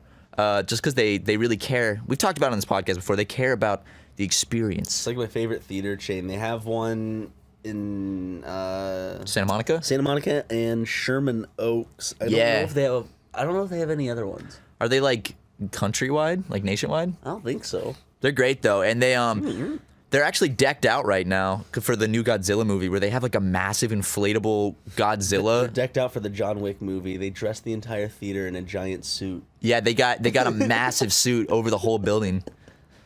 We don't realize it's actually just like bug bombing for like bed bugs. But we're going in. We walk in like, dude, they really went out. Look at all the smoke and shit. Dude, we should just fucking quit SuperMega and open become up carnies. a fair. No, not even open a fair. That's too much work, Ryan. A carnival? Become carnies. Become carnies. Yeah, the guys that travel with carnivals. You're aiming for the bushes, you know? What are you talking about? Becoming a carny is the highest of my... It's like, that's the pinnacle of all of this. Why stop at being a carny when you can own the carnies? Because if you own a carny, you're just gonna sit in a trailer all day and do taxes and finances for your carnival. No, they wear top hats. They wear those fucking nice red coats with the tail ends on them with the gold buttons and the black pants. They introduce everything. That's They're true. Like, look at all of my amazing things that I found. They're talking about people. Yeah. People with feelings. Look at all these stupid items for your enjoyment. They're deformed. Ew. I love they used to do that, dude. They just put like people that have like deformities and like then charge people money just to look at them and go, oh my God. Oh, I saw that once. I saw the world's smallest man at a fair. I present to you the world's deadest baby. Just a dead like fetus. Like, check it out. Just a dead child. I saw the world's pretty fresh. It's pretty dead. Poke it. Check it out. Made sure of it myself. Just kidding. I saw the world's smallest man once at a circus or something. In the mirror. No, I was looking at a picture of Ryan McGee. Okay, turn it back around. I see. He was pretty small, man. He was like 3 feet. Not even. He was like a little dude. Did you say hey? Yeah, I said hi, sir, and he said hello. And when I picked him up in my hands, gave him a little kiss on the forehead. He said, "Save me from this prison." And I said, "Sorry, can't do it." Jackson mentioned the chewing sounds. First off, I want to say that a lot of people were blaming me and saying, "God damn it, fucking Ryan with the chewing." It's like I had one pretzel in the beginning of episode 26. I had one. Guys, may he who has never chewed a pretzel into a microphone cast the first stone, okay? It really now I know. Now I know what the responses to this will be. They're gonna say we're straw manning some arguments. Guys, you don't have to use debate terms to describe how we're chewing into shit and how we're defending that. Sorry it annoyed some of you, but don't worry. We painstakingly edited out the rest of the chewing in episode 28, and we even edited out Jackson and Harrison fully. Yeah, they're gone now, and they will never be returning, unfortunately, because you guys got so upset about the pretzels. I do want to say,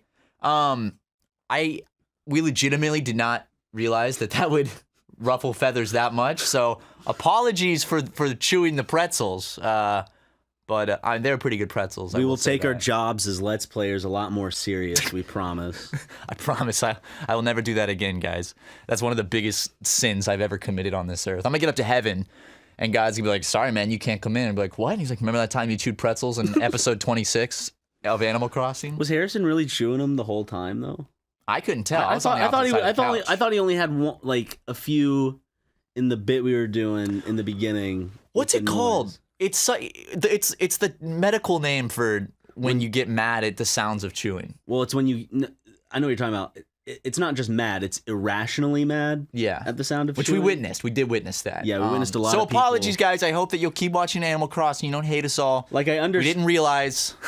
I understand the whole getting a little bit upset, but some of y'all were furious. The death threats were a little over the edge, but thank you regardless for those who sat through it and put up with the chewing pretzels. We won't do that anymore. Unless you want us to. We can do a whole ASMR video, a whole podcast, the pretzel episode, where we chew pretzels the entire time. They were gluten-free pretzels too, guys. I just want to point that out. I just didn't think it was that serious. I didn't think a second thought about it. Like the thing is, we were all having fun. We legitimately had a good time that recording session. All of a sudden, the comments go bananas. The dislikes and fuck you guys. And we're like, Jesus, we had a good time with friends. But don't worry, we won't have good times with friends anymore. We're only gonna have forced comedy on the Let's Play. This will go down in history as the great pretzel incident of 2019. Oh yeah, the fan base will always remember this. We always have to have a big old incident, and now we're gonna have camp. You know, I minded the chewing, and I'm glad that it's over. And it annoyed me just a little bit. And then we have the people in the other camp. As you said, with the death threats, the pitchforks, and starting fires. Yeah, someone apparently crashed their car through a bank in Dallas and lit the place on fire over it. Not cool. Don't do that. Someone apparently ran into a pizza place with a shotgun and asked where they were keeping the Let's Plays without pretzel chewing noises in them. Believe it or not, they didn't have any. But I heard that place does have good pizza, which leads me into. Let's talk about tour. We just got back from our Northeast. Okay. Let's talk about the Philly show real quick. The last show of the tour. Great audience. You guys were so engaging and into it. And, it was a 21 plus show, so everyone was drinking. And there was this guy in the front row who was his name Roy? Roy. His name was Roy. Yeah. I remember.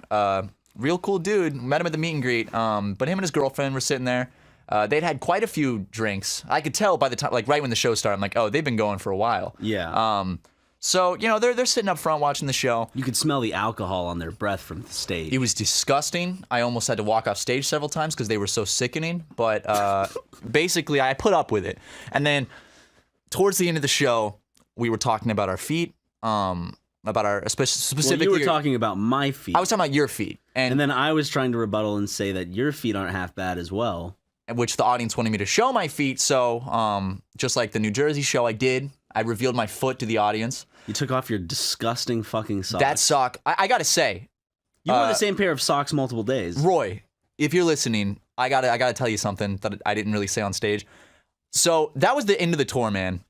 I'm out of clean clothes at that point. There's nowhere for me to really do laundry on this tour. I'm wearing the same pair of socks 3 days in a row, and they smell like shit, okay? My feet are disgusting. I hadn't had a proper shower in a while. I'm like, it's the last show. We'll get up on stage. We'll get all sweaty. We'll do this, and we'll head home. So I got this nasty-ass sock on. I take it off, and I can, the stench of my foot. The sock was damp. The sock was damp. Because I put the sock back on you on You stage. picked up the sock. He yells out, he's like, I'll suck your toes, just out of the blue. And I was like, all right, well, this is interesting. So I challenged him. I was like, you will? And he's like, yeah. So I walked up. I presented my foot to him.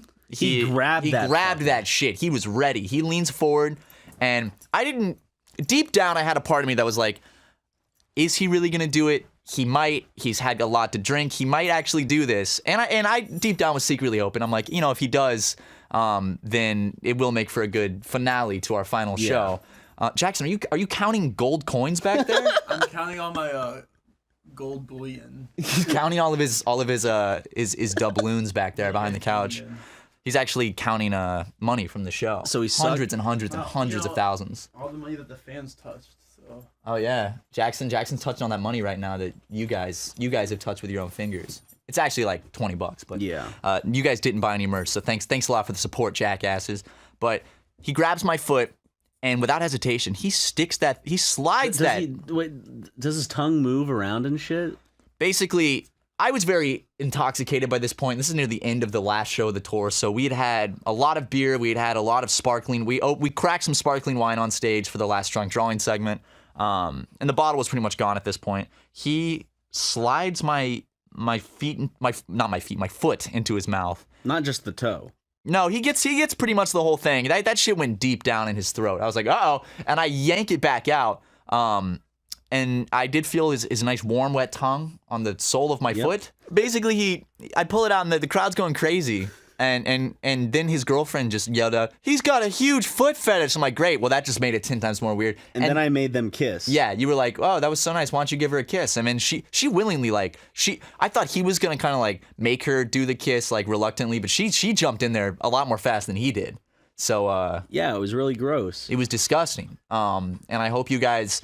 I did have athlete's foot within the past month. So might want to go get yourself checked out. Get some Tenactin, tough actin Tenactin for your face. That shit was really gross, I gotta say, dude. There's pictures of it online where he's got my foot in his mouth. I will not be doing that at future shows. So if you're like, I'm gonna do the same thing, I'm gonna suck Matt's toes on stage. That was a once in a lifetime moment. I will say the only time I have to, if he was drunk, I do actually have to give him a pass because the only time I've ever stuck a foot in my mouth. Oh, we're getting the real tea here, dude. We're getting that inside knowledge. Is when I was also drunk. So you have sucked toes before? Yeah.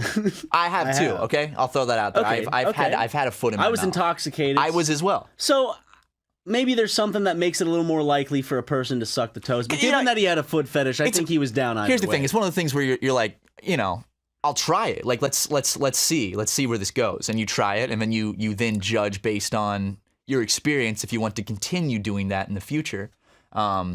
Which there's nothing wrong with that if that's what you're into, because foot fetishes seem to be very common. Well, the thing is, like, the person didn't even ask me. I was just kind of like in my head, in my drunken state. I was just. Oh, they didn't like ask for you to suck the foot. No, you just went for it? I was doing the whole thing where it's like I'm gonna start near the bottom and kiss up their leg up, you know, blah blah blah blah.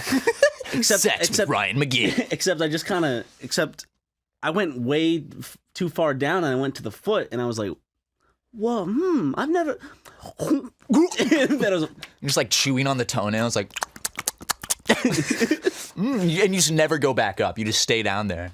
She's like, what are you doing? Yeah. Don't worry, baby. I'm getting into something down here. I mean, the truth of that situation was that I actually noticed that she hadn't trimmed her toenails in a while. So to kind of help her out. Oh, yeah. She didn't notice because I didn't want her to feel bad. Ryan. I was like, oh, I'm being different. You know, I'm drunk. I'm going crazy. Yeah, getting about to do something you're gonna regret, man. You know. But she had a nice toe trim that day, so. Yeah. Did you swallow them? Did I swallow? Did you just spit them out like watermelon seeds? Yeah, right into a little bucket. Ding, ding, doink. What's that sound? Nothing, sweetheart. I saw it on Twitter Moments, but guess what? What? Apparently Robert Pattinson as hashtag Batman is more important than a genocide. Apparently hashtag Godzilla movie is more apparent. I love it, dude. I love how Twitter Moments work because it'll be like the top thing will be like Kim Kardashian goes bowling, and then the second thing is like mass shooting kills 22, and it's like, oh, okay. You just say that, but police confirmed multiple injuries in Virginia Beach shooting 6 minutes ago. Wow, it's almost like this happens non-stop in America. But it's National Smile Day. Yes, smile! Jesus Christ, dude, how many shootings are there every fucking year now? My God. I can't find it. Hold on. Jesus. You'd think a genocide would be probably top news, right? No, dude. Kanye walked into a stop sign. That video is actually really fucking funny. I haven't seen it. You have the TMZ video where Kanye's like walking. He's like, stop filming me, man. And then he like smacks his head into a sign and it's like, boom. And he just like grabs his head. It's very funny. Yeah. National Inquiry calls murders and disappearances of Indigenous women a Canadian genocide. Damn, Jesus. Maybe this will cheer you up. The report obtained by CBC News and verified by sources concludes that a genocide driven by the disproportionate level of violence faced by Indigenous women and girls occurred in Canada through state actions and inactions rooted in colonialism and colonial ideologies. Whoa! I didn't get anything about the new From Software game in that. Next topic. National Smile Day. It's National Smile Day. Kim Kardashian releases new pussy. What? Yep, I got a brand new pussy, guys. Wait, did she really? So she got brave. a new pussy. So brave to have a new pussy. She got a new pussy put in. New and improved. New and improved Kim Kardashian pussy. It was one of the craziest operations of all time, but she got a brand new pussy. Did you guys ever talk about how Khloe Kardashian's pussy supposedly Oh my God, I read that. That was so. I mean, Under oath. Under oath, her ex-boyfriend, right? It was her ex-boyfriend. Yeah. Had to say something about like how her pussy smelled. Like the back of earring. Said it smelled like the back earring backings and tuna fish or something. It was disgusting. Like, but I'm sure he's just not trying to be an asshole. He was under oath. It had. Who cares? A lot of people lie under oath. How are they gonna prove? Like, how are they gonna prove that he's lying? Bring her in, jury. The judge has to smell her pussy. Oh, he's right. Jesus. He goes, nope. It's more like halibut. You're going to jail. Maybe the front of an earring. Not the back though. When the Tucker brothers are in the room, I get obliterated. You do. I don't. You do, yeah. I don't know. I guess they're not as comfortable with me You yet. know, when Matt's in the room, my save gets obliterated. Ooh, that's a good one. That's a good one. I don't have anything to say back. Sorry. Why don't y'all roast me? Come on. Roast me. Ryan, you're too handsome. It pisses me off how handsome you are and how good your hair is. Guys, you're being too mean. That's too mean. I wish I could just yank your hair out, but it's just too strong. I can't. Stop. Stop Your it. teeth are too nice. Aw. I'd say they're a bit yellow. Your and fat need a- fucking dipshit who doesn't pull his weight on SuperMega. Oh, have y'all ever ate? Have you ever tried like ant Eating piss? No, what? Yeah. Ant piss. Yeah, I don't know if it's ant piss or like some sort of ant Wait, have acid you? thing. Yeah. I promise. What do you mean? Okay, whoa. Does it come in Yeah. like a bottle? Y'all sip it? No. Or do you get the ants and you squeeze the piss out of them? What is this? It's easy money, okay? Check this out. You grab like a little like plant, right? Yeah. Like let's say a leaf that's kind of like not too bendy and long, right? Okay. You lick it and you shove it in the anthill and you keep it in there for like, I don't know, 15 seconds. You pull it out, you shake the ants off of it, and then you lick it. And it's fucking like a sour treat. Like it's Brad, good. what the fuck are you talking about, dude? Are you like a hunter-gatherer?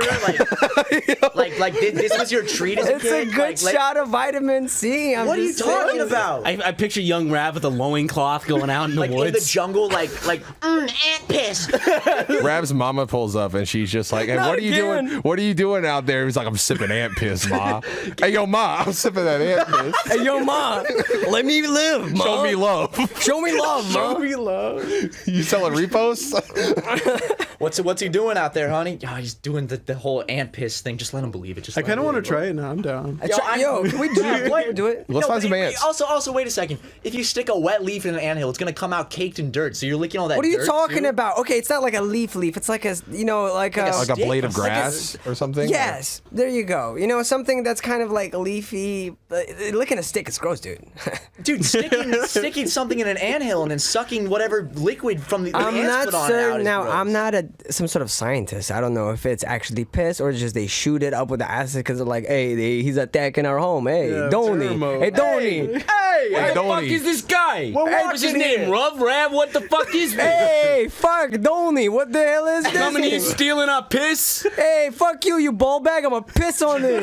You're like a fucking Italian anthill. Hey, Donnie. You motherfucker! I'm walking here. And then I shake him off. And they go slurp, right? Yeah. And it's like, damn, that's sour. What does it taste like? Sour. It tastes Just like sour? a warhead. Like kind I've of. eaten an Dude, you ant probably before. They're shouldn't like be sour. eating it then. It's chill. That means it's acidic. It's chill. Yes, it's acidic. Not Yo, everything I'm about that's to go acidic is sip a bad. whole fucking vat of ant piss after this. Okay, well, you could actually do it right now. That might be too much. Because Matt and I have to read some ads. Okay, cool. Do it. All right, today's ad is for ant piss.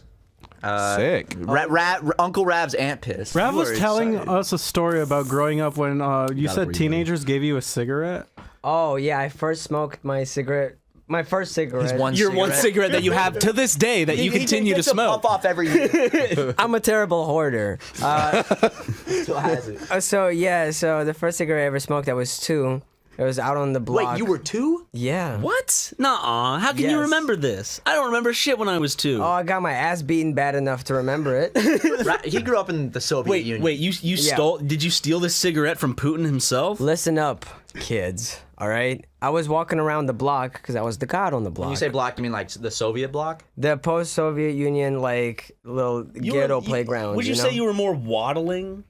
I wasn't waddling. I can't picture a 2-year-old like doing like an adult Listen, business. he was like driving his father's. Listen, Listen, he was like pimp strutting, and Yeah. anytime he was like, brah, brah, you know, it was a real flex. So the neighborhood was covered with cigarette butts all over the place. So I just picked up one because everybody's smoking. I walked up to these two gentlemen that I thought were adults. Looking back at it, they might have been teenagers. Super mega fan. You thought like Probably. you were an adult in your head at that time, right? You're like, yo, let me up. No, I wasn't some psychopath, dude. You know, You knew you were a little baby. I knew what I was doing. I was like, I am a baby. I thought to myself, goo goo gaga, you know? Yeah, that's what he was thinking. And he knew it. So I was like, I come over, I'm like, light me up. I was like, spark me up. And they're like, yeah, okay. And because they thought it was funny, right? And so they did. And then my mom saw me. She was like, I'm going to beat your ass. She came out. She beat my ass. And she brought me back. She locked me in the room. Went to wash dishes in the kitchen. She hears that I stopped crying. She's like, damn, did he fall asleep? She goes back into the room. And I'm not there. I jumped out of the window back on the block. God on the block. Damn, the God on the block. I just like to imagine you as a Twist, child. you know, I'm just. I imagine you as a child, and you just walk up to these teenagers, and they're a little confused, and you're just like, "Hey, Donnie, you got a fucking light?" Hey, Donnie. Hey, yo, I just flew from the fucking anthill. Y'all got a fucking lighter? If that was a short film, it would have ended with a still shot of the open window and then a tracking shot of you walking, smoking that same cigarette. Actually, when I left the room and I jumped out, I went out on the block and I was hiding from my mom. There was like a big tire. What better way to hide yourself than with the smoke of a cigarette? There was a big tire suspended from the tree, like from the branch off like a rope, and you could sit inside it, you know? And so there was just a bunch of little homies inside. How many kids were just in a tire? Yeah. You found a colony of little people hidden in a tire in the Soviet Union. From memory, that shit was massive, okay? But yeah, so she found me and she beat my ass. Again? Again, because she was like, well, you Did ran she roll away all from of home. y'all in the house and start beating y'all one by one? Oh, Rav. Yeah, there was like the other story I told him where like there's apparently this gentleman that came up to me and was like, you want some ice cream, boy? And I was like, hell yeah, bet. Come through. Big bet. Betty spaghetti. So I said bet. And then, but one of the friends of my mom saw it happen, like one of the younger girls, and they ran over to my mom. They're like, hey, there was Rav said bet to someone who was like, you want ice cream? And she's like, oh, holy moly. And then she ran out. My boy Rav's in trouble. Oh my God, Mom? Yeah. Whoa, I thought you were in Texas. Okay, so then she says, oh, holy moly, runs out and finds me, and come to find, like, the gentleman's actually giving me ice cream. Oh. Yeah, he gave me ice cream. That's so nice, man. What a happy ending. He's just trying to give like a kid some ice cream out of the kindness of his heart, and everyone's accusing him of doing some creepy shit. I have like those comedic things where like the mother looks and he's like giving you ice cream. She goes away. He's like pulling down his pants. She looks again. He goes, zip. The ice cream's there again. All I'm gonna say, it's a good. It does the thing where she's going back and forth like really fast. The audience laughs at it. Yep. It's funny you guys say it because it was a pretty good memory, but then there was like that 10-minute that I just can't remember. Just blacked out my head. Memories can be like. All I remember, he was like, "Hey, come here," and then it's like, Cosby "What?" effect. Yeah. Oh, I saw a commercial with Bill Cosby. It was like from the 80s, and he's like, if you do drugs, you're a failure. Cosby effect. If you do drugs, you're a failure. But if you give them to other people like me, you're a winner and a rapist. That's what I said. Yeah. Listen, if you do the drugs, you're a loser. But if you put them in the woman's drink, you put them in Crazy Mary's drink, that's Spanish fly, You're a winner. You're a fucking winner. Oh, I think I took a sip. Oops. He starts fingering himself. No, Cosby, stop! I can't help myself. Who did that turn into? It turned into someone else. Old Forrest Gump. Yep, that's it. Matt Watson, sexy. No. Matt Watson, make me go ooh woo. Ryan McGee, make me go sploosh out pussy. I want to put pictures of them and cut Ryan's eyes and put them on Matt's eyes and cut off Matt's nose and put it on Ryan's nose. I want to make a mishmash of them. Then I want to rub them on my balls. The perfect human. They say the perfect humans don't exist. All you have to do is switch Ryan and Matt's eyes and nose. Ew! Imagine how horrible that would look. My beady little eyes on your face. I'd have your nose too. You'd have my big ass honker. Dude, I think you with any smaller of a nose would look weird. I'll get some surgery. You look like fucking Voldemort. What if I tried to secretly get like my nose reduced in size, but it's just like It's like that big now, and I'm just like, dude, I didn't get surgery. What are you I talking think all your features are perfectly sized to make your face look as handsome as about? possible. Thank you, Ryan. Thank you. That means I'd say the same thing about you. Got a nice ass nose. The shape of that's very whoop. Well, it's very down, Yeah, straight that's down. nice. That's Just attractive. there's no curve. Mine's got a little. Is there a curve? I think it's just a straight down. There's no curve. And see, mine's got that kind of obtuse curve where then it kind of just has that weird angle, and I got those long ass teardrop nostrils. You got nice round nostrils. Mine are just fucking.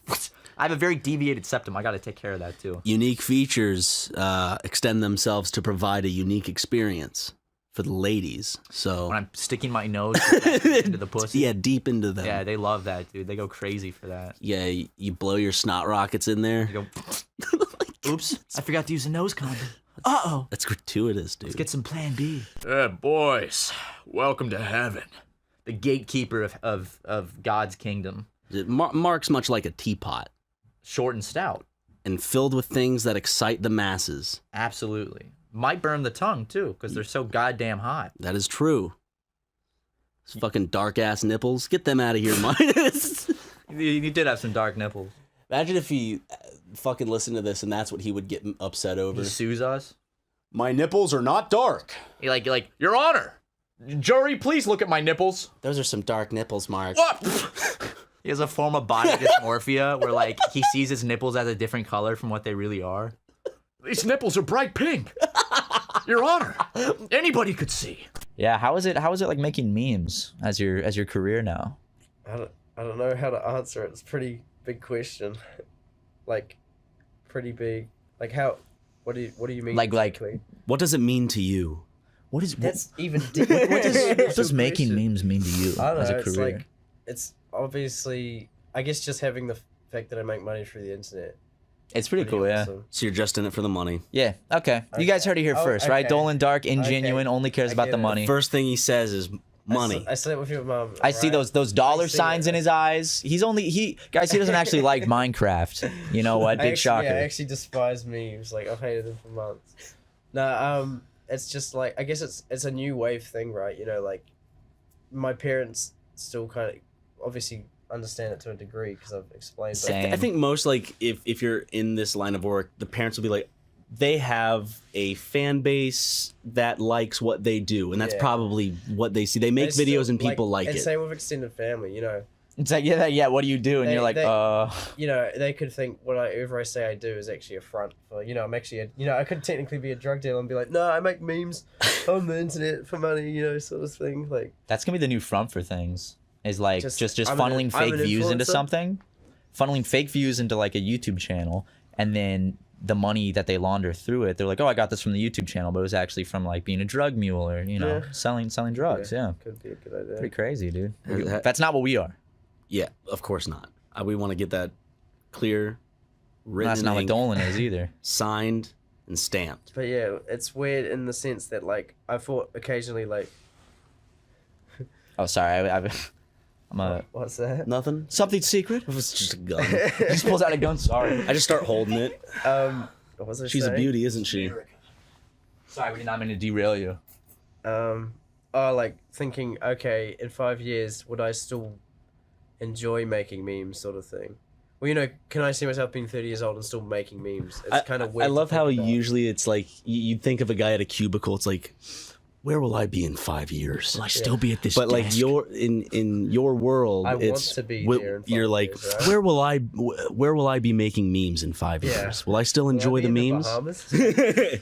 Yeah, you might have a fucking it's luxury kinda mansion like- from all these memes. You know, you can think, because you know what you don't want is to be one of those like, hello fellow kids sort of things. So I'm wondering, you know, would you ever get too old where you're out of touch with what's popular, and then what you're making you don't enjoy, you're just doing it to fit in? I would not want to like become that. Like, I would stop if that's what I ended up. What'd you say? I recently went back and watched the classic Child's Play from 1988. Ooh, you watched the first one? Yeah. How was it? I enjoy it just because I'm not gonna talk ill of the new one. But I like the original more strictly because, okay, so you know how in the new one it's kind of deficient technology? Yeah.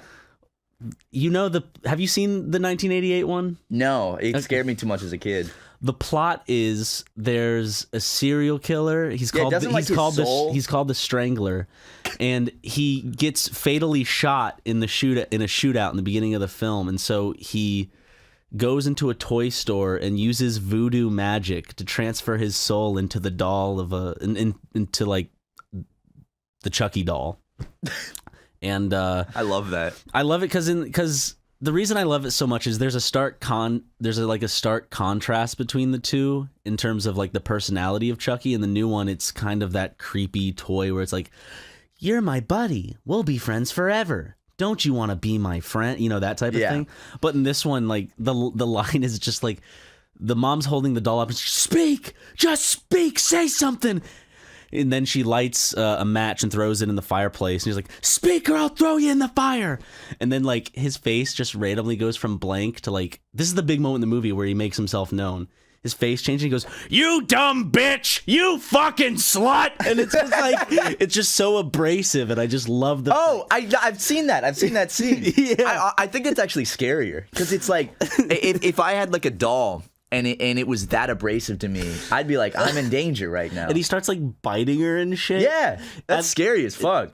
But yeah, that's why I kind of wish they went even more goofy with the new one. The new one was goofy as is. Like in like a crazy lisp or like speech impediment. They should have just made Chucky black. Why not? Everything's the same. Everything's the exact same. I used to have nightmares all the time. Black Chucky. Not about Black Chucky, but when I was a kid, I was so freaked out just by the cover of Child's Play because I would be in the. It's a good song. Yeah, Paul McCartney covered it. It was really good. I was in like the VHS store back when that was the big shit. And I remember I seen the cover for the VHS. Very descriptive. And it was the shit, dude. It was the big shit. It was the big shit. Sounds like a swimming hole. No, remember before you want to go? You and the boys want to go down to the big shit? Y'all want to go to the big shit and goof around? You want to monkey around a little? Sorry, I interrupted you. No, it's okay. But I remember like the cover was him with like some scissors or something. It's like a knife. It's a classic knife. Yeah, right? yeah. And there's another one where he has like scissors and there's like a Jack in the Box popping out and he's gonna cut its neck or something. Scared me. Man, I'm just like now I'm in one of those Blockbuster like nostalgia moods. Is there still? Did the last one close yet? I think there's still one in Alaska. I know. I thought I saw some like YouTube. I think Christopher Stuckman. Christopher Stuckman. He I think he went to the last Blockbuster. The last Blockbuster. I think that'd be a cool like. Oh man, that'd be a good art, like modern art exhibit. Just rent out a space and do a pop-up where you just recreate a Blockbuster so people can walk through and like experience it again. How about this? You and I open up our own movie theater where the front area is where people can choose what movie they want and they're in VHS players. And they can buy snacks just like you would at a movie theater or Blockbuster because Blockbuster had the snacks. Let's just say Blockbuster. And then when you go past the Blockbuster section, there are theaters. And it's mainly a thing where you hand them the movie you get. And each room is themed to look like an apartment or something like that. And you can watch movies with your friends in this nice, really comfortable theater-like space, but designed to look like a low-end apartment or something. Dude. That is legitimately such a good idea. Doesn't that sound wonderful? That is. I want that to happen. Is like that would be big if you did that. Yeah, but you know how much money I'd have to ask. But that would be such a popular joint that everyone would be like when their friends are telling like, oh, we got to go to this place, you know, we got to go to the Blockbuster like place. Yeah. Where it's like you walk around, you get to pick out the movie, take it back, and then you just get to hang out with your friends in a little like room and watch it. Yeah, and there could be a bunch of rooms so people could come all the time. You know, dude, that would be so cool. Because we have a projector system. And there could be one big theater where if like the other rooms are full, it can always be showing like random movies and people can come and like there could be a schedule online. Okay, how about that? There are all the movies. That's actually been a whole fucking thing that I've always wanted to do. But I'll never get to because it's just so much to think of. Imagine a theater. No, you can, Ryan. Put your mind to it. You can a theater that has like 10 theaters within. Or let's be more reasonable. 6 theaters. 4 out of the 6 show whatever you're showing. But then you can also rent out the other 2 and see whatever you want. Or in the other 2 rooms or the other 2 theaters, it's like vote on which movie gets played type of thing. I like the whole thing of having a theater that doesn't, and this exists, I'm sure, but I don't see that many of them.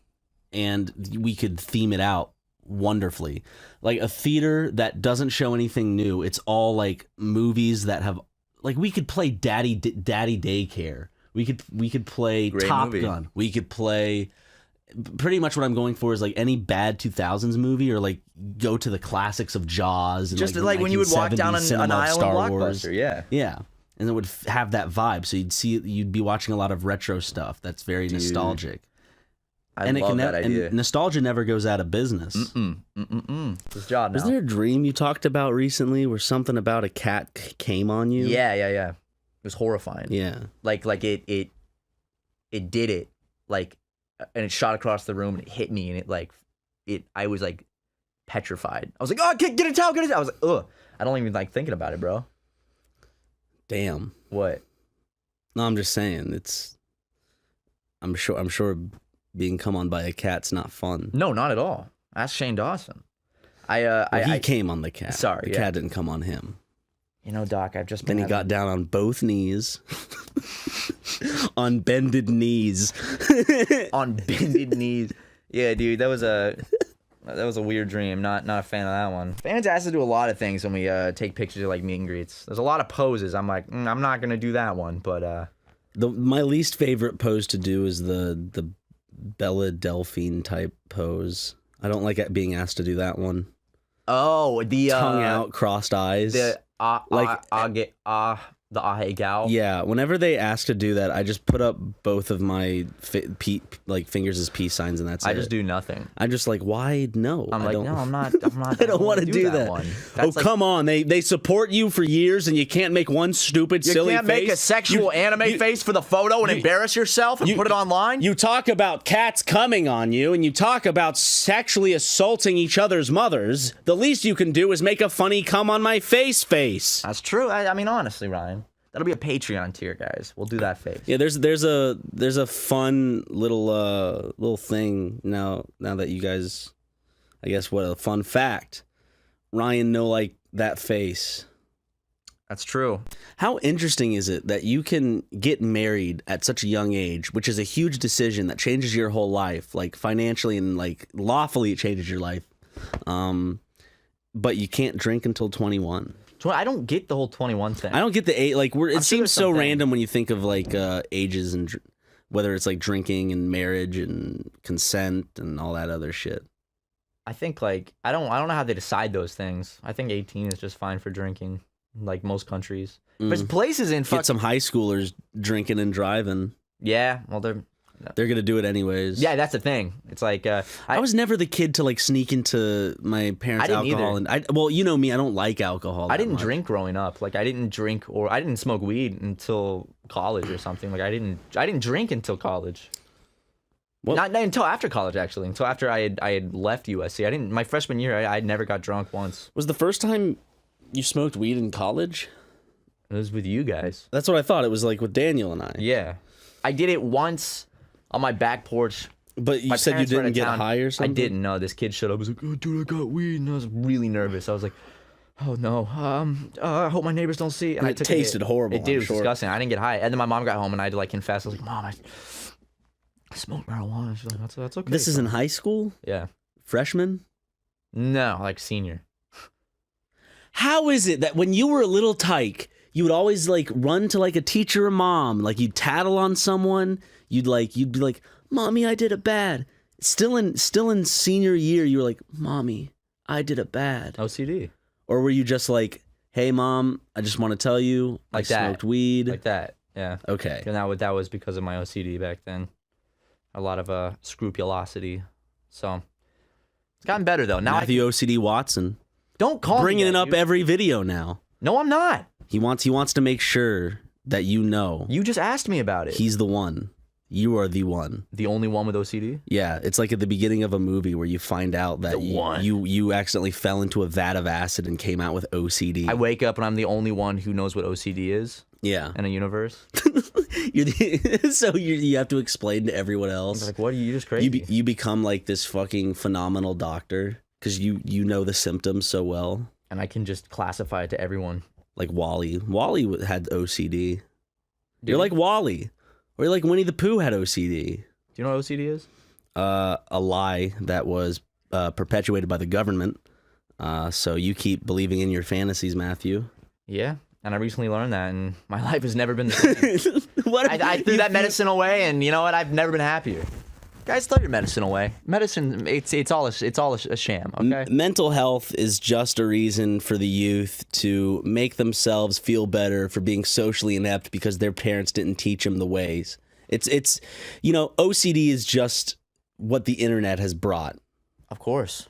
There's nothing that before the internet OCD didn't exist. No, and for a lack of better words, mental health issues, they're pretty gay. Yeah, depression, not a thing. Pretty gay. It's just called... Not in a bad way. Depression, it's just called being sad. It's called having the sads, guys. Everybody gets the sad sometimes. And when you're nervous, stop calling it anxiety, okay? You don't need to take You're just a happy little pills. bit nervous. We all get it. We all experience these things. Yeah, it's totally fine, guys. Throw away medicine. Don't take any medicine. That's this podcast advice.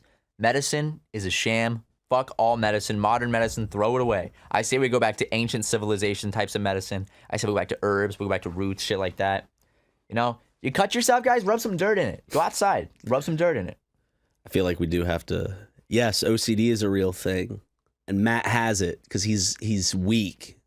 I have a more inferior brain that's more susceptible to mental illness. So, yeah, I'm weak. Dude... All your OCD stories have been nothing but anxiety riddled. Do you at least have one funny one? One funny one? Yeah. Okay, how about depression? Any funny stories about depression? Do you have any funny stories about depression? Yeah. Okay.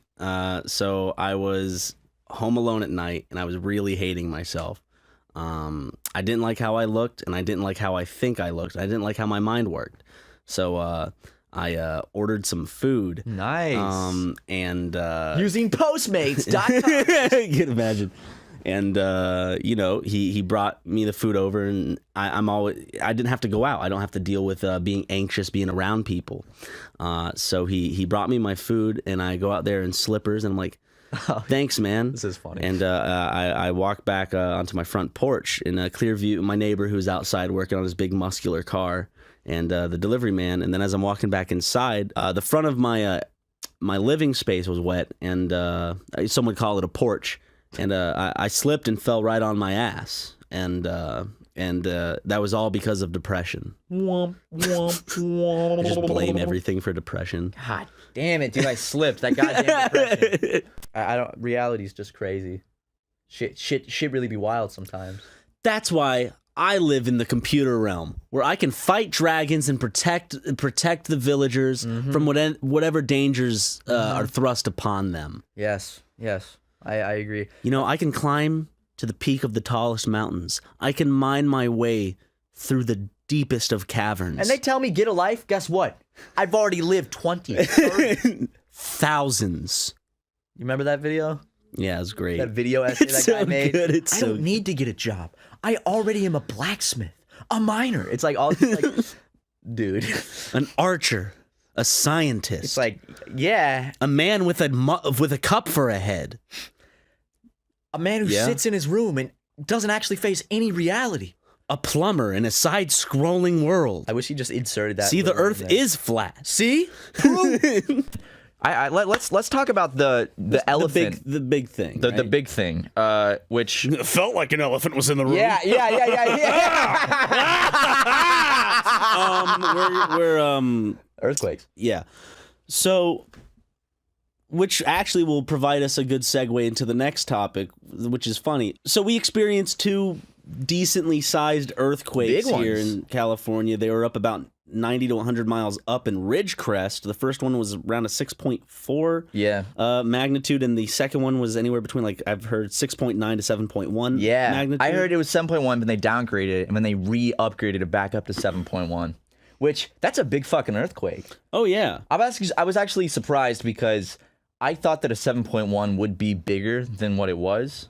I thought it would be, like, very, like, violent, but it was kind of like a gentle rock. But the 7.1? The 7.1. Wait. I thought the 6.4 was more of a rock. 7.1 was like a jolting. Because, like, Well, Harrison and I went to go see Midsummer, and it was 15 to, if that, many minutes into the movie. It's like when the opening credits started, and this. Hold on one second. Can I go turn that off real quick? Yes. Turn off the AC, mother effer. Hey, don't call me that! Who turned it on? Some bitch ass punk. So the beginning opens and this music starts to play. Play it. Hold on. Blah, blah, blah. It's getting there because it's still going through the motions. Wait for it to crescendo. Yeah, you gotta. It's all. And then, oh, okay. That. So that started to happen, and that's when the earthquake started happening in the movie. So, like, I thought people behind me in the theater were stomping to the beat of the music. I was yes, I'm excited for Midsummer. I know. I was like, this is an odd thing. I'm like, there's probably just a bunch of goofs behind me, and so I turn around, and no one's doing anything. In fact, it's just a bunch of people with like confused faces looking around, and I'm like, huh?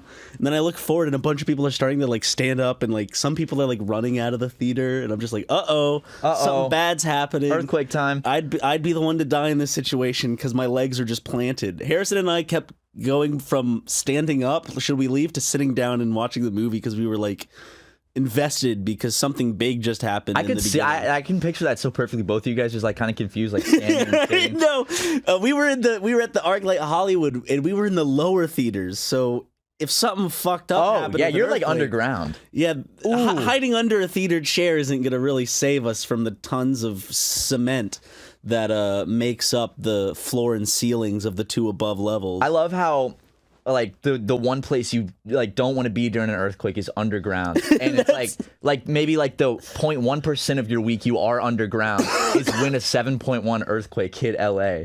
The first one, let's go back to the first one. The 6.4, so it was 4th of July. Happy Independence Day, It was everybody. the morning of 4th. It was. Well, for me, it was the morning. It happened like 11 something. I think it was early. It was like 9 or 10. Okay, maybe it was 9, 10. There were some aftershocks too. I can't remember. All I remember is I've always, whenever an earthquake has happened, people were like, "Did you feel that?" I'm like, maybe I felt something. But this is the first earthquake where I'm like, this is an earthquake. Because I remember it woke me up because I had my eyes closed, and you know when you're not fully awake yet, you kind of just let your eyes still be closed to not let light in. All of a sudden I feel my bed kind of rocking a little. I'm like, Lego's getting into bed. And so it goes on for like 10 to 20 seconds. I'm like, this boy's taking a long time, I guess. I open my eyes. He's not on the bed. He's in the hallway doing his little like tail between the legs, like, ooh, look at me. I'm like, what? And all of a sudden I hear I look over, my blinds are shaking. Minecraft Steve is smacking the wall with his pickaxe. And then I hear I'm like, ah! but my blinds are hitting the window and the wall till sweat drops. I was about to do it. You got it. And I also look out, and in kind of like the living room area, I see my light fixture swinging, and that's the moment where I'm like, this is an earthquake. And it was that moment where I'm like, wait, should I get up and go outside? But I was so confused and disoriented because I was still kind of like waking up. So I was in that kind of dreamish state, like that foggy state. And so things were just shaking, and then eventually it stopped. But that's another instance where my ceiling could have crashed down on me, and I should have gotten out of the house and taken Lego with me. What are you supposed to do? You're supposed to get under something or get in a doorway, right? I should have gotten out of my place and brought Lego with me. Should have put them on your back and ran down the street. You're supposed to like get under something or get in a doorway, I think. If you're inside, and you can't get outside, you want to get under a table. But if you have the opportunity to go outside and there are no trees, I'd imagine you like go out into your front lawn or something. I don't want to give official earthquake advice if I'm not sure, guys. I've been doing the worst thing for myself, which has been like there's these YouTube channels. I think I talked about them a little bit, but it's like I've gotten really into these horror channels where it's just these guys that will make these videos. It's not like the ones where it's like 2013 was a year that everyone probably forgot, but this young girl, Nancy Studemeyer, will remember for the rest of her life. That's exactly it. Okay. There's a couple. I've been watching this one called Nightmare Expo, where he does this series called like disturbing stories from the internet, where there'll be like 20-minute videos where he'll just like find these like the deep web is something that it's like that. He's like in 2013, this woman uploaded a video of her dog seeing a ghost. But it's like really scary shit. And I'll watch them really late at night when I'm the only person awake. And then like I'll lay in bed and be like, why the fuck did I do that? Dude, I don't know why it brought, dude, you looked so serious. You looked like you were scared of what I was going to say. You slammed your hand down, so you're like, dude. Anyways, I had you talking about horror shit. It reminded me of I had sleep paralysis again, and this time it was like one of the worst instances. It's probably because we're talking about it. Your brain's like, we'll fuck with them. I don't know why. The dream I had a dream beforehand, and it was I was stuck on my ceiling, looking down at my bed. What? With the constant feeling of like you're on a roller coaster falling. And then eventually I dropped down to the bed, and then like I woke up. Like, you know how you wake up from a dream at like the precipice or at the climax of it? Yeah. I woke up and I couldn't open my eyes.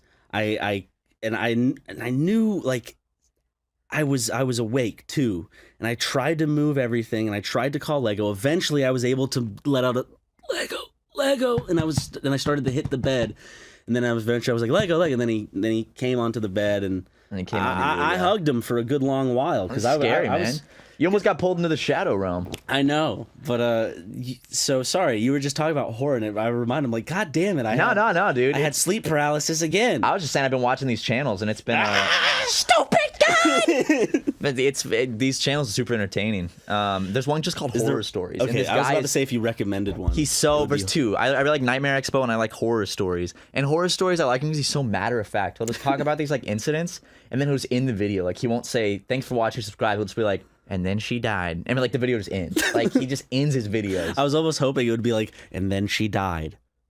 Remember to rate, comment, and subscribe. Remember to subscribe. No, he doesn't. He's like, click that bell button. His videos, I'm like, oh, is that the end? Oh, yeah, it's over. Or like he fits it into like the ending where it's just like he's like, oh shit, I have to plug my channel. And just like she was followed by a stalker, you should follow my Twitter. Yeah. We finally got internet. Which while we were shooting that gamer bathwater video, if you go on our Patreon and watch the behind the scenes, you'll see that the guy setting up the internet was at the house while we're shooting that. I had to have a conversation with him in the bath filled with cheese puffs, and he walked in and like we were like, come on in, and he's like, oh hey, so the internet is, and Ryan was like, yeah, okay, yeah, and like had to have a conversation about how to do the internet stuff. I'd like to think that I wasn't rushing him. I'd like to think no, not at all. I was very so with the wireless extender, we could just place that anywhere. It's like, yeah, so it feeds whatever signal it's getting, and it boosts it to the rest of the house. Okay, so we could just put that anywhere. Yeah, you can mix match it wherever. I just thought it was funny watching you have this like fully stern, serious conversation while you're sitting in a milky bath filled with like salami and like that. He didn't even mention it. He didn't even mention it. He didn't make a joke out of it or anything. So he like actually just straight face like. He was very professional, so bravo. I mean, it's LA, so I mean, yeah. He probably sees weirder shit when he goes to install. He probably thought we were doing like a gay porn shoot because it's like 4 guys, and it's like, and I'm asking you, and he was in the room while I was asking. I'm like, wait, should I keep my clothes on or should I be naked for this? I was like, it's your choice. I think keep the clothes on. Also, we kept joking around. We didn't realize we thought he was outside, but he was in the other room. We kept joking around about how like we were gonna use the SuperMegaPlex to shoot like porn, because you came up to me and you were doing that whole bit where you were like, so I don't know if you read the agreement, but you will be doing some same-sex scenes. And I was like, right, but they pay more. And you were like, oh, they pay a lot more. And I was like, yeah, I'm down then. And I think he heard us say that. So I think that he straight up just thought he came to like a porn house where they shoot porn. And he's probably wondering what disgusting porn we were. He's was he just masturbating in the tub? He's like, it's 4 guys in a bathroom and 1 guy in a bathtub with his clothes on. And the water's all white. Damn, we forgot to put the Elmer's glue in the bath to look like cum. Darn. Well, the video already got demonetized. Still gotta unclog that stuff. Yeah, that shit clogged the drain up. Can we talk about how at E3, you and me and Harrison, and we were taking a break from shooting the E3 video, and you said, hey, this has been on my mind. You said, have you guys tried beans before? Oh, and yeah. I was like, what do you mean? And you're like, have you tried beans? And I was like, yeah, of course I've tried beans. You're like, I just had them for the first time. They're amazing. And I was like, Ryan, you're 25. You just had beans. I've had like pinto beans in like a burrito, but I've never had your like classic Heinz baked beans. It was just the funniest like out of left field. Dude, Like, I have you so guys had many beans before. I have so many cans of beans just in my house, just waiting for the opportunity. I'm like, I should grill up some chicken and get some beans in a little pot. Dude, They're good. Beans are delicious, man. Beans, like as a kid, I don't know why. In my head, I always thought the texture would be disgusting or something. Dude, they are like fucking chalky. great. But they're delicious. Yeah, Beans dude. are delicious. What are they called? What's the category? What are they? No, what are they called? A ligma? No, it's like the type of food they are. They're lentil. A lentil, yeah, Or legume. yes. I like how Beans are so good. Why do you think the golden retriever is always trying to steal them? The recipes because they're so fucking good. It's Bush's baked beans, dude. Bush's baked beans. What a weird I concept for I got like the maple. Yeah, that's the good shit, man. The maple, I got the maple home style with the home whatever the it bacon in it. Yeah. Like the big chunks of bacon. That's good shit, man. That's fucking good shit. I'm thinking I'm gonna grill up some steaks, get some beans in there, have some collard greens soon. Ooh, dude, that's a good fucking meal right there. Say what you want to about Jim, but he makes some banging collard greens. Oh, I bet that boy can make some banging collard. Oh greens. yeah. I asked him for the recipe and he still hasn't gotten back to me. No, Ryan, this is my Jim's secret recipe for collards. No, you're just gonna need what is it? It's not a steam pot, but it's a pot that garners steam and it cooks stuff. Like what is it? A cauldron? He makes them in a fucking cauldron, like a cauldron. he puts his little witch hat on. It's a Ryan, heat up the cauldron for me. What's it called? Crock pot. A crock pot. Yeah, the steam pot. The cauldron, yeah. Ryan, I need you to go throw some coals under the cauldron for me. It's collard night. It's collard night. It's like, wait, Jim, is the moon full? Yep. You know what night it is. Yes, collards. Imagine Jim like only washing clothes in a big cauldron. Like he'll heat up a cauldron and like throw his clothes in. With a comically big wooden spoon. Now I'm just imagining him like making like witch's brew. Eye of newt, toil and trouble. Ryan, get your pussy ass in here and put some coals under the cauldron. Do you have any lizard's gizzard that I could put in there? Any lizard's gizzard, Ryan? Ryan, are we out of goddamn eye of newt? Son, run down to the store and get me some eye of newt. Run down to the ICA or IPA, whatever it's called. The testicles of a Red Bull. Of a Red Bull? Yeah, dude. Like the drink? Yeah, but like that, it's It a gives you real bull, testicles. but it's called Red Bull because it's a red color of the bull's red, and then it's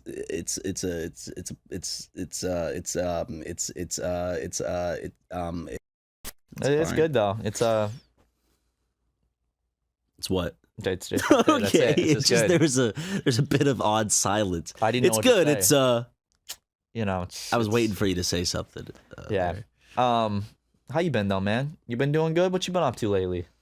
Nothing much. Watching movies, kissing boys, playing games with people's hearts. I'm kidding. You know, playing games, breaking hearts.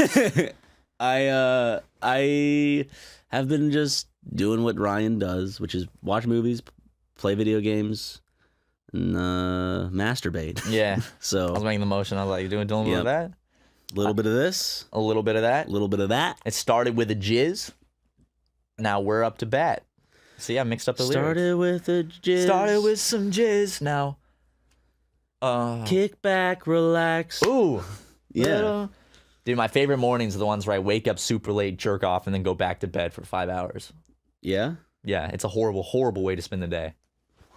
Just you got to keep in mind whenever you crank one out, you get tired. Well, whenever you masturbate, yeah, you get tired, and that an angel weeps. Every time you masturbate, an angel cries. Yeah. An angel weeps. The tears will stream down. That's why it rains all over the world. Every time it rains, it's because somebody masturbated, and an angel is upset. I used to, when someone told me it's raining because angels are crying, and in my head I was like, whoa, that's amazing. I remember I thought thunder was God and the angels bowling. Laughing. Or bowling was bowling. another one. There was God bowling, was like you're laughing. hitting a strike, and I'd be like, "Ooh, yeah, that was definitely a fucking strike." Good right job, there. God. Oh, 3 movies I'm excited for are coming out this weekend. Oh, your mama's pussy. And I'll list them soon. Your mama's because ball sack. I'm so important, and my opinions List them, are dude. so great. List those fucking movies. Was it Child's Play? Was not Child's Play.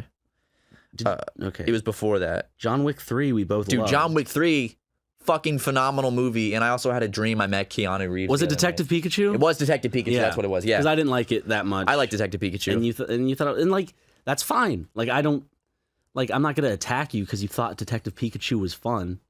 But you sure as hell will attack me for thinking it was just okay, and I didn't like it. I will. In fact, I'll come to your place of living, and I might commit some arson, some acts of unthinkable crimes against you. 3 movies that are coming out this weekend that maybe I should start doing this every now and then, like movies that are on my radar that I'm like, hey, maybe people should keep these on their radar if they're interested. One is The Farewell. It's the movie that stars. Does she have a proper actress name yet, or is it still Awkwafina? I think it's just Awkwafina right now. Yeah, it's the one about the Chinese family and the grandmother is dying of cancer and they don't want to tell her or something. Oh, yeah, it's I thought it was hilarious. What's the other ones? The other one is The Art of Self-Defense. Yes, I want to see that so bad. That looks really good with Jesse Eisenberg. Yes. And then the other one, okay, I don't care if I get shit for my movie taste on this thing, but I really enjoy creature features. At first I was like, I like monster movies, but it's like, I think I specifically like creature features more. Not creatures as in like Creature of the Black Lagoon, while that is a fun little romp. I really like sharks or alligators or bears or stuff like that. Scary monsters, nice sprites. There's a movie coming out called Crawl that I'm really I'm pumped to go see because I hope it's fun. Yeah, it looks like fun. The one where a hurricane goes through Florida and this girl stays behind because her dad was staying behind her. I can't remember. She has to go save her dad, but her house ends up being flooded and filled with alligators. So she has to traverse her house filled with alligators and like trap them in the shower and shit. Like it's like Home Alone, but with alligators. Yeah, and I love goofy shit like that. And so a lot of the times I go to those types of movies and I don't find they're not fun and they're not good. And I'm like, oh, that was bad. And it's like, what did you expect? But sometimes they're that right bit of a camp that's just fun. Yeah. And I thought the Meg was really fun and goofy to watch. Like we all saw that together. Yeah. It was a good fucking movie. With was it Jason Statham was being dragged by a boat? An incredibly Chinese funded movie. Oh yeah. Dude, wait. What about instead of Home Alone, it's Dome Alone? It's just Macaulay Culkin sucking his own dick at home. Dude, I can look up sort by movies NC-17. Yo, we got any good NC-17 joints coming out? No. Well, I can look up nothing coming. Do they really even make those anymore? No, because they know it won't make money. They might. But I think most NC-17 is just given to R. Because I think they try to cut it down. Like they cut shit out to make it R because they know it'll have a bigger audience. Well, R is becoming, I think, a little more lenient. Like in R-rated films these days, I've seen a lot more dick than I did in previous R-rated films. I've noticed that, yeah. When I realized, I'm actually just watching a gay porno.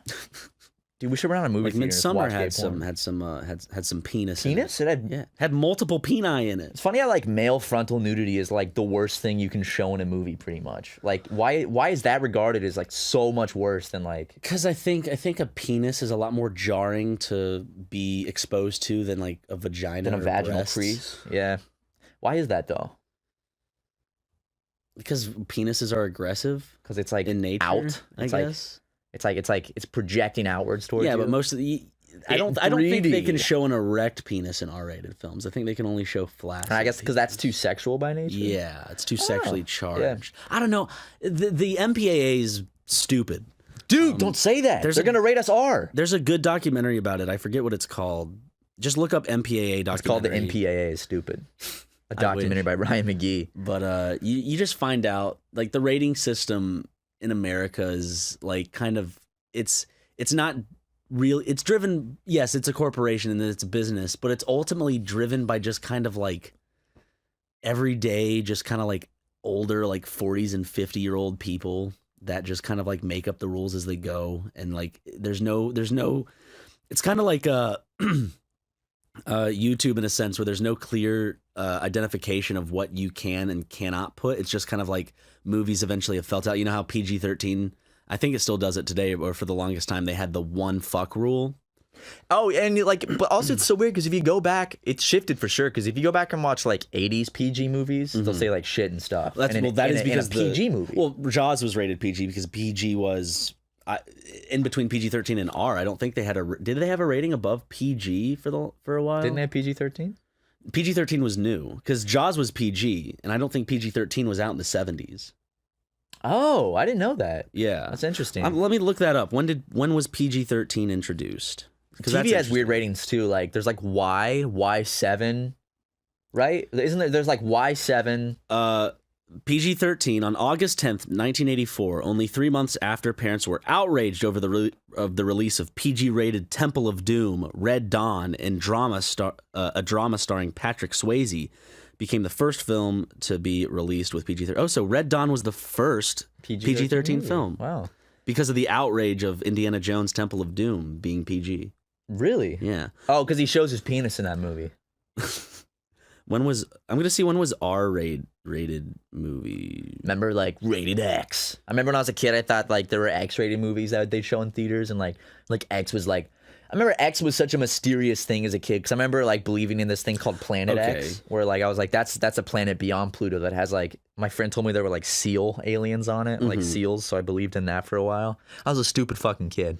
Okay, so PG-13 was the newer rating because R was a thing because it says the ratings used from 1972 to 1984 were G, PG, and R, and so you would have to have a massive kind of jump to get that R rating back in. So they could put that day. makes so much sense now. Like I didn't know that, so that makes sense why so many PG movies had things in it that nowadays they'd never put in a PG movie. Because nowadays it seems PG movies are primarily for a younger, like a kid audience. You said it last night. You were over at my place and you were like, imagine if I took care of myself. And I was like, that's too dangerous, dude. That's Imagine if I went to the gym, if I worked out, if I ate right, if I just paid attention to just my hygiene in general.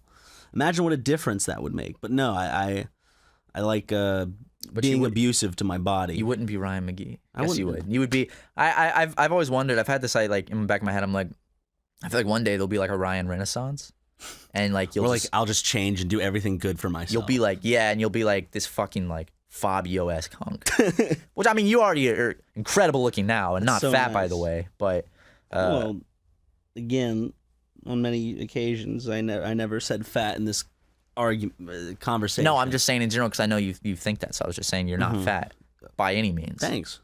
Not at all. Okay. When you call yourself fat, it makes me laugh actually. Why? Because you're not fat. I'm tubby. No. I'm that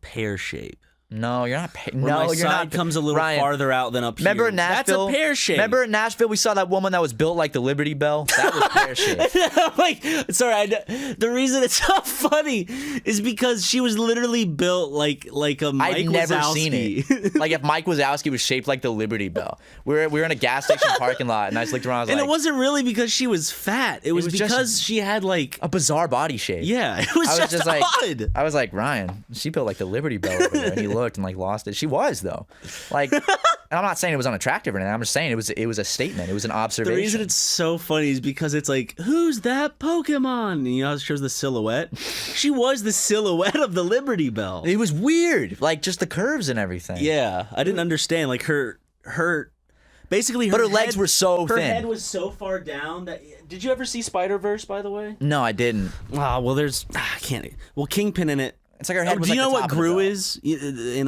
Despicable Me? Yes. See how his yes. head comes below the top of his torso? Yeah.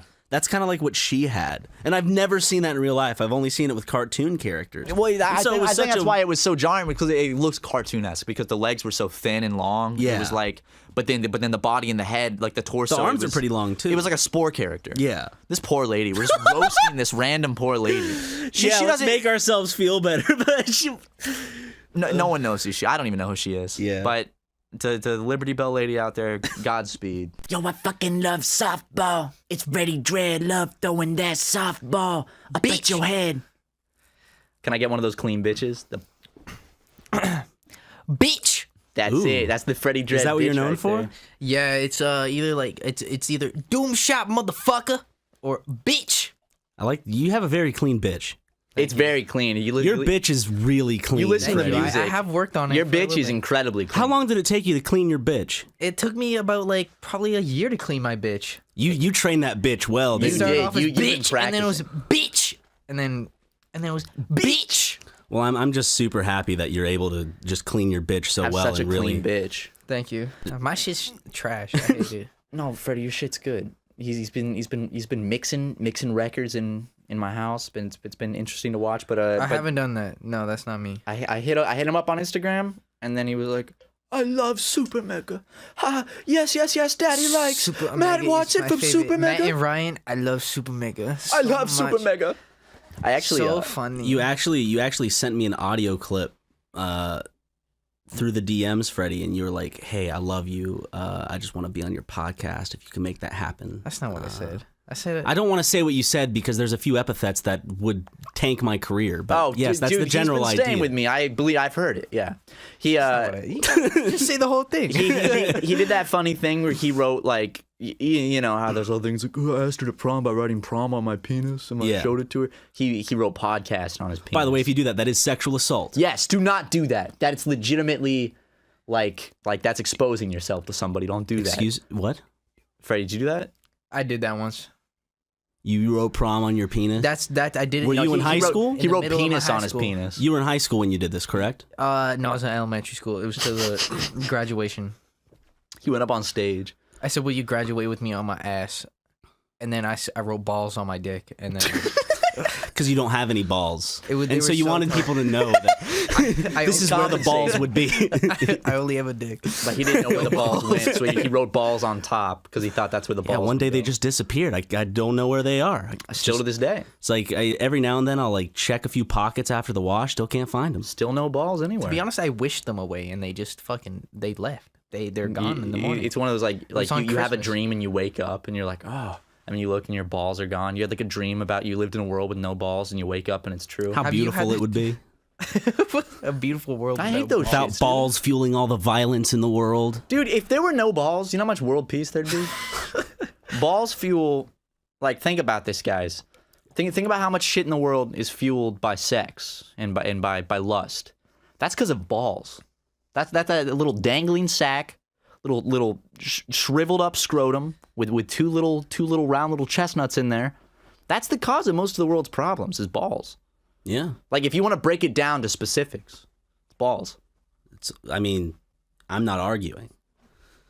Sounds like you're arguing. I did not. You want to see my balls? No. You're still pulling them out. I Pulling said them no, out? so this is harassment. No, it's not, Ryan. I'm saying You've no. seen my balls so many times. Does that give you the right to just whip them out Nobody whenever has seen you my want? balls more than you. That is true, but does that give you the right? Nobody has seen my balls Does that more give than you the Ryan. right to whip out your balls when I say no? Are you really saying no? Can I not do it? You're I see the smile. You're actually waiting. You know, I think like I'm. You see how happy I am. How about I pull them Freddie? through my You're zipper? very happy. I'm happy that you respect me that much. But How about I yeah, pull- sure, pull your balls out through my zipper, not through the top of my pants. See? Oh Pull wait, my whoa, balls. whoa, whoa! Freddie said he didn't want to see your balls. Freddie, don't look. Freddie, are you okay? Don't look, Freddie. What do you think about those balls? I think Freddie. Don't look again, Freddie. Stop, Freddie. Do His not look balls at me. are still out. No. For people wondering, He blew some jewel smoke on my balls. Thank you, Freddie. Did you feel the I dust? did. It was very nice. It's very fucking hot in the recording room. And I do have to say, you blowing that cool jewel smoke on my balls was incredibly... You can put them away now. I can keep them out for the rest of the podcast. Is that a power move? A bit. It's a bit of it's a bit of an ego thing for me. Okay. It's a bit of a kind of a power move. Yeah. Well, guys, we're back. We had to cut some shit out. Not the Martin Luther King stuff. No, some stuff that went a little farther. Well, Freddie actually started saying the N-word, so we did have to cut down. That never unfortunately. happened. I don't think that ever happened, did it? Yeah, good luck getting signed now, dumbass. Come on. I'm just kidding, Freddie. Come on. They'll sign you because we're the funny YouTube men. If SuperMega still is around in don't 2046, we will release the audio of what Freddie was saying. What if like That's so we're embarrassing, around 'cause when and we're you- like when you the release it, it's gonna be nothing. It's gonna be me sitting here. no. We're the biggest brand in the world at this point. Like we've overtaken Google, Facebook, Microsoft. We're bigger than Charmin. I'm searching up tips on fucking supermega.com. I like how that's the goal. Charmin. I mean, dude, being bigger than Charmin, That's a big deal. That's a big fucking deal, man. Everybody knows Charmin. Everyone knows the fucking Charmin Ultra. Less is more. Like the Charmin bears, they had toilet paper on their assholes. You know, and like some New Yorker can't use the whole like, I wipe my ass with your product. Like as a thing where it's like they go to a thing because people actually do wipe their asses with their product. Exactly, so they're that's immune. one less like fuck you that someone could deliver to them because of their product. That's good for the world. Yo, those Charmin Ultra commercials with the cartoon bear with the toilet paper. They got on a it. plump ass. They did, and I guarantee for many people that was their the dad sexual bear awakening. and the mom bear. That was someone's sexual awakening. Someone probably listening to this right now is like, I feel very targeted because that was my sexual awakening. That's what bred furries in the current climate of America. Freddie, what was your sexual awakening? It just gets into like the most graphic detail. It's like, whoa, dude. Shit. My sexual awakening began when I found my dad's. No, it wasn't my dad's. It was like my fucking grandpa's. He was collecting like a bunch of really vintage porn magazines, and they were. I thought that was going in a different direction, to be honest. But my grandpa. Because most people don't start their sexual awakening story with my dad. No. And then change it to my grandpa. Rich coming from me, but you know. Yeah, no, you found some vintage pornography. It starts with my It starts off with my grandpa. You seen VeggieTales? Yeah, I seen VeggieTales. Kind of one for me. They knew what they were doing when they made that. They show. knew exactly when the main character's a phallic object. Yeah. He's got a pudgy best friend. Matt and Ryan Yep. from SuperMega. Yep. Stop with that joke. Stop. Please. I'm so serious. Stop it. Wonder what the next one will be. I was walking down the street in Los Angeles the other day and I heard someone yell it out. That's enough. That's how people start to like when they recognize it. I noticed I was like, Matt and Ryan? It's very common. Or if it's now. just me, they just go, Ryan from SuperMega? And when it's me, they go, Matt? Actually, a lot of people say Ryan from SuperMega as a joke to me. Oh, really? Yeah. Oh, I've gotten that too, yeah. But Ryan, sexual awakening? Sexual awakening was... I've said this multiple times. I didn't even finish mine. Oh, sorry. Oh, I'm sorry. I didn't mean to cut you off. We can't just have you It basically ended with my grandpa. I need to clear And that's some all you shit need up. to know. Grandpa, Sorry, porn what was your- magazines, figured out what boobs are, typed in boobs on Google, found this one picture of this girl at a protest with her tits out. In Russia, probably? No, not in Russia. I love how you know this is real because that's so specific. Yeah, no, that's not why- like a made up bullshit thing. It's like some National Geographic shit. I swear to God, I thought that she could see me, and I didn't have my shirt on. And She could see your tits. And then I ran out of the room. My parents found the picture of the girl in a protest with her tits out, moved the computer upstairs. Oh, no. And then that's where the urges came. I said, I need to see those fucking tits one more time. What are they? I need to get a good look at them. How come these look different than those? That's how he got into rap, actually. Yes. Yeah. What was your sexual awakening, Matthew? I just said. Rap? No, VeggieTales. Oh, VeggieTales. Yeah, actually, legit. I don't know. I think it was I can pinpoint mine. Wait, I'm Boom. trying to think. Of my legitimate sexual awakening. I could think of my first big crush on a fictional character. Fuck, my actual. I can't think of it actually. I really don't know. This is clear as yesterday to me. And I've said it multiple times. You have. I remember. You already know what it is. I do remember. Well, what but is Freddie it? doesn't know. What is it, Matt? You say what my sexual awakening is. It was that song, right? It was a certain Pink song, where she's like, "Kiss my ass" or something. Was that it? The party's getting started. That one. And she goes, "You'll be kissing my ass," and I was like, like her naked, her naked butt. Yeah. I'm coming out, so you better get this party started. I'm coming out. I'm coming. I think that was my ringtone. That was at my one sister's point. favorite Your ringtone song. was my sexual awakening, my That's man. amazing. So if Ryan had heard your ringtone, he would have gotten at least a semi-chub. That's awesome, dude. Do you remember B.O.B.? What the fuck do. happened to him? I don't know. B, little O, big B? Yeah, Big B, Little O, Big B. Yeah, Big B. Bob. Bigsby. His name's just fucking Mo Bob. Bigsby? No. Mo Bigsby, dude. Is it Mo Bigsby? Is that his last name? From fucking Ned's Declassified? It's not Mo Bigsby. It's Ned Bigsby. Ned Bigsby. From Mo's Mo Declassified. Bigsby. From Mo's What's up, guys? Welcome to Mo's Declassified. What a horrible name. I mean, the name. Hopefully, there's no one. Do you think fucking dude listening named Mo My Bigsby name's is like, Mo. Wow, what the fuck, guys? Where does Mo come from? What's the origin of the name Mo? It's just such a primal sound. Mo. It's like they heard some cattle make that sound. Like, I'm gonna name my son that shit. Think of like all the names, just like you got Matt, Ryan, Derek, Jason, Nathaniel, Amanda, and then you got Mo. Is Mo a name? It is a name. Why? And why is there an E? I'm gonna look this up. The origin. Name this podcast episode "The Origin of Mo." Well, what's funny to me about it is especially the spelling, because it's like they chose such a fucking simple sound as a name, but they were like, "Mo is not enough. We need to at least make it look classy." So they threw one more letter at the end. They put E, so it's like, oh, see, now it's not as bad as it sounded. It actually is like bare bones basic. Okay, see What's if the I'm gonna etymology? see if your brain makes the same connection that mine did. The name Mo is a boy's name of English origin meaning delivered. The baby was born. Boom, you got it. Mo. So I'm glad we're on the same wavelength. That's exactly what it is. It's delivered. Mo. It seems like so. Mo was Mo just given to babies that didn't have a mom or dad, or like didn't have anyone to care It's for like the them, default or? like name before you customize your character and change it to something Mo. else. Like Mo. Delivered. It's a pretty bad name. I guarantee for some dude named Mo, it's like, all right, cool. Honestly, you know what? Mo's a kind of. I wish my name was Mo. No, you don't. Look at me. Look at the way I look, Ryan. What if my name was Mo? Like, look at me and visualize it. Mo Watson. That's funny, right? Dude, if your name was Mo, I wouldn't be able to stop laughing when I look at you. Mo McGee? Well, your name is like such a funny last name, except for with Thanks. Ryan. Ryan, it's perfectly fine, but like, Is it? Yeah, like it doesn't sound funny. But if you were to put it with like any other name, like Douglas McGee, it sounds funny. See, like Douglas. Douglas is a funny name. Seen any movies lately? You fucking horn dog. Horn dog. Pretty boy. Yeah. I'm gonna fuck you, dude. Dude, I don't know how uncomfortable this podcast is if there was like real sexual tension. If you were like rubbing my feet. Fuck. Well, I mean, dude. you're doing that regardless. You were doing that before you brought it up. You were like playing footsie with yourself over there. I know. I was imagining it was you. It looks good. Thank you. You got nice little piggies. Could trim them up a bit. You could trim them, but at least you don't have fucked up feet like mine. You know, I got these bunions. I got these big ass bunions. Do you actually have bunions? Dude, do you not see the shape of my foot? Look at this. I'll take my sock off. Let me show you this. Do you see? Your foot doesn't do that. See this part right here? You don't have that. A little bit. Yours is more out. It should be like this, but it's like that. You're gonna have to get corrective surgery. Yes, I do. For Very that, aren't you? expensive corrective surgery.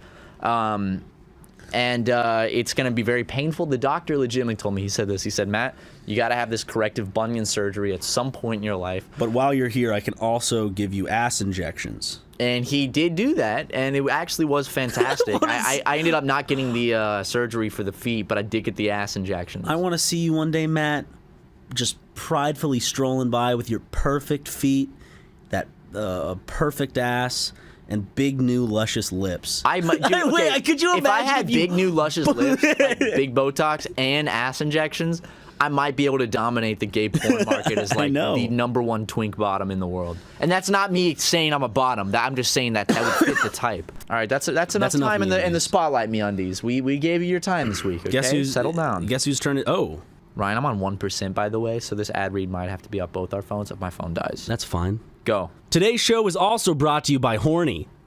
They're not going to appreciate that. He took the name of their brand and changed it. They're literally like the first 5 seconds of the ad read. Just making a mockery. The easiest way to save money when you're shopping online. Honestly, before I found out about Horny, maybe I should. Maybe the first one is say okay. Honey. Just say honey. It's Okay. honey, guys. It's for honey. Can you believe what Bill Clinton has done? Honestly, I can. You know, Bill. The Clinton kill list has gained another name. Jeffrey Epstein has committed suicide. R.I.P. Jeff, man. I was on the beach in Thailand and it was nighttime and I got this notification on my phone and I just screamed. I said, "Damn it, Hillary! Damn it, Bill! Once again, you've done it." You know, they were asking me as a YouTuber, they're like, you know, we need your help. And I offered my help with the Epstein case. And they said, this dude just committed or tried to commit suicide because we found him in his jail cell with bruises around his neck. And we're afraid that he might have tried to hang himself. And he's a huge witness that whose case incorporates a lot of powerful, rich people. Probably the head of the biggest pedophile ring in the world. And I'm like, I'm sitting back in my lawn chair in the backyard, you know, throwing the tennis ball with Lego, and I'm on my Bluetooth. I'm like, listen, buddy, If you need my help, I'm here. What's up? They're like, so we have him on suicide watch. I'm like, whoa, buddy. You have him on suicide watch? That's a serious thing to put someone. Take him off of that. Take him off of that. That's too stressful for him. I mean, think about all, like, he just had one of the worst court dates recently, and where a lot of stuff is coming to light. He's probably embarrassed. He's having a lot of negative media attention. That's embarrassing. And they're like, oh, so just take him off? I'm like, yeah. And while you're at it, give him some free time. Tell some guards to just go fuck off for a bit. And make sure he has ample materials, like if he wants to learn how to tie some knots or something. Thanks, Matt. That's me. You were just standing behind. I was behind you, giving you more recommendations. Yeah, you're just like nervously pacing because you're excited at that the Justice Department called us. Has called us once again, actually. Yeah, that's not the first time the Justice Department has given us a ring. Yeah, Hong Kong's calling, but I can't fucking understand them. Yeah, I don't. They know how to help with freaking that out about situation. something, but I can't. I don't know how to help with that. That shit's ridiculous. It's insane. Dude, wait, real quick, I just like to... Sorry, go. I was just gonna say, like... No, actually, I want to talk. Go, Never mind, I'm go, kidding. talk. Go. No, I just wanted to... I just want to... It's like a sitcom moment when, like... like, the guard walks into the cell, just like... Oh, no! I like to think of it as, like, it's one of those moments where one's, like, in the drive-thru ordering something, and all of a sudden he goes... He calls his guard buddy. No. He's in the drive, then all of a sudden, he looks. There's a Twitter notification. Jeffrey Epstein found dead in his cell. He goes, spits out his milkshake. Calls up his guard friend. Weren't you the one watching Jeffrey Epstein? I thought you were watching him. No! Drake and Josh watching Jeffrey Epstein. And all of a sudden, it's like, but Megan said that they were having 2-for-1 burgers at Burger King. Drake! Megan! Weren't you watching Mr. Epstein? I thought you were watching him. I thought you were watching him. All of a sudden, bling, the Twitter icon comes up. Joe! Let me tell you a little bit more about Thailand. So to get around, you would give a man on a moped. No women. No women driving the mopeds. There are also no women driving the taxis in Japan. A woman drove my taxi, though, to the airport. Ooh. So...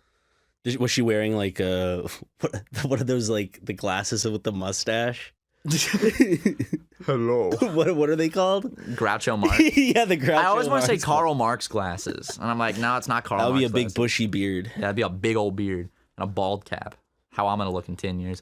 But basically, you just get on the back of mopeds and ride them around, and some dude will just, like, zip you around for 10 baht, which is the currency there. And I found out that a lot of them take meth pills. Like just meth? Just meth. Straight meth? In pill form, yeah. Oh. To stay awake and get the driving done. And so, like, you'd be on the back and then just be like tweaking and twitching and be like, oh, all right. It was very scary. There weren't a lot of rules in the road. There's no traffic rules pretty much. From what I've seen of Live Leak, you getting on the back of that moped is a surefire way to end up on the underside and grounded by a big truck. Well, they like zipping between cars while you're on the back, and you're just hanging on to the little thing behind you. If your pelvis clips the side mirror of another car, I'm going flying. Yeah, well, it's gonna shatter my pelvis. Yeah, and I'll probably fly off the back. And there's one point he's going real fast. I'm hanging on the back, and I'm kind of like he's jolting a lot, like the bike. So I was like, oh shit. And I had a bunch of bags too, like my backpack and my tote bag. So I'm kind of like hanging on with one hand. And there's a car driving really fast behind us, right behind us. And I looked, and I'm like, if I were to fall off the back, that car would run me over in like less than a second. Like, yeah, there's keep driving. Yeah. So, oh my God. And the amount of children I saw just like propped onto a moped, just like not even hanging on, made me so nervous. Because they like, they're on the mopeds, they'll just zip through cars. If someone's in your way, you just drive around them, like on a car. It's insane. The getting traffic coffee there. What? No, nothing. What'd you say? It's like getting coffee with a comedian. Yeah, that's pretty good. That's pretty good. I didn't say with a comedian. I just said with coffee because you said you're in a car and a coffee with a comedian in Thailand. Just go. But dude, there'd be like guys on mopeds like to cut through traffic would come down the opposite lane and just drive like the other way through. It was insane. I'm man. really on it today. Dude, you're doing great. Did you man. get it? They'd come through. Yes, they come down the yeah. What else did I see? I saw the back of your eyelids while you slept. Yes, I did. I saw the back of my eyelids. I'm on a roll. Nice and red. I'm on a roll. I got really fucking sunburnt. I fell asleep on the beach, and I was like, fuck sunscreen. And then I Why? deeply What'd regretted it say? That's pretty good, dude. I took the sunscreen out to dinner first. It was fucking I still have sunburn. Like I'm still bright red on my shoulders and my back. And your pussy? And my pussy. My pussy's a little red too, man. So dude, good. you are fucking cracking I'm the proud joke of whip. myself right now. I'm feeling See it, this man. smiling face of mine? You see my smile? I see those pearly whites peeking through. Pearly there. yellows, bruh. Those mossy yellows. No, they look pretty white from here. Let me see. Man, my teeth look like a goddamn coral reef. They don't look like a coral reef. They look like sponge. Yeah. No, they look fine, dude. A bunch of SpongeBobs lined in a Little row. tiny SpongeBobs. I'm trying to think what else I did in Thailand. I mean, I Nothing. did so much. I went to the National Palace. I ate the best food I've ever had. Honestly, Do you have a boner right now? What? That? It just looks like you're okay. No, never mind. no. It looks like your cock's just up That's and the way the hard. shorts are. You know, I was just like, God, you're like Thailand is. Oh my God, Thailand. Remember last week we were talking about PureFlix? Yes. So the weird thing is, before that podcast was even released, I've been having a lot of weird coincidental shit happening every day in my life. We got an email from somebody that said that they know someone who knows like the co-founder of PureFlix, and they were like, this might be a long shot, but I'm gonna see if I can get you guys in contact. So maybe we can be in a PureFlix movie. Dude, if we could be in a PureFlix movie, dude. What? You don't think we could be in a PureFlix movie? Look at this. I don't know. Here's some good PureFlix movies Harrison sent me. Holy Man Undercover. It's the guy from God's Not Dead. He's hot, he's hip, he's Amish, and he goes undercover in Hollywood as an Amish man, I believe. That's Fred Willard in it? Does he uncover the Hillary Clinton pedophile sex scandal? I wish. And the movie ends with him like capping Hillary Clinton in the head. Has anyone done like a blaxploitation Jesus film? The fuck, dude? Talking about coincidences. This morning, Like it's about the crucifixion story, but it's shot and filmed like a 70s, I guess, era. This morning over coffee, I talked about a blaxploitation Jesus Christ film with Harrison for about 25 minutes. Really? What the fuck? we oh my God! But we were talking about you playing Jesus. No, Yeah. I would get a black dude to play Jesus. Yeah, but we literally we came up with the whole thing where Mary Magdalene, she's like, but you can call me Mary Jane, and the 12. We were also talking about making it like a Ocean's 11 movie where it's like a bank heist and he has to get the disciples together and go like recruit them, and it's just like a bunch of like pimps and stuff. That'd be a great movie. Yeah, like Matthews on like demolition and like a bunch of like different. They all have a specialty. You know what I want to see PureFlix do? A found footage time travel Jesus crucifixion story, where these people make a time machine. They go back in time and they bring back proof. Like they show the world their whole goal is to capture proof that the crucifixion happened. But at the end, they're about to go through, and they have the camera. Then he just goes and chucks it into the Red Sea, and he's like, "I just need my faith. I don't need proof." Then he walks through and then goes dun dun dun dun dun dun. You know, PureFlix can have that one for free as long as you make us the main characters. Please. You guys can have that. You go into that. Jesus fucking Christ, Ryan. You knocked over Aaron's box of toys and bongs. I needed more space. That scared me really bad, actually. No, what is that? It's just a box of bongs and toys. Yeah, they weird. better not be broken. He's gonna be pissed. I'll just hide it somewhere. I'll put a blanket over it. We can convince him when he was doing steroids last time he broke it. Because he got mad at us last time for recording in here. Even though he gave us the permission to record in here, but that roid rage changes a man. How's that, audience? You guys like that? Was that fun? Tap that on a bun. Tap that. Give me some more. Tap that till you get sore. Tap that. Wake up. That's R. Kelly's new song. With Let's Plays, I guess the difference that I noticed when you took over is that Matt and I cut out a lot more because we are a lot more self-conscious. Well, I think that's also why it's better for Justin, I think, to edit the Let's Plays in that case. Yeah, and I think that's also why we don't. I think we might have such an iron grip on our live actions because I think at the end of the day, Ryan and I are also definitely self-conscious little bitches, and we're like, oh, we're not funny, and we have all this footage. So I feel like if we edit, Fix it in post. It's like a guarantee that it's like, oh, if we have control over the editing of this, then we can guarantee it'll be what we want it to be. Where it's like, if someone else were to edit, it would be like, oh no, it's showing like the unfunny stuff. Yeah. And now we don't look funny. That's just being self-conscious. Well, I'm the same way with some of the edits I put in. Sometimes like I'll have something where maybe it'll be my voice or like just something like that, where I'm a big part of the joke, and I sometimes Justin's always a joke. But what's the drum sound? The drum fills. Yeah. I'm not adding it. You already did it, so. Well, yeah.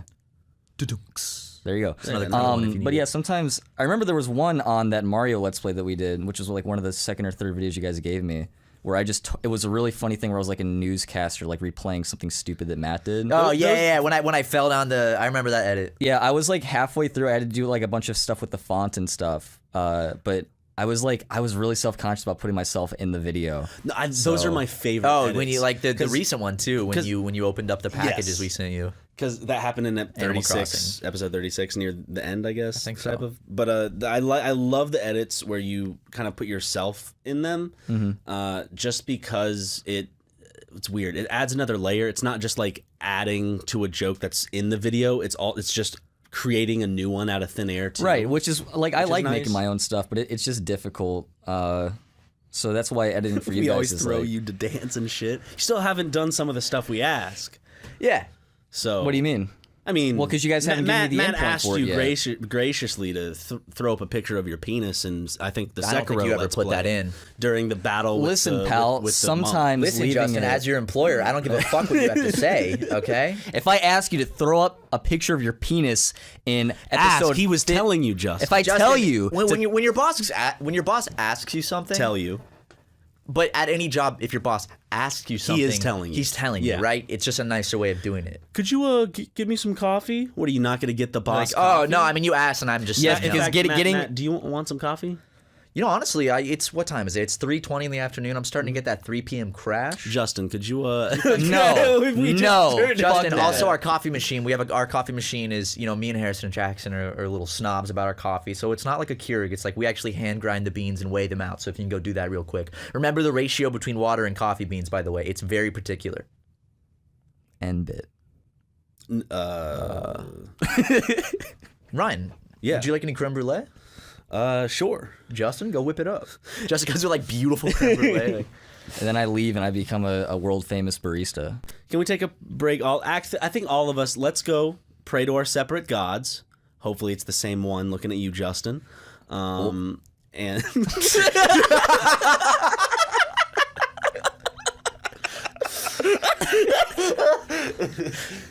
then we'll be back with ad reads. Little prayer break. It's everyone's favorite part of the podcast. So like, not only are they ending all current conversation, I know the next thing coming up is going to be an ad read. I'm so excited. If there's any time to click off the podcast, it surely isn't now. More of the podcast coming up next. Like my stepdad and Justin, 2 out of 3 guys will experience some form of male pattern baldness by the time they're 35. The good news, with today's advancements in science, Keeps offers proven treatments that can combat the symptoms of hair loss. Luckily for Justin and Ryan's stepdad Jim, Keeps has revolutionized the way men are treated for hair loss. You used to have to go to the doctor's office for your hair loss prescription. Now, thanks to Keeps, you can visit a doctor online and get medication delivered to your home, Justin. No more waiting rooms and no more pharmacy checkout lines. Get doctor attention to discreet drug delivery, all from the comfort and privacy of your own little editing shack, Justin. Prevention is key. Keeps treatments really work. They are up to 90% effective at reducing Justin's hair loss. The sooner Justin starts using Keeps, the more hair he will save. So Justin, act fast. Many men even experience hair regrowth with Keeps treatment. Justin, you can find out why Keeps has more 5-star reviews than any of its competitors, and nearly 100,000 men, and that could be including you, buddy, trust Keeps for their hair loss prevention medication. Keeps treatments start at just $10 a month. Plus, for a limited time, Justin can get his first month free. And you can too! Ryan, luckily I was blessed with an incredibly juvenile hairline. But Justin, on the other hand... It almost touches your eyebrows. It almost does. You can't even... Some mornings I wake up, I can't even see a difference in my eyebrows and my hairline. But Justin, on the other hand, not so fortunate. That's why I recommend Justin uses Keeps to keep that hair. That's why it's called that, Justin. You know how you can go keep that hair? Go to keeps.com/SuperMega. What is that, Justin? No, we have to pay him if he says something. Oh, that's true. Ryan, what was that? That's keeps.com/SuperMega. That's KEEPS.com/SuperMega. Y'all know how to spell SuperMega. You're smart cookies. We are back from praying and from that wonderful ad read. Yes. That was great. Thanks, guys, for talking about my baldness. No problem. I mean, it's something, I think male pattern You're very baldness is passionate something about that we're very passionate about. We're actually going to do a charity live stream soon for men who don't have hair. Yes, because I'm so incredibly self-conscious, and my hair especially is one of the main focal points of that. So for you guys to, help me out and give me that link, it's great, and I really appreciate it. And, Absolutely. I mean, that's what we're here for. Right? I'm just hoping that we got there in time, because it says it prevents hair loss, Justin. I'm going to be looking in the mirror of your bathroom when we get back and just like, fuck. Oh, dude, once that paranoia starts, it does not stop. Speaking from experience here. Oh, I love money! Thanks for the money, Harry's. And MeUndies. We love money. And to the fans who don't pay for YouTube Premium, thanks for the extra cash. Anyways, what were we talking about? Sorry, I was over here. I can lay down like I'm in like a therapist office. This does feel very therapy-ish because right now, we're actually recording. Even though we have our podcast, this room does set get up, pretty heated. It's getting kind of warm. Yeah. Is it because that door's closed? I think no. I think the AC's just off. Is the AC off? I think so. Did you turn it off? No, I didn't turn it off. Maybe Jackson Harrison's mom did. She's here. God. She's in the studio right now. And is she here right now? I think she's here right now. So hold your jokes. Well, they weren't jokes. More factual statements? Yeah, very factual statements. She is something else. She is something else. Whew. But we'll save that for another day when she's not here. But she cleaned the office. That was very nice of her. Yeah. We were recording and we came out and she's just like vacuuming and wiping things down. She's like, my son works here. She's like, thank you boys so much for giving Jackson this opportunity. We actually hired his mom because she needed some extra money as a maid. So yeah, she's pretty poor. So I wish you laughed like that. Just some evil fucking. That's so evil and like callous sounding. Evil YouTube gremlins, dude. I like that, man. Dude, that's our podcast name. Evil YouTube gremlin. That really does sound like a YouTuber's podcast, though. What's up, guys? Welcome back to Evil YouTube Gremlins. But Gremlins was made by Steven Spielberg. I always forget the movies he does. Because like didn't he direct the first one? Yeah. But he does all these movies where I'm like, though. oh, that was Steven Spielberg. Like the BFG, the big fucking gooch. Yeah. So it's about a kid that finds like a massive gooch in the woods. The big friend giant. What does BFG stand for? You're almost there. The big freaking giant. The big fucking giant. The big fucking giant, dude. It stands for. Gay. Is it big? No, tell me if I'm getting it. Big. Yeah. Friendly. Giant. Mm-hmm. Okay. Big friendly giant. That's him. I watched a Dr. Phil episode recently. It's so boring. I'm kidding. It's not boring. It's good trash to have on in the background, I guess. But I just don't like it. He looks. I used to like those type of shows, like Cheaters. Cheaters was a big one for me. Cheaters was good. I'd always be like, it's like I can't get enough To Catch a Predator. I love that show. Predator's good. I always will go on YouTube when I'm bored and just like watch. Because the compilations, some of them are hilarious. Dude, I watched one where like this short ass man walks in and he doesn't have like dwarfism or anything. He's just really short. Yeah. And Chris Hansen always throws these little jabs in. And he's like, it took him a second to get seated because he's under 5 feet. And it's just like, he just threw that in there. Just one of my favorite moments that made me laugh harder than anything was just this dude in a SpongeBob jacket walking down the street. Yes, you showed me that. The man in the SpongeBob jacket. I just like watching those because it's just, the thing is, since you're watching it from a third perspective and you know what's going on, like, it's like, I'm not trying to empathize with the people that are caught, But in my head, I'm like, there's that whole thing where it's like, I'm about to go have sex, dude. And then it just flips, and it's like, well, not just have sex with a child. No, it's still child. sex. Yeah, sex is sex, Matthew. And it's beautiful no matter what.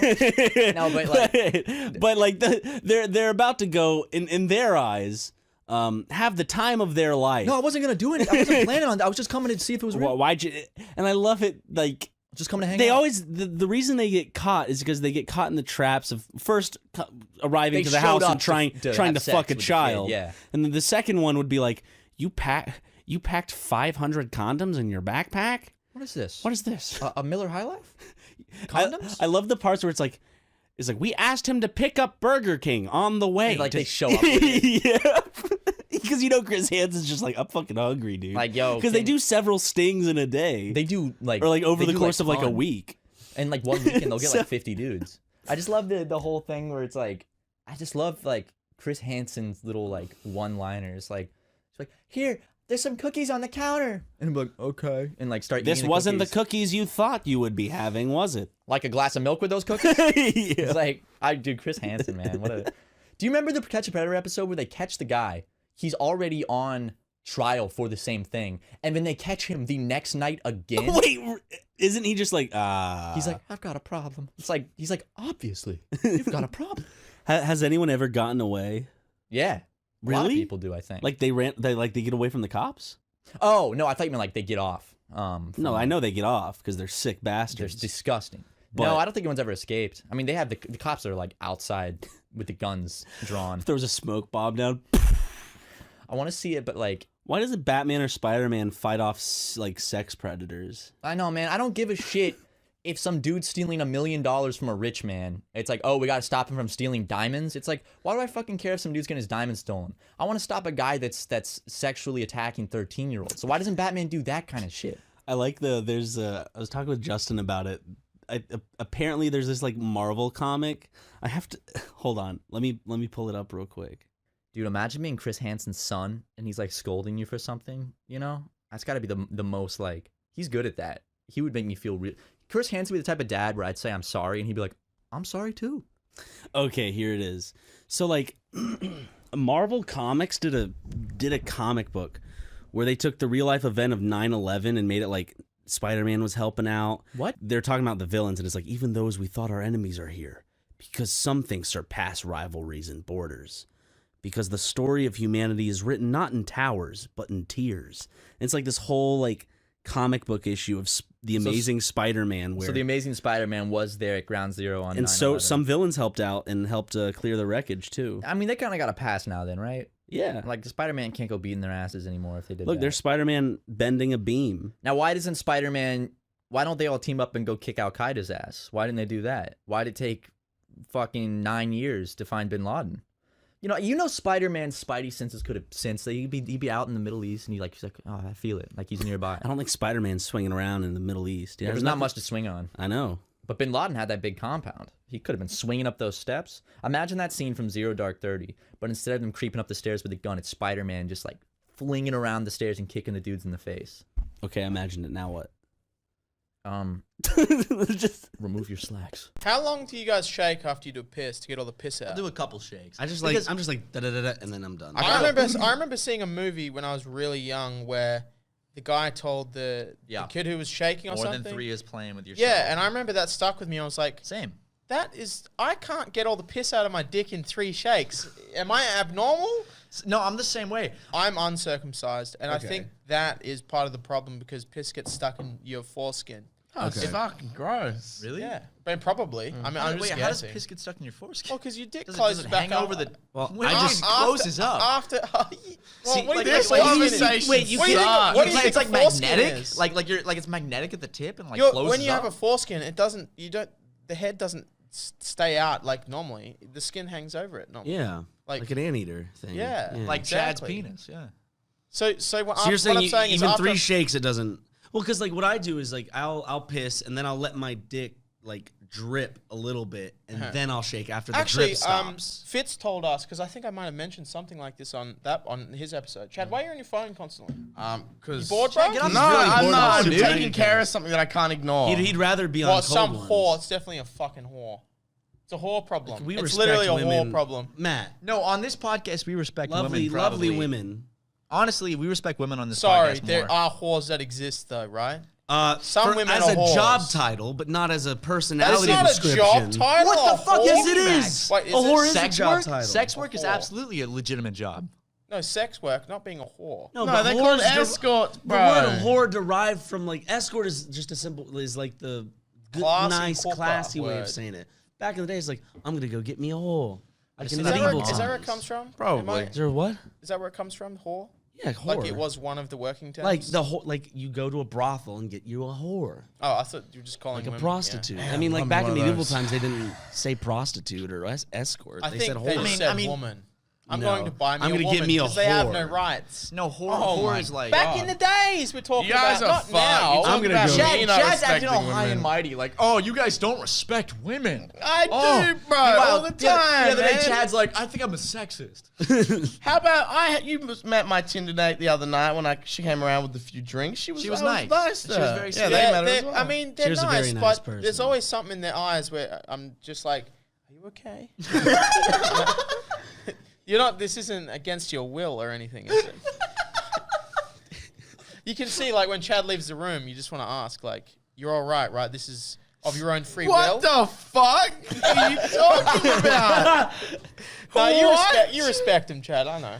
How did you like Midsummer, Matt? I loved Midsummer. I thought it was incredible. I couldn't tell how you liked it because I can never tell during a movie because you'll do the Matt Watson poses and I can never tell if that's out of boredom or just because No, it's 'cause movie seats are uncomfortable because you have a different state of being physically than most people. No, the way I'm sitting is never indicative. A testament of how like a movie. I just have a lot of limb, and movie theater seats aren't very comfortable. So I'm also very fidgety. So I move around a lot during movies. I always go between like two poses. It's the forward, like I'm all Leaning the way forward, yeah. or I'll just have my arms resting on my tummy. Yeah, I like to my tummy, dude. I cross my legs a lot because I like crossing my legs like this, but there's not really room in the theater to do that. So I'll cross them real twisty and shit. It's because you're a homosexual. No, I don't. Let me tell you something, Ryan. Crossing your legs like that does not make you a homosexual. Dude, I like walking. How would you explain this? Or how would you describe it? Sometimes I just like kind of like walking. Sometimes I'll walk and my arms will just normally do that. A little limp wrist. Yeah. A little limp wristed. It's just like it's very flowing. No, feels no, I comfortable. do the same thing. Sometimes it just feels right. See, to I didn't walk laugh that at way. you when you crossed your legs, but you laughed at me when I walked. No, in a very it was comfortable the manner. way you like dramatized the walk. It was very like dramatized. It was good. It was no, I do that sometimes. Sometimes I'll be walking and it just feels right. Or sometimes like you ever just like maybe it's because my frame is very, very slender, but sometimes I like to rest my my hands on my hips like this, like real high up. And I know that if my father saw me doing this, he'd go, "Son, why you got your hands on your hips like that?" I hate that, like, just comfortable poses. It's like, that's gay. It's like, how is that gay? It's comfortable. Because here's the thing, it's flip flopped a lot. Because in medieval times, to be high class, you essentially men looked like flowers. They looked like they were cosplaying as flowers. Like they the had berries big and cream frilly- guy. Yeah. Yeah. And now it's like, I remember being told when I was younger in South Carolina, if I crossed my legs this way, which for the audience, basically it's if you're a girl wearing a skirt and you wanted to cross your legs, you would just kind of cross. I don't know how to even describe it. I feel like girls cross their legs when they're wearing skirts for a different reason. Exactly, but I think that's why it's considered gay, right? Because that's how girls are supposed to cross their legs. So if a guy crosses his legs, I remember I had a. It's supposed to be indicative of like what. You don't have a penis? Yeah, I guess. Well, where are your balls? They're tucked in. They recede inside my body when I cross my legs. Nice and warm. Dude, fame has changed me. I know, man.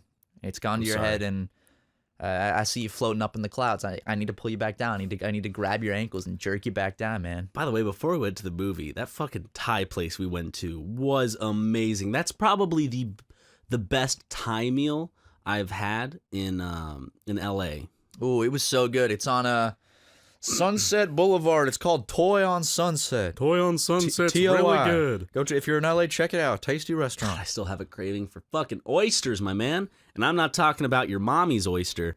I'm talking about the sea fish. The sea fish? The sea creature. Sea fish?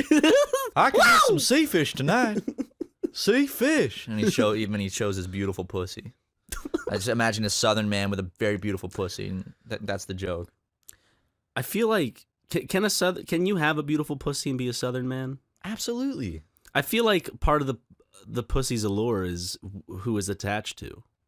I mean, I guess you can have a good-looking penis on a good-looking penis. Yeah. On a beautiful woman. Oh, I mean, we've seen a lot of them. They're honestly like I'll look at a dick on someone who's trans, and I'll just be like, oh wow, that's a lot nicer than my penis. I know. I'm like, I am jealous of how nice that penis. Well, is. if you got to go to a goddamn Build-A-Bear workshop to choose your dick. All right, Dad, you can leave the room. Okay, see, I love you. See you, Dad. You still have your penis though? For now, yeah. Okay.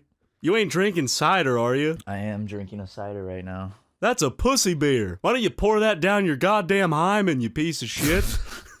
Well, you see, Dad, you don't pour anything into a hymen. You pour it into the vagina. You pour it into the vagina, the vaginal opening. The hymen just is at the... He's gone, yeah. Okay. We started talking about female reproductive parts, and it scared him, so he left. Yeah, it confused him. You ever kiss a man? Yeah. Let's join a commune. Nah. You want to join a commune with me? I'm good. What would it take to get you to join like a commune? I don't know. I feel like I wouldn't be able to play games or watch movies. Oh, What- I don't no, know. what if it's a They commune watched based- Austin Powers They in were watching. Midsummer. What if it's an Austin Powers themed commune? And some, We someone all invited dress like you. Austin Powers. Yeah, baby. Okay. It's like in the mountains of Norway. I'd go to the Austin Powers commune. And yeah. like everyone dresses up like Austin Powers, you know. You have to speak in the Austin Powers accent. It's just a big Austin Powers commune, like a big cult. But it's self-sustaining, you know. You grow your own vegetables there. You know, you have your own livestock. You build, like, everyone makes their own clothes. Yeah.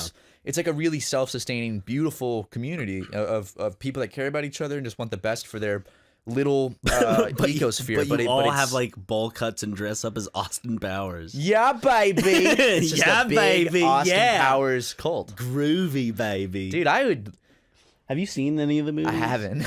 Of course you haven't. But what better way for me to see the movies than to go out there and journey out into the Norwegian wilderness and find myself an Austin Powers commune? I rewatched Goldmember not too long ago, and I was like, I do know. No, actually, I've seen bits and pieces like from when my sister and her friends would watch it. I know why Goldmember is called Goldmember because I remember seeing that scene. Gold. It's because his penis, Beyonce's in it. His penis is a It's golden gold. key. Yeah. He lost his penis in an unfortunate in an unfortunate schmelting accident. Schmelting? Yeah. Oh, because he's Dutch. Like smelting? Yeah. Oh, but he said okay, he's Dutch. Yes. In an unfortunate schmelting accident. Yes. Haha. I love me some licorice. I like Good and Plenty's. Now, I feel like this is actually, like, no joke, like the 6th podcast in a row we've talked about Good and Plenty's. I just want people to know that not sleep on Good and Plenty's. Yeah, I mean, they're easy to sleep on, for sure. Because you see those and you're like... Well, we say that, but how many brain jokes are in each episode of our Let's Plays? That's absolutely Or dome true. jokes. That's true. Well, those are high intellect jokes. Those are the highest, quality of jokes that can be made. Yeah. But, like, Good and Plenty's ain't bad. That's all I'll say. That pink box. Is it pink? It's like purple. With the white and the black.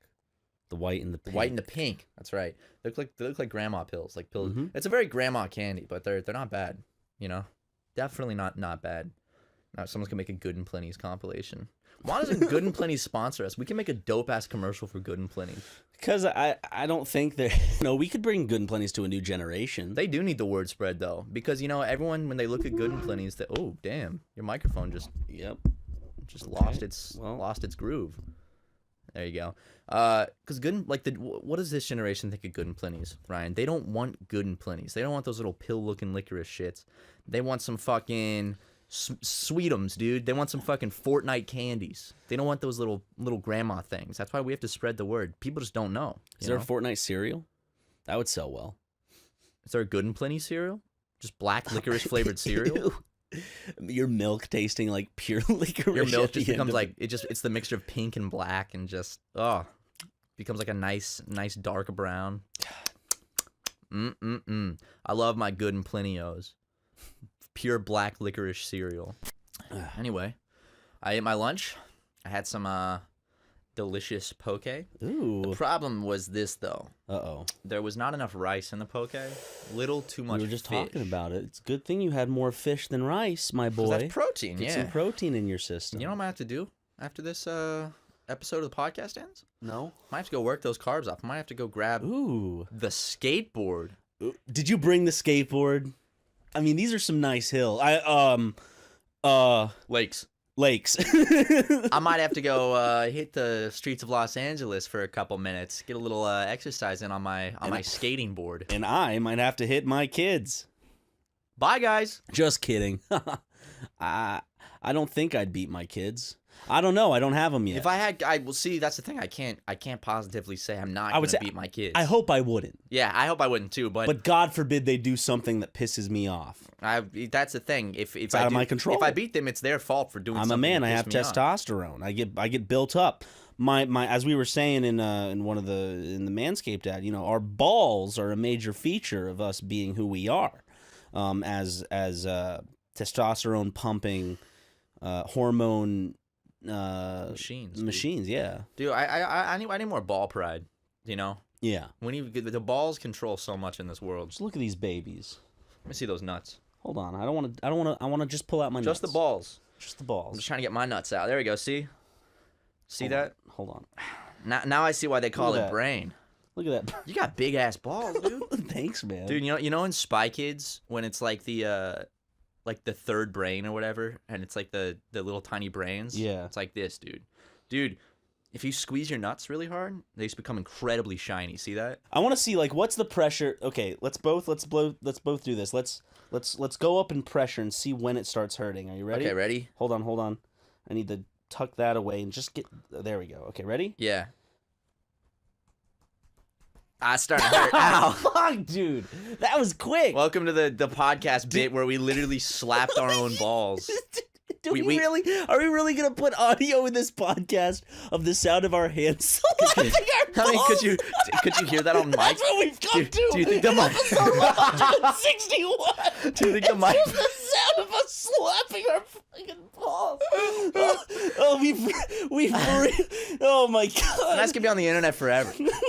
Like we're gonna be like 60 and be like, yeah, there's audio of me slapping my fucking nuts. We've really run out of material here. No, Ryan, I think the opposite. I think that we're breaking new boundaries every day. Okay, dude. We're reaching the point. It still feels a bit sore. It does. I feel it in my abdomen. Jackson, come here real quick. You fuck. I might be wrong on this actually. But that's what I always thought. Hold on. What does the term deflower mean? Like to deflower? To take someone's virginity. Okay, yeah, that's what I thought. I always thought it was just to take someone's clothes off. No, you deflower Think them. about it. Like a flower represents innocence, right? Or a vagina. Exactly, and you're deflowering. You're taking the petals off of that beautiful vagina and making it some gross stuffed cunt. It's called deflowering because you're taking their flower, which is represented by the vagina, because once you take it, no other man will want to be with her. Oh. Yeah. Which is true. It's true. Hey, if a woman cheats on their husband. Well, if that happens, then the second hymen breaks. And the husband can tell because there's a particular scent. Yeah. That will smells like adultery. Smells like the second hymen's been busted. He'll notice because his wife will be much looser, which the only way that happens is by women sleeping with multiple men, as we all know. Yeah. I took in 8th grade, they made me take a sex ed class, and the teacher didn't say this stuff, but some kid beside me told me about it. That's why it's like the AP level, I think. That's why when at least when I was a teenager in youth group, if you farted and it was an airy fart, people were like, "Are you getting fucked in the ass, boy? That's a They said that in youth group? That Like the youth leaders asked you that? No, not the Ryan, pastors. are you getting fucked in the ass, boy? But like kind of like the seniors, where like we were younger, we'd be like, they'd be like the senior citizens. That sounded a little loose. He's like, what? You need those tight farts. That's how you know nothing's been in your ass. What have you been sticking up your ass? So basically they were just trying to make sure you had the tightest asshole possible. Hold on, come here. How many fingers can I stick in? 3? Oh, that's gay, Ryan. I should barely be able to fit a pinky in there. But look at it. I can kind of squeeze in 4. Oh my goodness. Good lord. You're too loose for this to not be the Catholic Church. Oh. Now hold on. Can something cylindrical fit in there? Oh, I could fit my entire penis. Ryan, this is so gay of you. My biggest fear is that, I come outside, I see a bunch of puddles outside. I think it rains. I'm smoking a cigarette and I throw it on the street because the birds come and pick up and use it for nesting. They make nests out of it. You're helping the environment. I'm afraid that I'll set the whole neighborhood on fire. Well, you can see gasoline's shiny, right? So is water. Well, I mean, gasoline has that kind of like sun's pretty shiny rainbow shit, right? Or is that just oil? I don't know. I guess gasoline might have that. Yeah, but that's why before I taste every puddle to make sure it's not gasoline. I had many infections, but it's made my immune system stronger. I love sniffing gasoline. Smells so good. After I'm done with the pump, I'll squeeze a little bit more out of the pump into the palm of my hand and just. Well, the thing, there's people out there that do that though. No, are there? Of course, dude. In all of the world, there's some person that's just like they splash a little on their hand, or they just like use it as cologne, just use it as a cologne on the neck. Why does gasoline smell so good? I don't know. That's the weird thing, right? Because when you smell gasoline, it's like it doesn't smell like appetizing good. It just smells. It's like smells like a drug. Like how? I mean, is it?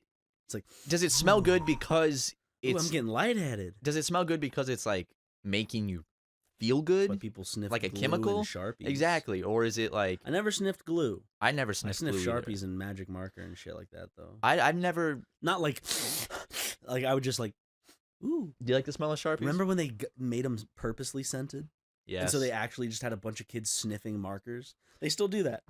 Kids are still out there just, strawberries. I remember like in elementary school, kids would like pretend to like get high off sniffing Sharpies. Why can't they just make those, but make them like Sharpie scented? Therefore, it's not bad to sniff it, and it still smells like a Sharpie. That's true. What makes Sharpies smell like that? Is there alcohol in Sharpies? I think, and ink. The blood of there is alcohol in it because it makes it. That's what makes it dry so fast. I think. I don't know. But why? I want to know the gasoline thing. What about it? For this thumbnail, it can just be you and me just playing with gasoline, squirting each other and sniffing it. There was a My Strange Addiction about the a woman that was like obsessed. She'd just have cups all around her house of gasoline and just sniff. Oh God. I'm sure that's not good for your brain. I feel like the reason it's good is because it's a rare little like you get kind of like walking into a shoe store. Wait, but it smells good when you smell it. But it's not conventional. But if it was around good. all the time, I'd be like, I'm tired of this gasoline. I'm getting headaches. I wonder if it would make you does it make you high? Does it give you like an endorphin rush? Is that why it smells In some good? way, it's killing your brain cells. It's doing the same thing as I said, is like sniffing a little fucking Sharpie or something. It's going, and then your brain's going. And then that makes you go, I like it a lot. Gasoline feel good on brain. Give me more. I'm just gonna start drinking gasoline. What does gasoline taste like? Instead of ball pits at Chuck E. Cheese, why not a gasoline pit? Kids can just go, the bottom layer is just petroleum jelly with a top layer of gasoline. Like 2 inches of it. They just get to splash around in it. They can't drown in it. And I miss your voice. God. She hasn't texted or called me in some time. Ryan, what are the odds right now you have to call my dad and then just say the word vagina and then see what he says back? Can I call him from your phone? Yeah. What are the odds? I'll just do it. Oh, okay. But you're gonna hold the phone, and I'm not gonna say anything after that. That's the rule. I only say vagina, and then. Well, how are you gonna say it though? I'm just gonna go vagina. Okay. Okay. This is so. All right, ready? Oh. Oh, my dad said can't talk, text me. Well, I'm not gonna text him vagina. Send him an audio clip of me saying it. He doesn't have an And then he- iPhone. You can't send audio Oh, clips. shit. Can you send him an audio recording? Vagina. He opens it in front of people. He's like, I don't know where that. He's in like men's small group for church. Vagina. Oh, we're children. Yeah, what so- do our obituaries say? It's gonna say let's play. Not much. Is it gonna say let's player? Ryan Elias McGee used to be known for making. Dude, will our YouTube obituary comedy say Let's that? Will it Plays. be like in his prime was known for making YouTube videos? I just have to make sure I outlive my mother so she can't write my obituary. Oh my! Ryan, if you die young, I promise I will not let your mom write your obituary. Thank you. I will write it for you. Okay. Thank you. I will write it with grace, and I will make it very sweet and professional. My sweet little Rai. It'd be like my sweet baby Rai, mommy's little boy. Used to work for Markiplier. And Game Grumps. She puts a fucking she puts a URL in the obituary. In the obituary, so it's just like, but she does the thing where she copies it from the Google homepage. Yeah. So it's like the long Google URL plus the search result URL. So it's like 3 paragraphs of just like hyperlink text that's just printed on newsprint. Oh man, I feel like I don't know. That just made me sad now because I was like, how do I continue the conversation? Like, well, if I write my mom's, more than likely I'm going to be the one that writes I guess 3 of my parents' obituaries. What are the odds you let me write your mom's obituary when she passes? 15. 3, 2, 1, 14. 8. Fuck. Damn, dude. I was excited for I would that. have had to uphold it. You would. Like, your dad is like in tears working on the obituary, and you're like, Dad, what are you doing? Why would my dad write the obituary for my mom? Oh, that's a good point. All right. Jim They've is been writing. divorced for like 20 years. Okay, so 20 her husband is writing 4 years. Jim is writing the obituary, and you're like, Jim, what are you doing? That's Matt's job. Who? That homo you did the YouTube videos with? Ah, Cecile was a wonderful white that I spent most. She was pretty good for a woman. Even though she was part Palestinian, I was able to look past that part of her complexion and see the beautiful white in which she became. Oh, she was, she gave me some lip, as every female does. But she was a good wife. She was a good piece of property. I like that. She's a good one. She's a good one. I know that I should make a will sometime in my 20s. Yeah. Because it's the smart thing to do. But it feels so depressing to do because it's like, now let's deal with my death. I have a question. If I was like, I give everything to let's say, okay, I'm like, in my will, I want everything that I own and all of my money, I want it to go to Adam Sandler. Does that mean legally now, my lawyer, when I die, has to go to Adam Sandler, if he's still not alive, then his estate, and go to his children and be like, yeah, no, because I feel like a lot of people would dedicate shit to celebrities and celebrities would get it. I feel like you can't do that. I feel like the party has to be knowledgeable. But then you have those movies you have where the they're people not. it's like, oh, my great aunt died, I had no idea, and I got all the money. Yeah. I don't know. I feel like your lawyer would highly advise against that and be like, I would not suggest doing that. Why not? Because I'll be dead. It'll be funny. He's like the highest paid man in Hollywood. Why give him? Maybe I'll make the news. Maybe I'll be on $2,000? BuzzFeed. That's true. This man donated all of his life savings to Adam Sandler, who then danced on his money at a bonfire. I wonder the extent my family would go through in honoring my will.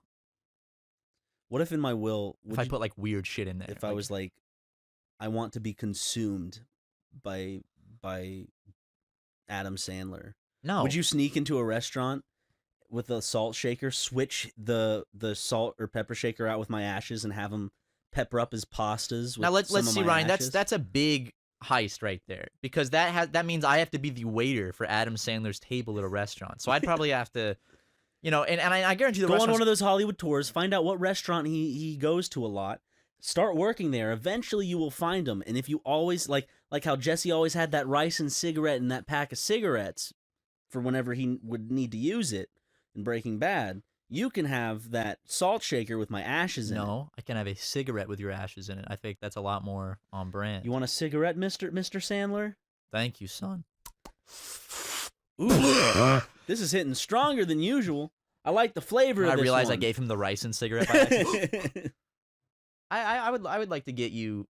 I would like to smoke your ashes from a bowl or a bong, in true Ryan McGee fashion. Yeah. I'd like to pack your ashes into a bong and. You have to turn me into goopy shisha. My flesh and my insides turned into shisha. That's disgusting, dude. They grind me up. In honor of when we used to fire up the hoop. I'll make sure to eat a lot of cheese before that. Oh, if man. I know I'm gonna die, That's gonna be. I'm gonna have tears in my eyes. I'm like, this is so Ryan. I'll just funnel cheese into my body. Now let's not act like that's gonna be right before you die. That's just gonna I'm doing that day. Yeah, to you're just day. already doing that. I love cheese, man. You like cheese, man? Yeah, he's my favorite superhero. This I just realized this whole podcast we've just talked about death. Isn't it sad? It's very sad. It's you ever just think about death and you're like, well, we're gonna die eventually. I know. And I always think about this. Sometimes I lay in bed and I'm looking up at the ceiling and I go, there will be a point where I close my eyes. Like, it is coming. That day is coming where I die. Every second closer. And that's freaky to think about. Honestly, could be when I'm heading home today. If this is the last podcast we ever released because we died, people will be like, they predicted their death. Put this in your clip video. See, they predicted it. They predicted their death. They were even in one clip talking about predicting their own death. Yeah. Yeah, so we predicted our own death in that one podcast episode, and we died shortly after. I just want to die of old age. I do too. I want to die bored and alone. But at the end of the day, it doesn't matter, because when you're dead, you're dead. You look like a Peter Pan type. A Peter Pan? A Broadway Peter Pan type. Broadway Peter Pan type? Yeah. What's that supposed to mean? You look like a young... It means you look like a woman playing a young boy. Thank you, Ryan. I love how they did that in Peter Pan. You could For the see- longest time, it was a woman playing Peter Pan because she looked more like a young boy. And they got the high pitched voices. Yep. You know, it's hard for a man to play a those little women. boy. I might be able to. I might be able to play a little boy. Yeah, maybe we should go back to the good old times when little boys played women in romantic Shakespeare plays for the world to see. Little boys played women? Yeah, you didn't know that? Would they like kiss? I don't know. I wasn't there. Damn, that's wild. But yeah, little boys played women. Oh yeah, because they wouldn't have women in plays. Yep. They're like, it's all men. Yep. Yeah, it's I don't want to kiss another man, but if you get me a little boy on stage. Now let me tell you something. There is nothing more masculine than the art of theater. Okay, that's why only men can be in theater. Okay, no women. We don't want to. This is a man's sport. You know, just for a second, I closed my eyes. I really did think that little boy was a woman. I fell in love with him on stage, and I felt something. that's a commitment to my acting. All right, Sean Penn. Take it from the top again. Okay. Can we do the kiss scene again? Yeah, I'm thinking about getting. I don't know if you're down, but my sister is down to be on the podcast in Texas. Is she? Yeah, she said she would like to come on because she's always chasing that cloud. So Does she actually want to come on the podcast? Is she gonna get her fucking mouth fixed beforehand? she sounds like a panther. That's like She's a mouth breather for sure. Thanks for having me. Your sister's a very sweet bitch. Ryan, I love my sister. My sister is a wonderful woman. You scared, Ryan? Feeling scared? No. You should. Why? Why is that, Matthew? Because it's that time of the year again. It's SuperMegaCast. Ooh. Yeah. And in this episode, because usually Spooky Megacast, we don't really delve into anything too spooky. It's just because it falls on the week of Halloween. But we will have random jump scares in this episode to feed the masses, because Hollywood's been doing it for a while. They noticed that putting in jump scares and more horror films gets the audience there, gets the numbers up, gets in more money. So we're thinking that's going to be our kind of bread and butter when it comes to the holiday season. So get ready. Got me with that one. Oh, me too. Anyways, so now you guys know that that's was a gonna be little test. Don't listen to this one while driving or falling asleep. We're not gonna do any more jump scares. For Yeah. the episode. That's it. We fill the jump scare quota. But happy Halloween, everybody. This is the 4th. Okay, sorry. Now it's getting me too. Sorry, now is the last time. That will definitely be the last time. There better be no more. No more. What were you saying? I was saying. Look at that. I'm keeping my eyes on you. Yeah. I was saying that. Is it because I'm so cute, like a little pumpkin? Yeah, you're just like a little jack-o'-lantern. God, you just want want to to open me up and pull out those goopy insides. Yeah. Carve your eyes out. And then who can I call that's been through a tornado before? I don't know anyone that's been in a tornado. Hmm. It was scary though because I think there were 2 or 3 actually that ended up touching down, but my sister said that was really, really rare for that to happen, especially in October. Bet you Justin's seen a tornado. I doubt Justin's ever seen a tornado. I'm gonna ask him. It's ringing. If he doesn't pick up, we're gonna dock his pay. How much you think? Dox him too. Well, first let's figure out how much we're docking his pay when he doesn't pick up. 75%. 75%? Oh, okay, never mind. Hello. Hey, you sound like you're just waking up. No, I'm not. I'm actually trying to get the second episode of Navy SEALs exported. I've had to restart my computer 4 times now because it's just like not opening the export window. Well, I was calling because sucks. Matt and I were curious on whether you have ever been in or seen a tornado before. You have to think about it. I feel like that's something you would just remember if you saw a giant spiral from the sky ripping things apart. Is this a podcast bit? No, we're just curious. Yeah. No, I don't think I have, but I've been very close to some. I haven't seen them because I've been in my basement, because I didn't want to die. Yeah. Well, okay, so you know how they have that stigma or like that thing that people say where it's like it sounds like a train. Does it actually sound like a train? I mean, I wasn't that close. Well, you were in your basement. You gotta be. You said be you were in close. your basement. It does sound like a train, though, from what I've heard. Bro, I would have been like 8 or 9 years old. I was just listening to what my mom said. I don't know. She said it was close as fuck. I mean, I wasn't. She just needed you in the basement for a few hours because she wanted alone time. Justin, there's a tornado. Get down. She locks him in. Something like that. Yeah. It's like sunny outside and shit. But I was just curious because I wanted to know if tornadoes actually sound like trains. But I guess it's still a mystery. They do. My sister's. If I had to guess, I don't think it would be a train with a fucking horn and shit.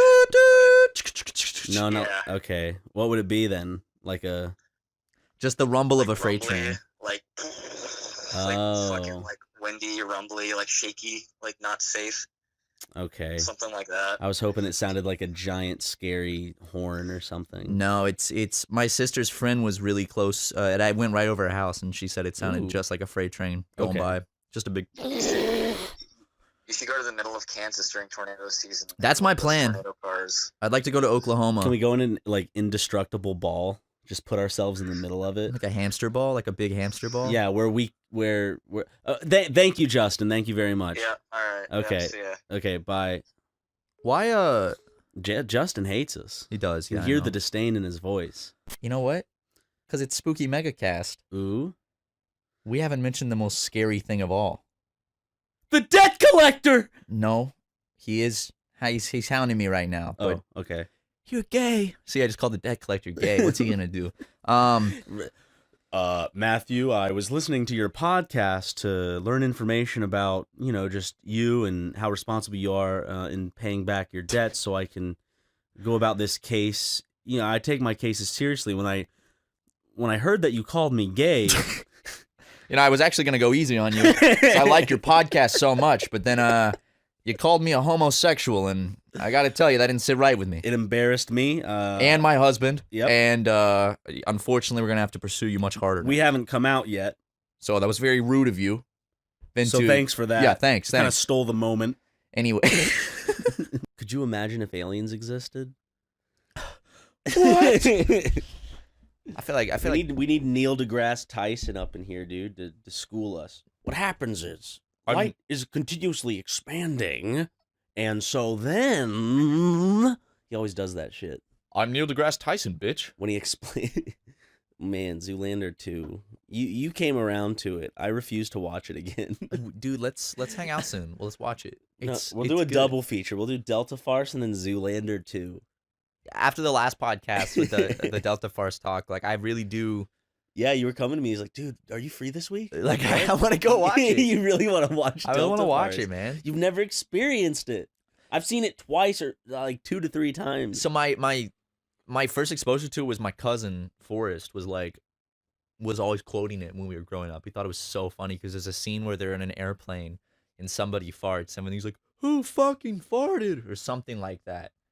Or who the fuck farted it? And I remember like he told me that line and I like laughed my ass off because I thought it was so funny. And here I am with the same sense of humor at 23. What about the joke where Larry the Cable Guy pulls open the tarp from the truck after it fell out of the plane, and then it's like, don't spoil too much for me. No, I'm not. It's only a joke.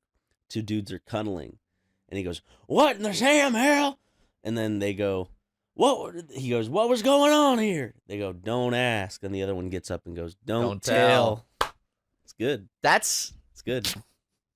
That's a profound social statement about our military. It's hilarious to be gay and then because of homophobia to hide it from your superior officers because they're afraid that you're gonna fuck them in the middle of the night or something. I knew this guy growing you're up. Some wildebeest. Like you're some fucking creature. Oh God! I hear him scurrying around out Do we there. have a gay among us? Dude, like a horror movie where they're trying to figure out which one it is. Like where it's like one of us is a monster. Wait, do you hear that? It's the gay. I would like to grow facial hair one day. I really would. Trying. I mean, I had the mustache. Y'all remember the mustache? The mustache was, You just don't have much gray here. I don't grow it. I'm trying to figure out how to put this. It's like reverse mutton chops. I don't grow it in one specific patch on both sides of my face in the same place, which keeps me from growing a full beard. It's almost like my facial hair is playing hopscotch, where it's coming down right here, and then it's like, whoop, let's do the outer skip and not touch the middle squares, and then just keep going. It just completely skips right here. Looks fine though. I think a lot of guys have that issue though, where it doesn't grow right here. If you're a bitch. Yeah, you know what? It means I have a low testosterone level and an incredibly low sperm count, and I'm fine with that. One of us has to carry the load. You do. Ryan, I guarantee your sperm count is infinitely higher than mine. I just feel like you emit testosterone at such a higher level than I. Do I come off as a person that emits testosterone? No, not as a person that emits testosterone, but I mean, looking at you, it's clear that you have more testosterone coursing through your veins than I do, or ever will. You gotta love those Middle Eastern veins, dude. I know. It's those I got those shitty little Irish genes. It's those homophobic Middle Eastern genes of mine, They really do wonders. The more homophobic you are, the thicker and coarser your hair is. If you look at pictures of people, you might actually find that to be true. If I get the beard, it proves I'm not gay. Could you grow? I wonder, like, what the extent. I need a beard. My mouth looks like a butthole. Gay people might want to fuck it. I have noticed. I look at pictures of myself. I feel like I've gained a little bit of weight this year, but weight is in like age weight as I'm getting older in my 20s. Like sagging weight? Not sagging weight, but like kind of just more of like a natural weight gain. Yeah. I've noticed, like, if I look back at pictures of myself like 2 years ago, I'm a lot skinnier, but I don't know how to describe it. It doesn't look like, it's not like I'm not getting muscle and I'm not necessarily getting fat, but it's more just kind of like my body's becoming more heavy, a little heavier. Okay. Like slightly, like a little more normal. You're definitely not looking. as thin as you were when I first met you. I was a skinny motherfucker. You were. I mean, I still You am. were comically skinny. But like now you're just skinny. See, I didn't have any of this. No. It was like straight up just skin and bones. I was a little stick man. You're turning into a man. I'm finally growing some hair on my face. Yeah? Getting some hair under my arm. I remember the first armpit hair I ever got. I was going to turn off the light, like, because I had one of the lights in my bedroom that, has the string hanging down. Mm-hmm. I was going to bed. So I had my shirt off, and I reach up to turn it, and I look down at my arm, and I see this incredibly small, slightly dark hair. And you're like, I was like, I actually freaked out. You're like, I'm a man, I'm a man, no, I'm a man. It's actually quite the opposite. I was like, I don't want to grow up yet. And I ripped it out. You ripped I it did. out Yeah, I was freaked in out. protest of aging. I was like, I'm gonna "Fuck stop puberty!" the process of aging. Because I thought that if I hit puberty, I would be like a freak, a different person, and I really liked being like young and free. And I was like, no! I ripped it out. I had this weird thing about growing Did you up. keep where it I in a was, little glass case? No, dude. My I threw first it away. armpit hair. I remember then I got toe hair, and I was like, no, and I shaved it off. Because for a while, I just had this You weird like shaved off your toe dude, hair? I had this weird like Peter Pan complex where I like was this like, affliction to aging. yeah, I was like, I don't want to grow up. I want to stay the age I am. And I had to have been like 12 or 13. I was like, no. I remember noticing the hair growing on my fingers, and I was like, that's weird. Same. I was remember like back in high school, possibly. I was playing the first time I was playing Nintendo DS at night, and I could see it in the dark, like because the screen was the only thing lit up, You're and like, I could what? see it. I was like, Like oh! I remember I was scared me. perplexed by it. I was looking, I was like, is that normal? So then like I would sneak like a look at big old Jim's hands, and I'd be like, oh, okay. I Jim's guess big I'm grown gorilla up. mitts. Yeah, his big old meaty hands. His big claws. I feel like Jim has very gorilla-esque hands. Like if you look at a gorilla's hand and you look at Jim's hands, I feel like Jim they're- has definitely got man hands. let me see your hands.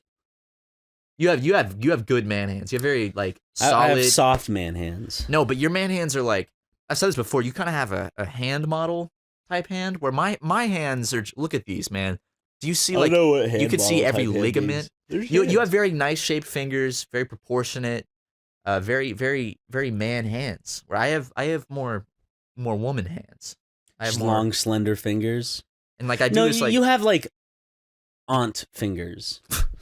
I have aunt fingers. Yeah. Like middle-aged aunt. Yeah, you have. I mean, aunt I fingers. can't disagree. My hand like kind of like if you just saw this hand, if I painted my nails and grew them out a little bit, you'd be like, oh, that's like a 45-year-old aunt's hands. Dude, you could be a hand model, like get it made up. You could be like a Walking Dead hand model. Dude, you would be perfect as a zombie in The Walking Dead. Hire me for The Walking Dead, then, guys. Do Please. it. Someone who works on the show's got to be listening. Yeah, I know The Walking Dead isn't as big as it was. And I will do it, need though, for reason free. people to watch. Here's a good reason to get that younger audience. If y'all fly me out and do all my makeup and put me on The Walking Dead, I will absolutely do it for free. I can be a fat zombie. I will. Yeah, absolutely. That moment when you're showrunners of a possibly historic TV show that's very important to just entertainment culture, and then you rush it to go work for Star Wars, but then they don't even want you, and so you go work on a Netflix thing instead. You're talking about Rian Johnson? No, I'm talking about Is his name Rian or Ryan? No, not Ryan. Ryan Johnson did because he did Breaking Bad too. Yes, I'm talking about D&D.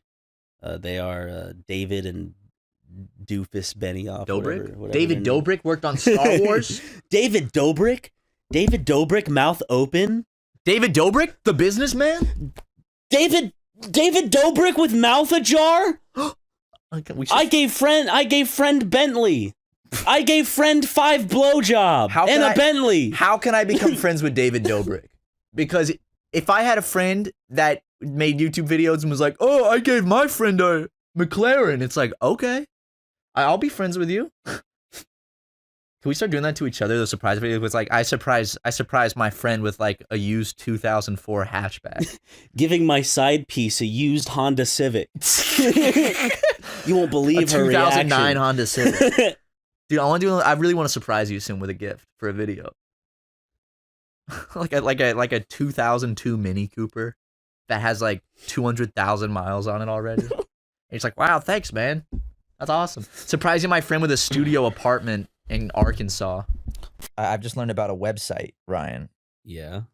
That basically can write fan fiction for you based using a neural network processor. So I can type something and the neural network will guess what comes next. So I'm going to write a little story about you. Okay. Ryan McGee from SuperMega was sitting on the couch with his friend Matt Watson. You just got to give it a little prompt. Okay. Suddenly, Ryan became erect. Ooh. Complete text. All right, let's see if this works. At first, he thought maybe he was getting aroused, but then it dawned on him he was hard and started jerking off. As Matt watched, his friend looked over at Ryan and saw the huge bulge in his pants. Ryan said he couldn't believe that he had such a large erection, and Matt looked at him wondering where Ryan was going with this. Matt said that Ryan's hands started to move faster and faster until Ryan was going at least double hard. Then Matt said that Ryan's erection almost came free, and Ryan didn't want to stop. Matt said that Ryan's penis kept twitching uncontrollably as he was jerking off, but that Matt thought he looked just like a porn star, so he didn't stop. So wait, is that An AI just wrote that? Okay, can I give you Holy shit. Can I do a prompt now? That's incredible. Yeah. Okay, I want to do a prompt. What this the is fun. hell? This is fun. That was incredible. Okay. Ready? You're going to type this in. Okay, yeah. Matthew Watson. Okay, Matthew. How did he do that? Matthew Watson. Of SuperMega fame. Of SuperMega fame. Was hanging out with his beautiful mother. Was hanging out with his beautiful mother. He looked down and blushed. He looked down and blushed. That's it. Okay, here we go. Let's see what it writes. Matthew Watson of SuperMega fame was hanging out with his beautiful mother. He looked down and blushed. The girl beside him said, "Don't look down," and turned her back to the camera. It is clear this was no innocent flirtation. She was doing something inappropriate with the boy. I was so upset and disgusted that I couldn't take the camera to my room. I called my dad to see what to do. I was furious. I called my dad and he said to me, "If you don't have anything against this girl, just leave the room." And I did. My dad said something to me in the car as we were driving home. He told me I could have done something wrong, but that I shouldn't have been so angry. He said it would be much easier to forgive her if I had... That's it. It ends there. Dude, this is incredible. Holy shit. Let's each do one more. This is fun. Okay. So put one more in. We got two more funny little stories coming up. Ryan McGee arrived home. He opened the front door and was met with a shock. His dog, Lego, had left him a steaming pile of feces on the kitchen floor. Ryan was furious. Let's see where it takes this one. You gave it a lot to work with. I know. Okay. No, you got to read it as you're experiencing it. Ryan McGee arrived home. He opened the front door and was met with a shock. His dog, Lego, had left him a steaming pile of feces on the kitchen floor. Ryan was furious. He decided to post a picture of the mess on Instagram. See below. "I am not a great dog, Mom, I admit. The dog was outside in the yard for hours. He had to be on a lead. He was never in any way supervised. His house was littered with trash and debris. In the picture, he looks so happy and safe with his family. I'm now thinking that I should do something to help with the dog's care. I don't have the time, resources, or energy to care for this all dog. an Instagram This post? dog was my only family he had. I know I am a bad mommy, and I know I don't deserve to be a bad mommy. I have given this dog enough. It is up to me to do." So I give Lego up because he pooped, and I'm a bad dog mommy. You're a bad mommy. Dude, Okay. how did that first fan fiction was incredible though. I know. Here. Okay, I got one. You want to write one out? Yeah, let me delete it real quick. And remember, the new iOS has swipe texting. For those who don't know, you can swipe text. It's amazing. Even though Android did have it in like 2000. Matt Watson arrived home. I'll kind of use the same start. Arrived home to find Jackson and Harrison. Ooh, more characters. Having sex in the shower. Ooh. Matt ran to his room so he could hear just what was happening. Perfect. All right. Okay. Let's generate it. It's generating. Oh, this one's short. Oh. No, keep scrolling. Okay. It'll load more. Matt Watson arrived home to find Jackson and Harrison having sex in the shower. Matt ran to his room so he could hear just what was happening. Harrison then stripped naked and began performing oral sex on Jackson. Jackson then told Matt to get a knife from the kitchen and cut his throat. Jesus Christ. Wait, really? Yeah, Jackson then stabbed him with the knife and said that he was going to kill him with it if he did not let Harrison do it with her. Jackson then took her panties and put them on before heading out the back door to the front. Matt and Harrison followed them out and found them lying on the road. Jackson told Matt that she wanted to kill him and Harrison with the knife. Matt pleaded with Jackson not to do it, but she still did. Matt tried to get Jackson to stop, but she refused and said she wanted to kill them both. Matt then grabbed Harrison and forced her to the side of the road while Jackson fled the area. Yep. Damn, that's like a fever dream. I know. I like how that started with like Harrison starts getting his brother to suck him off, and then all of a sudden this like murder thing comes out of Jackson nowhere. goes by her. Wants me to cut my throat. Jackson goes by her, right? I guess so. Dude, that made no fucking. That was incredible. That was fucking glorious. I think that first one was the one that made the most sense, though. Yeah, that one was just like from start to finish, like just absolutely flawless. Oh God, there's so many good. I'm just gonna give it one sentence. Ryan McGee has become erect. He has no problem with that, and neither does anyone else. His girlfriend has no problems with it either, but no one else seems to either.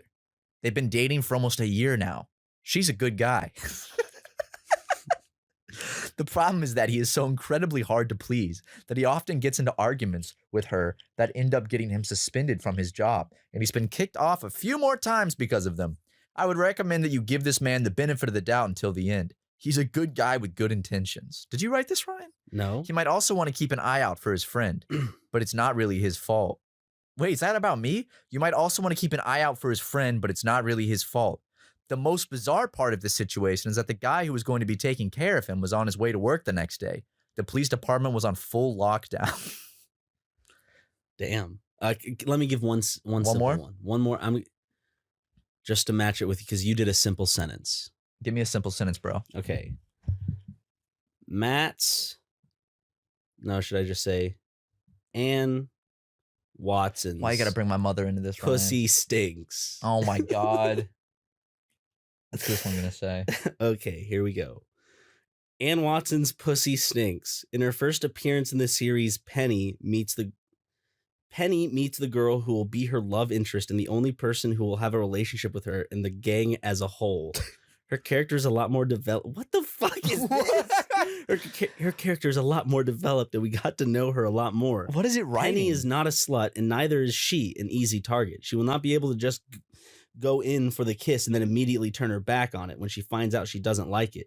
We saw Penny's character grow over time. We saw her get into trouble. We saw her have to work through some of her personal issues that had been lingering on her for years. She will not be able to be a victim forever. The only way to survive is to fight. Penny is an equal. She will not allow herself to be dominated by anyone ever, and she'll do everything she can to keep herself out of danger and keep. Dude, that was like a Netflix series synopsis. I love the first. I love how everything else is about Penny, but the first sentence in this story is Ann Watson's pussy stinks. Now you don't know that. You don't know that. Where are my grapes? What grapes? The ones I left here. I put them in the second drawer to the right of the fridge, and now my grapes are gone. I didn't touch them. I thought that too, but this has happened before. So what I did is I started a company that specializes in making grape-looking tracking devices.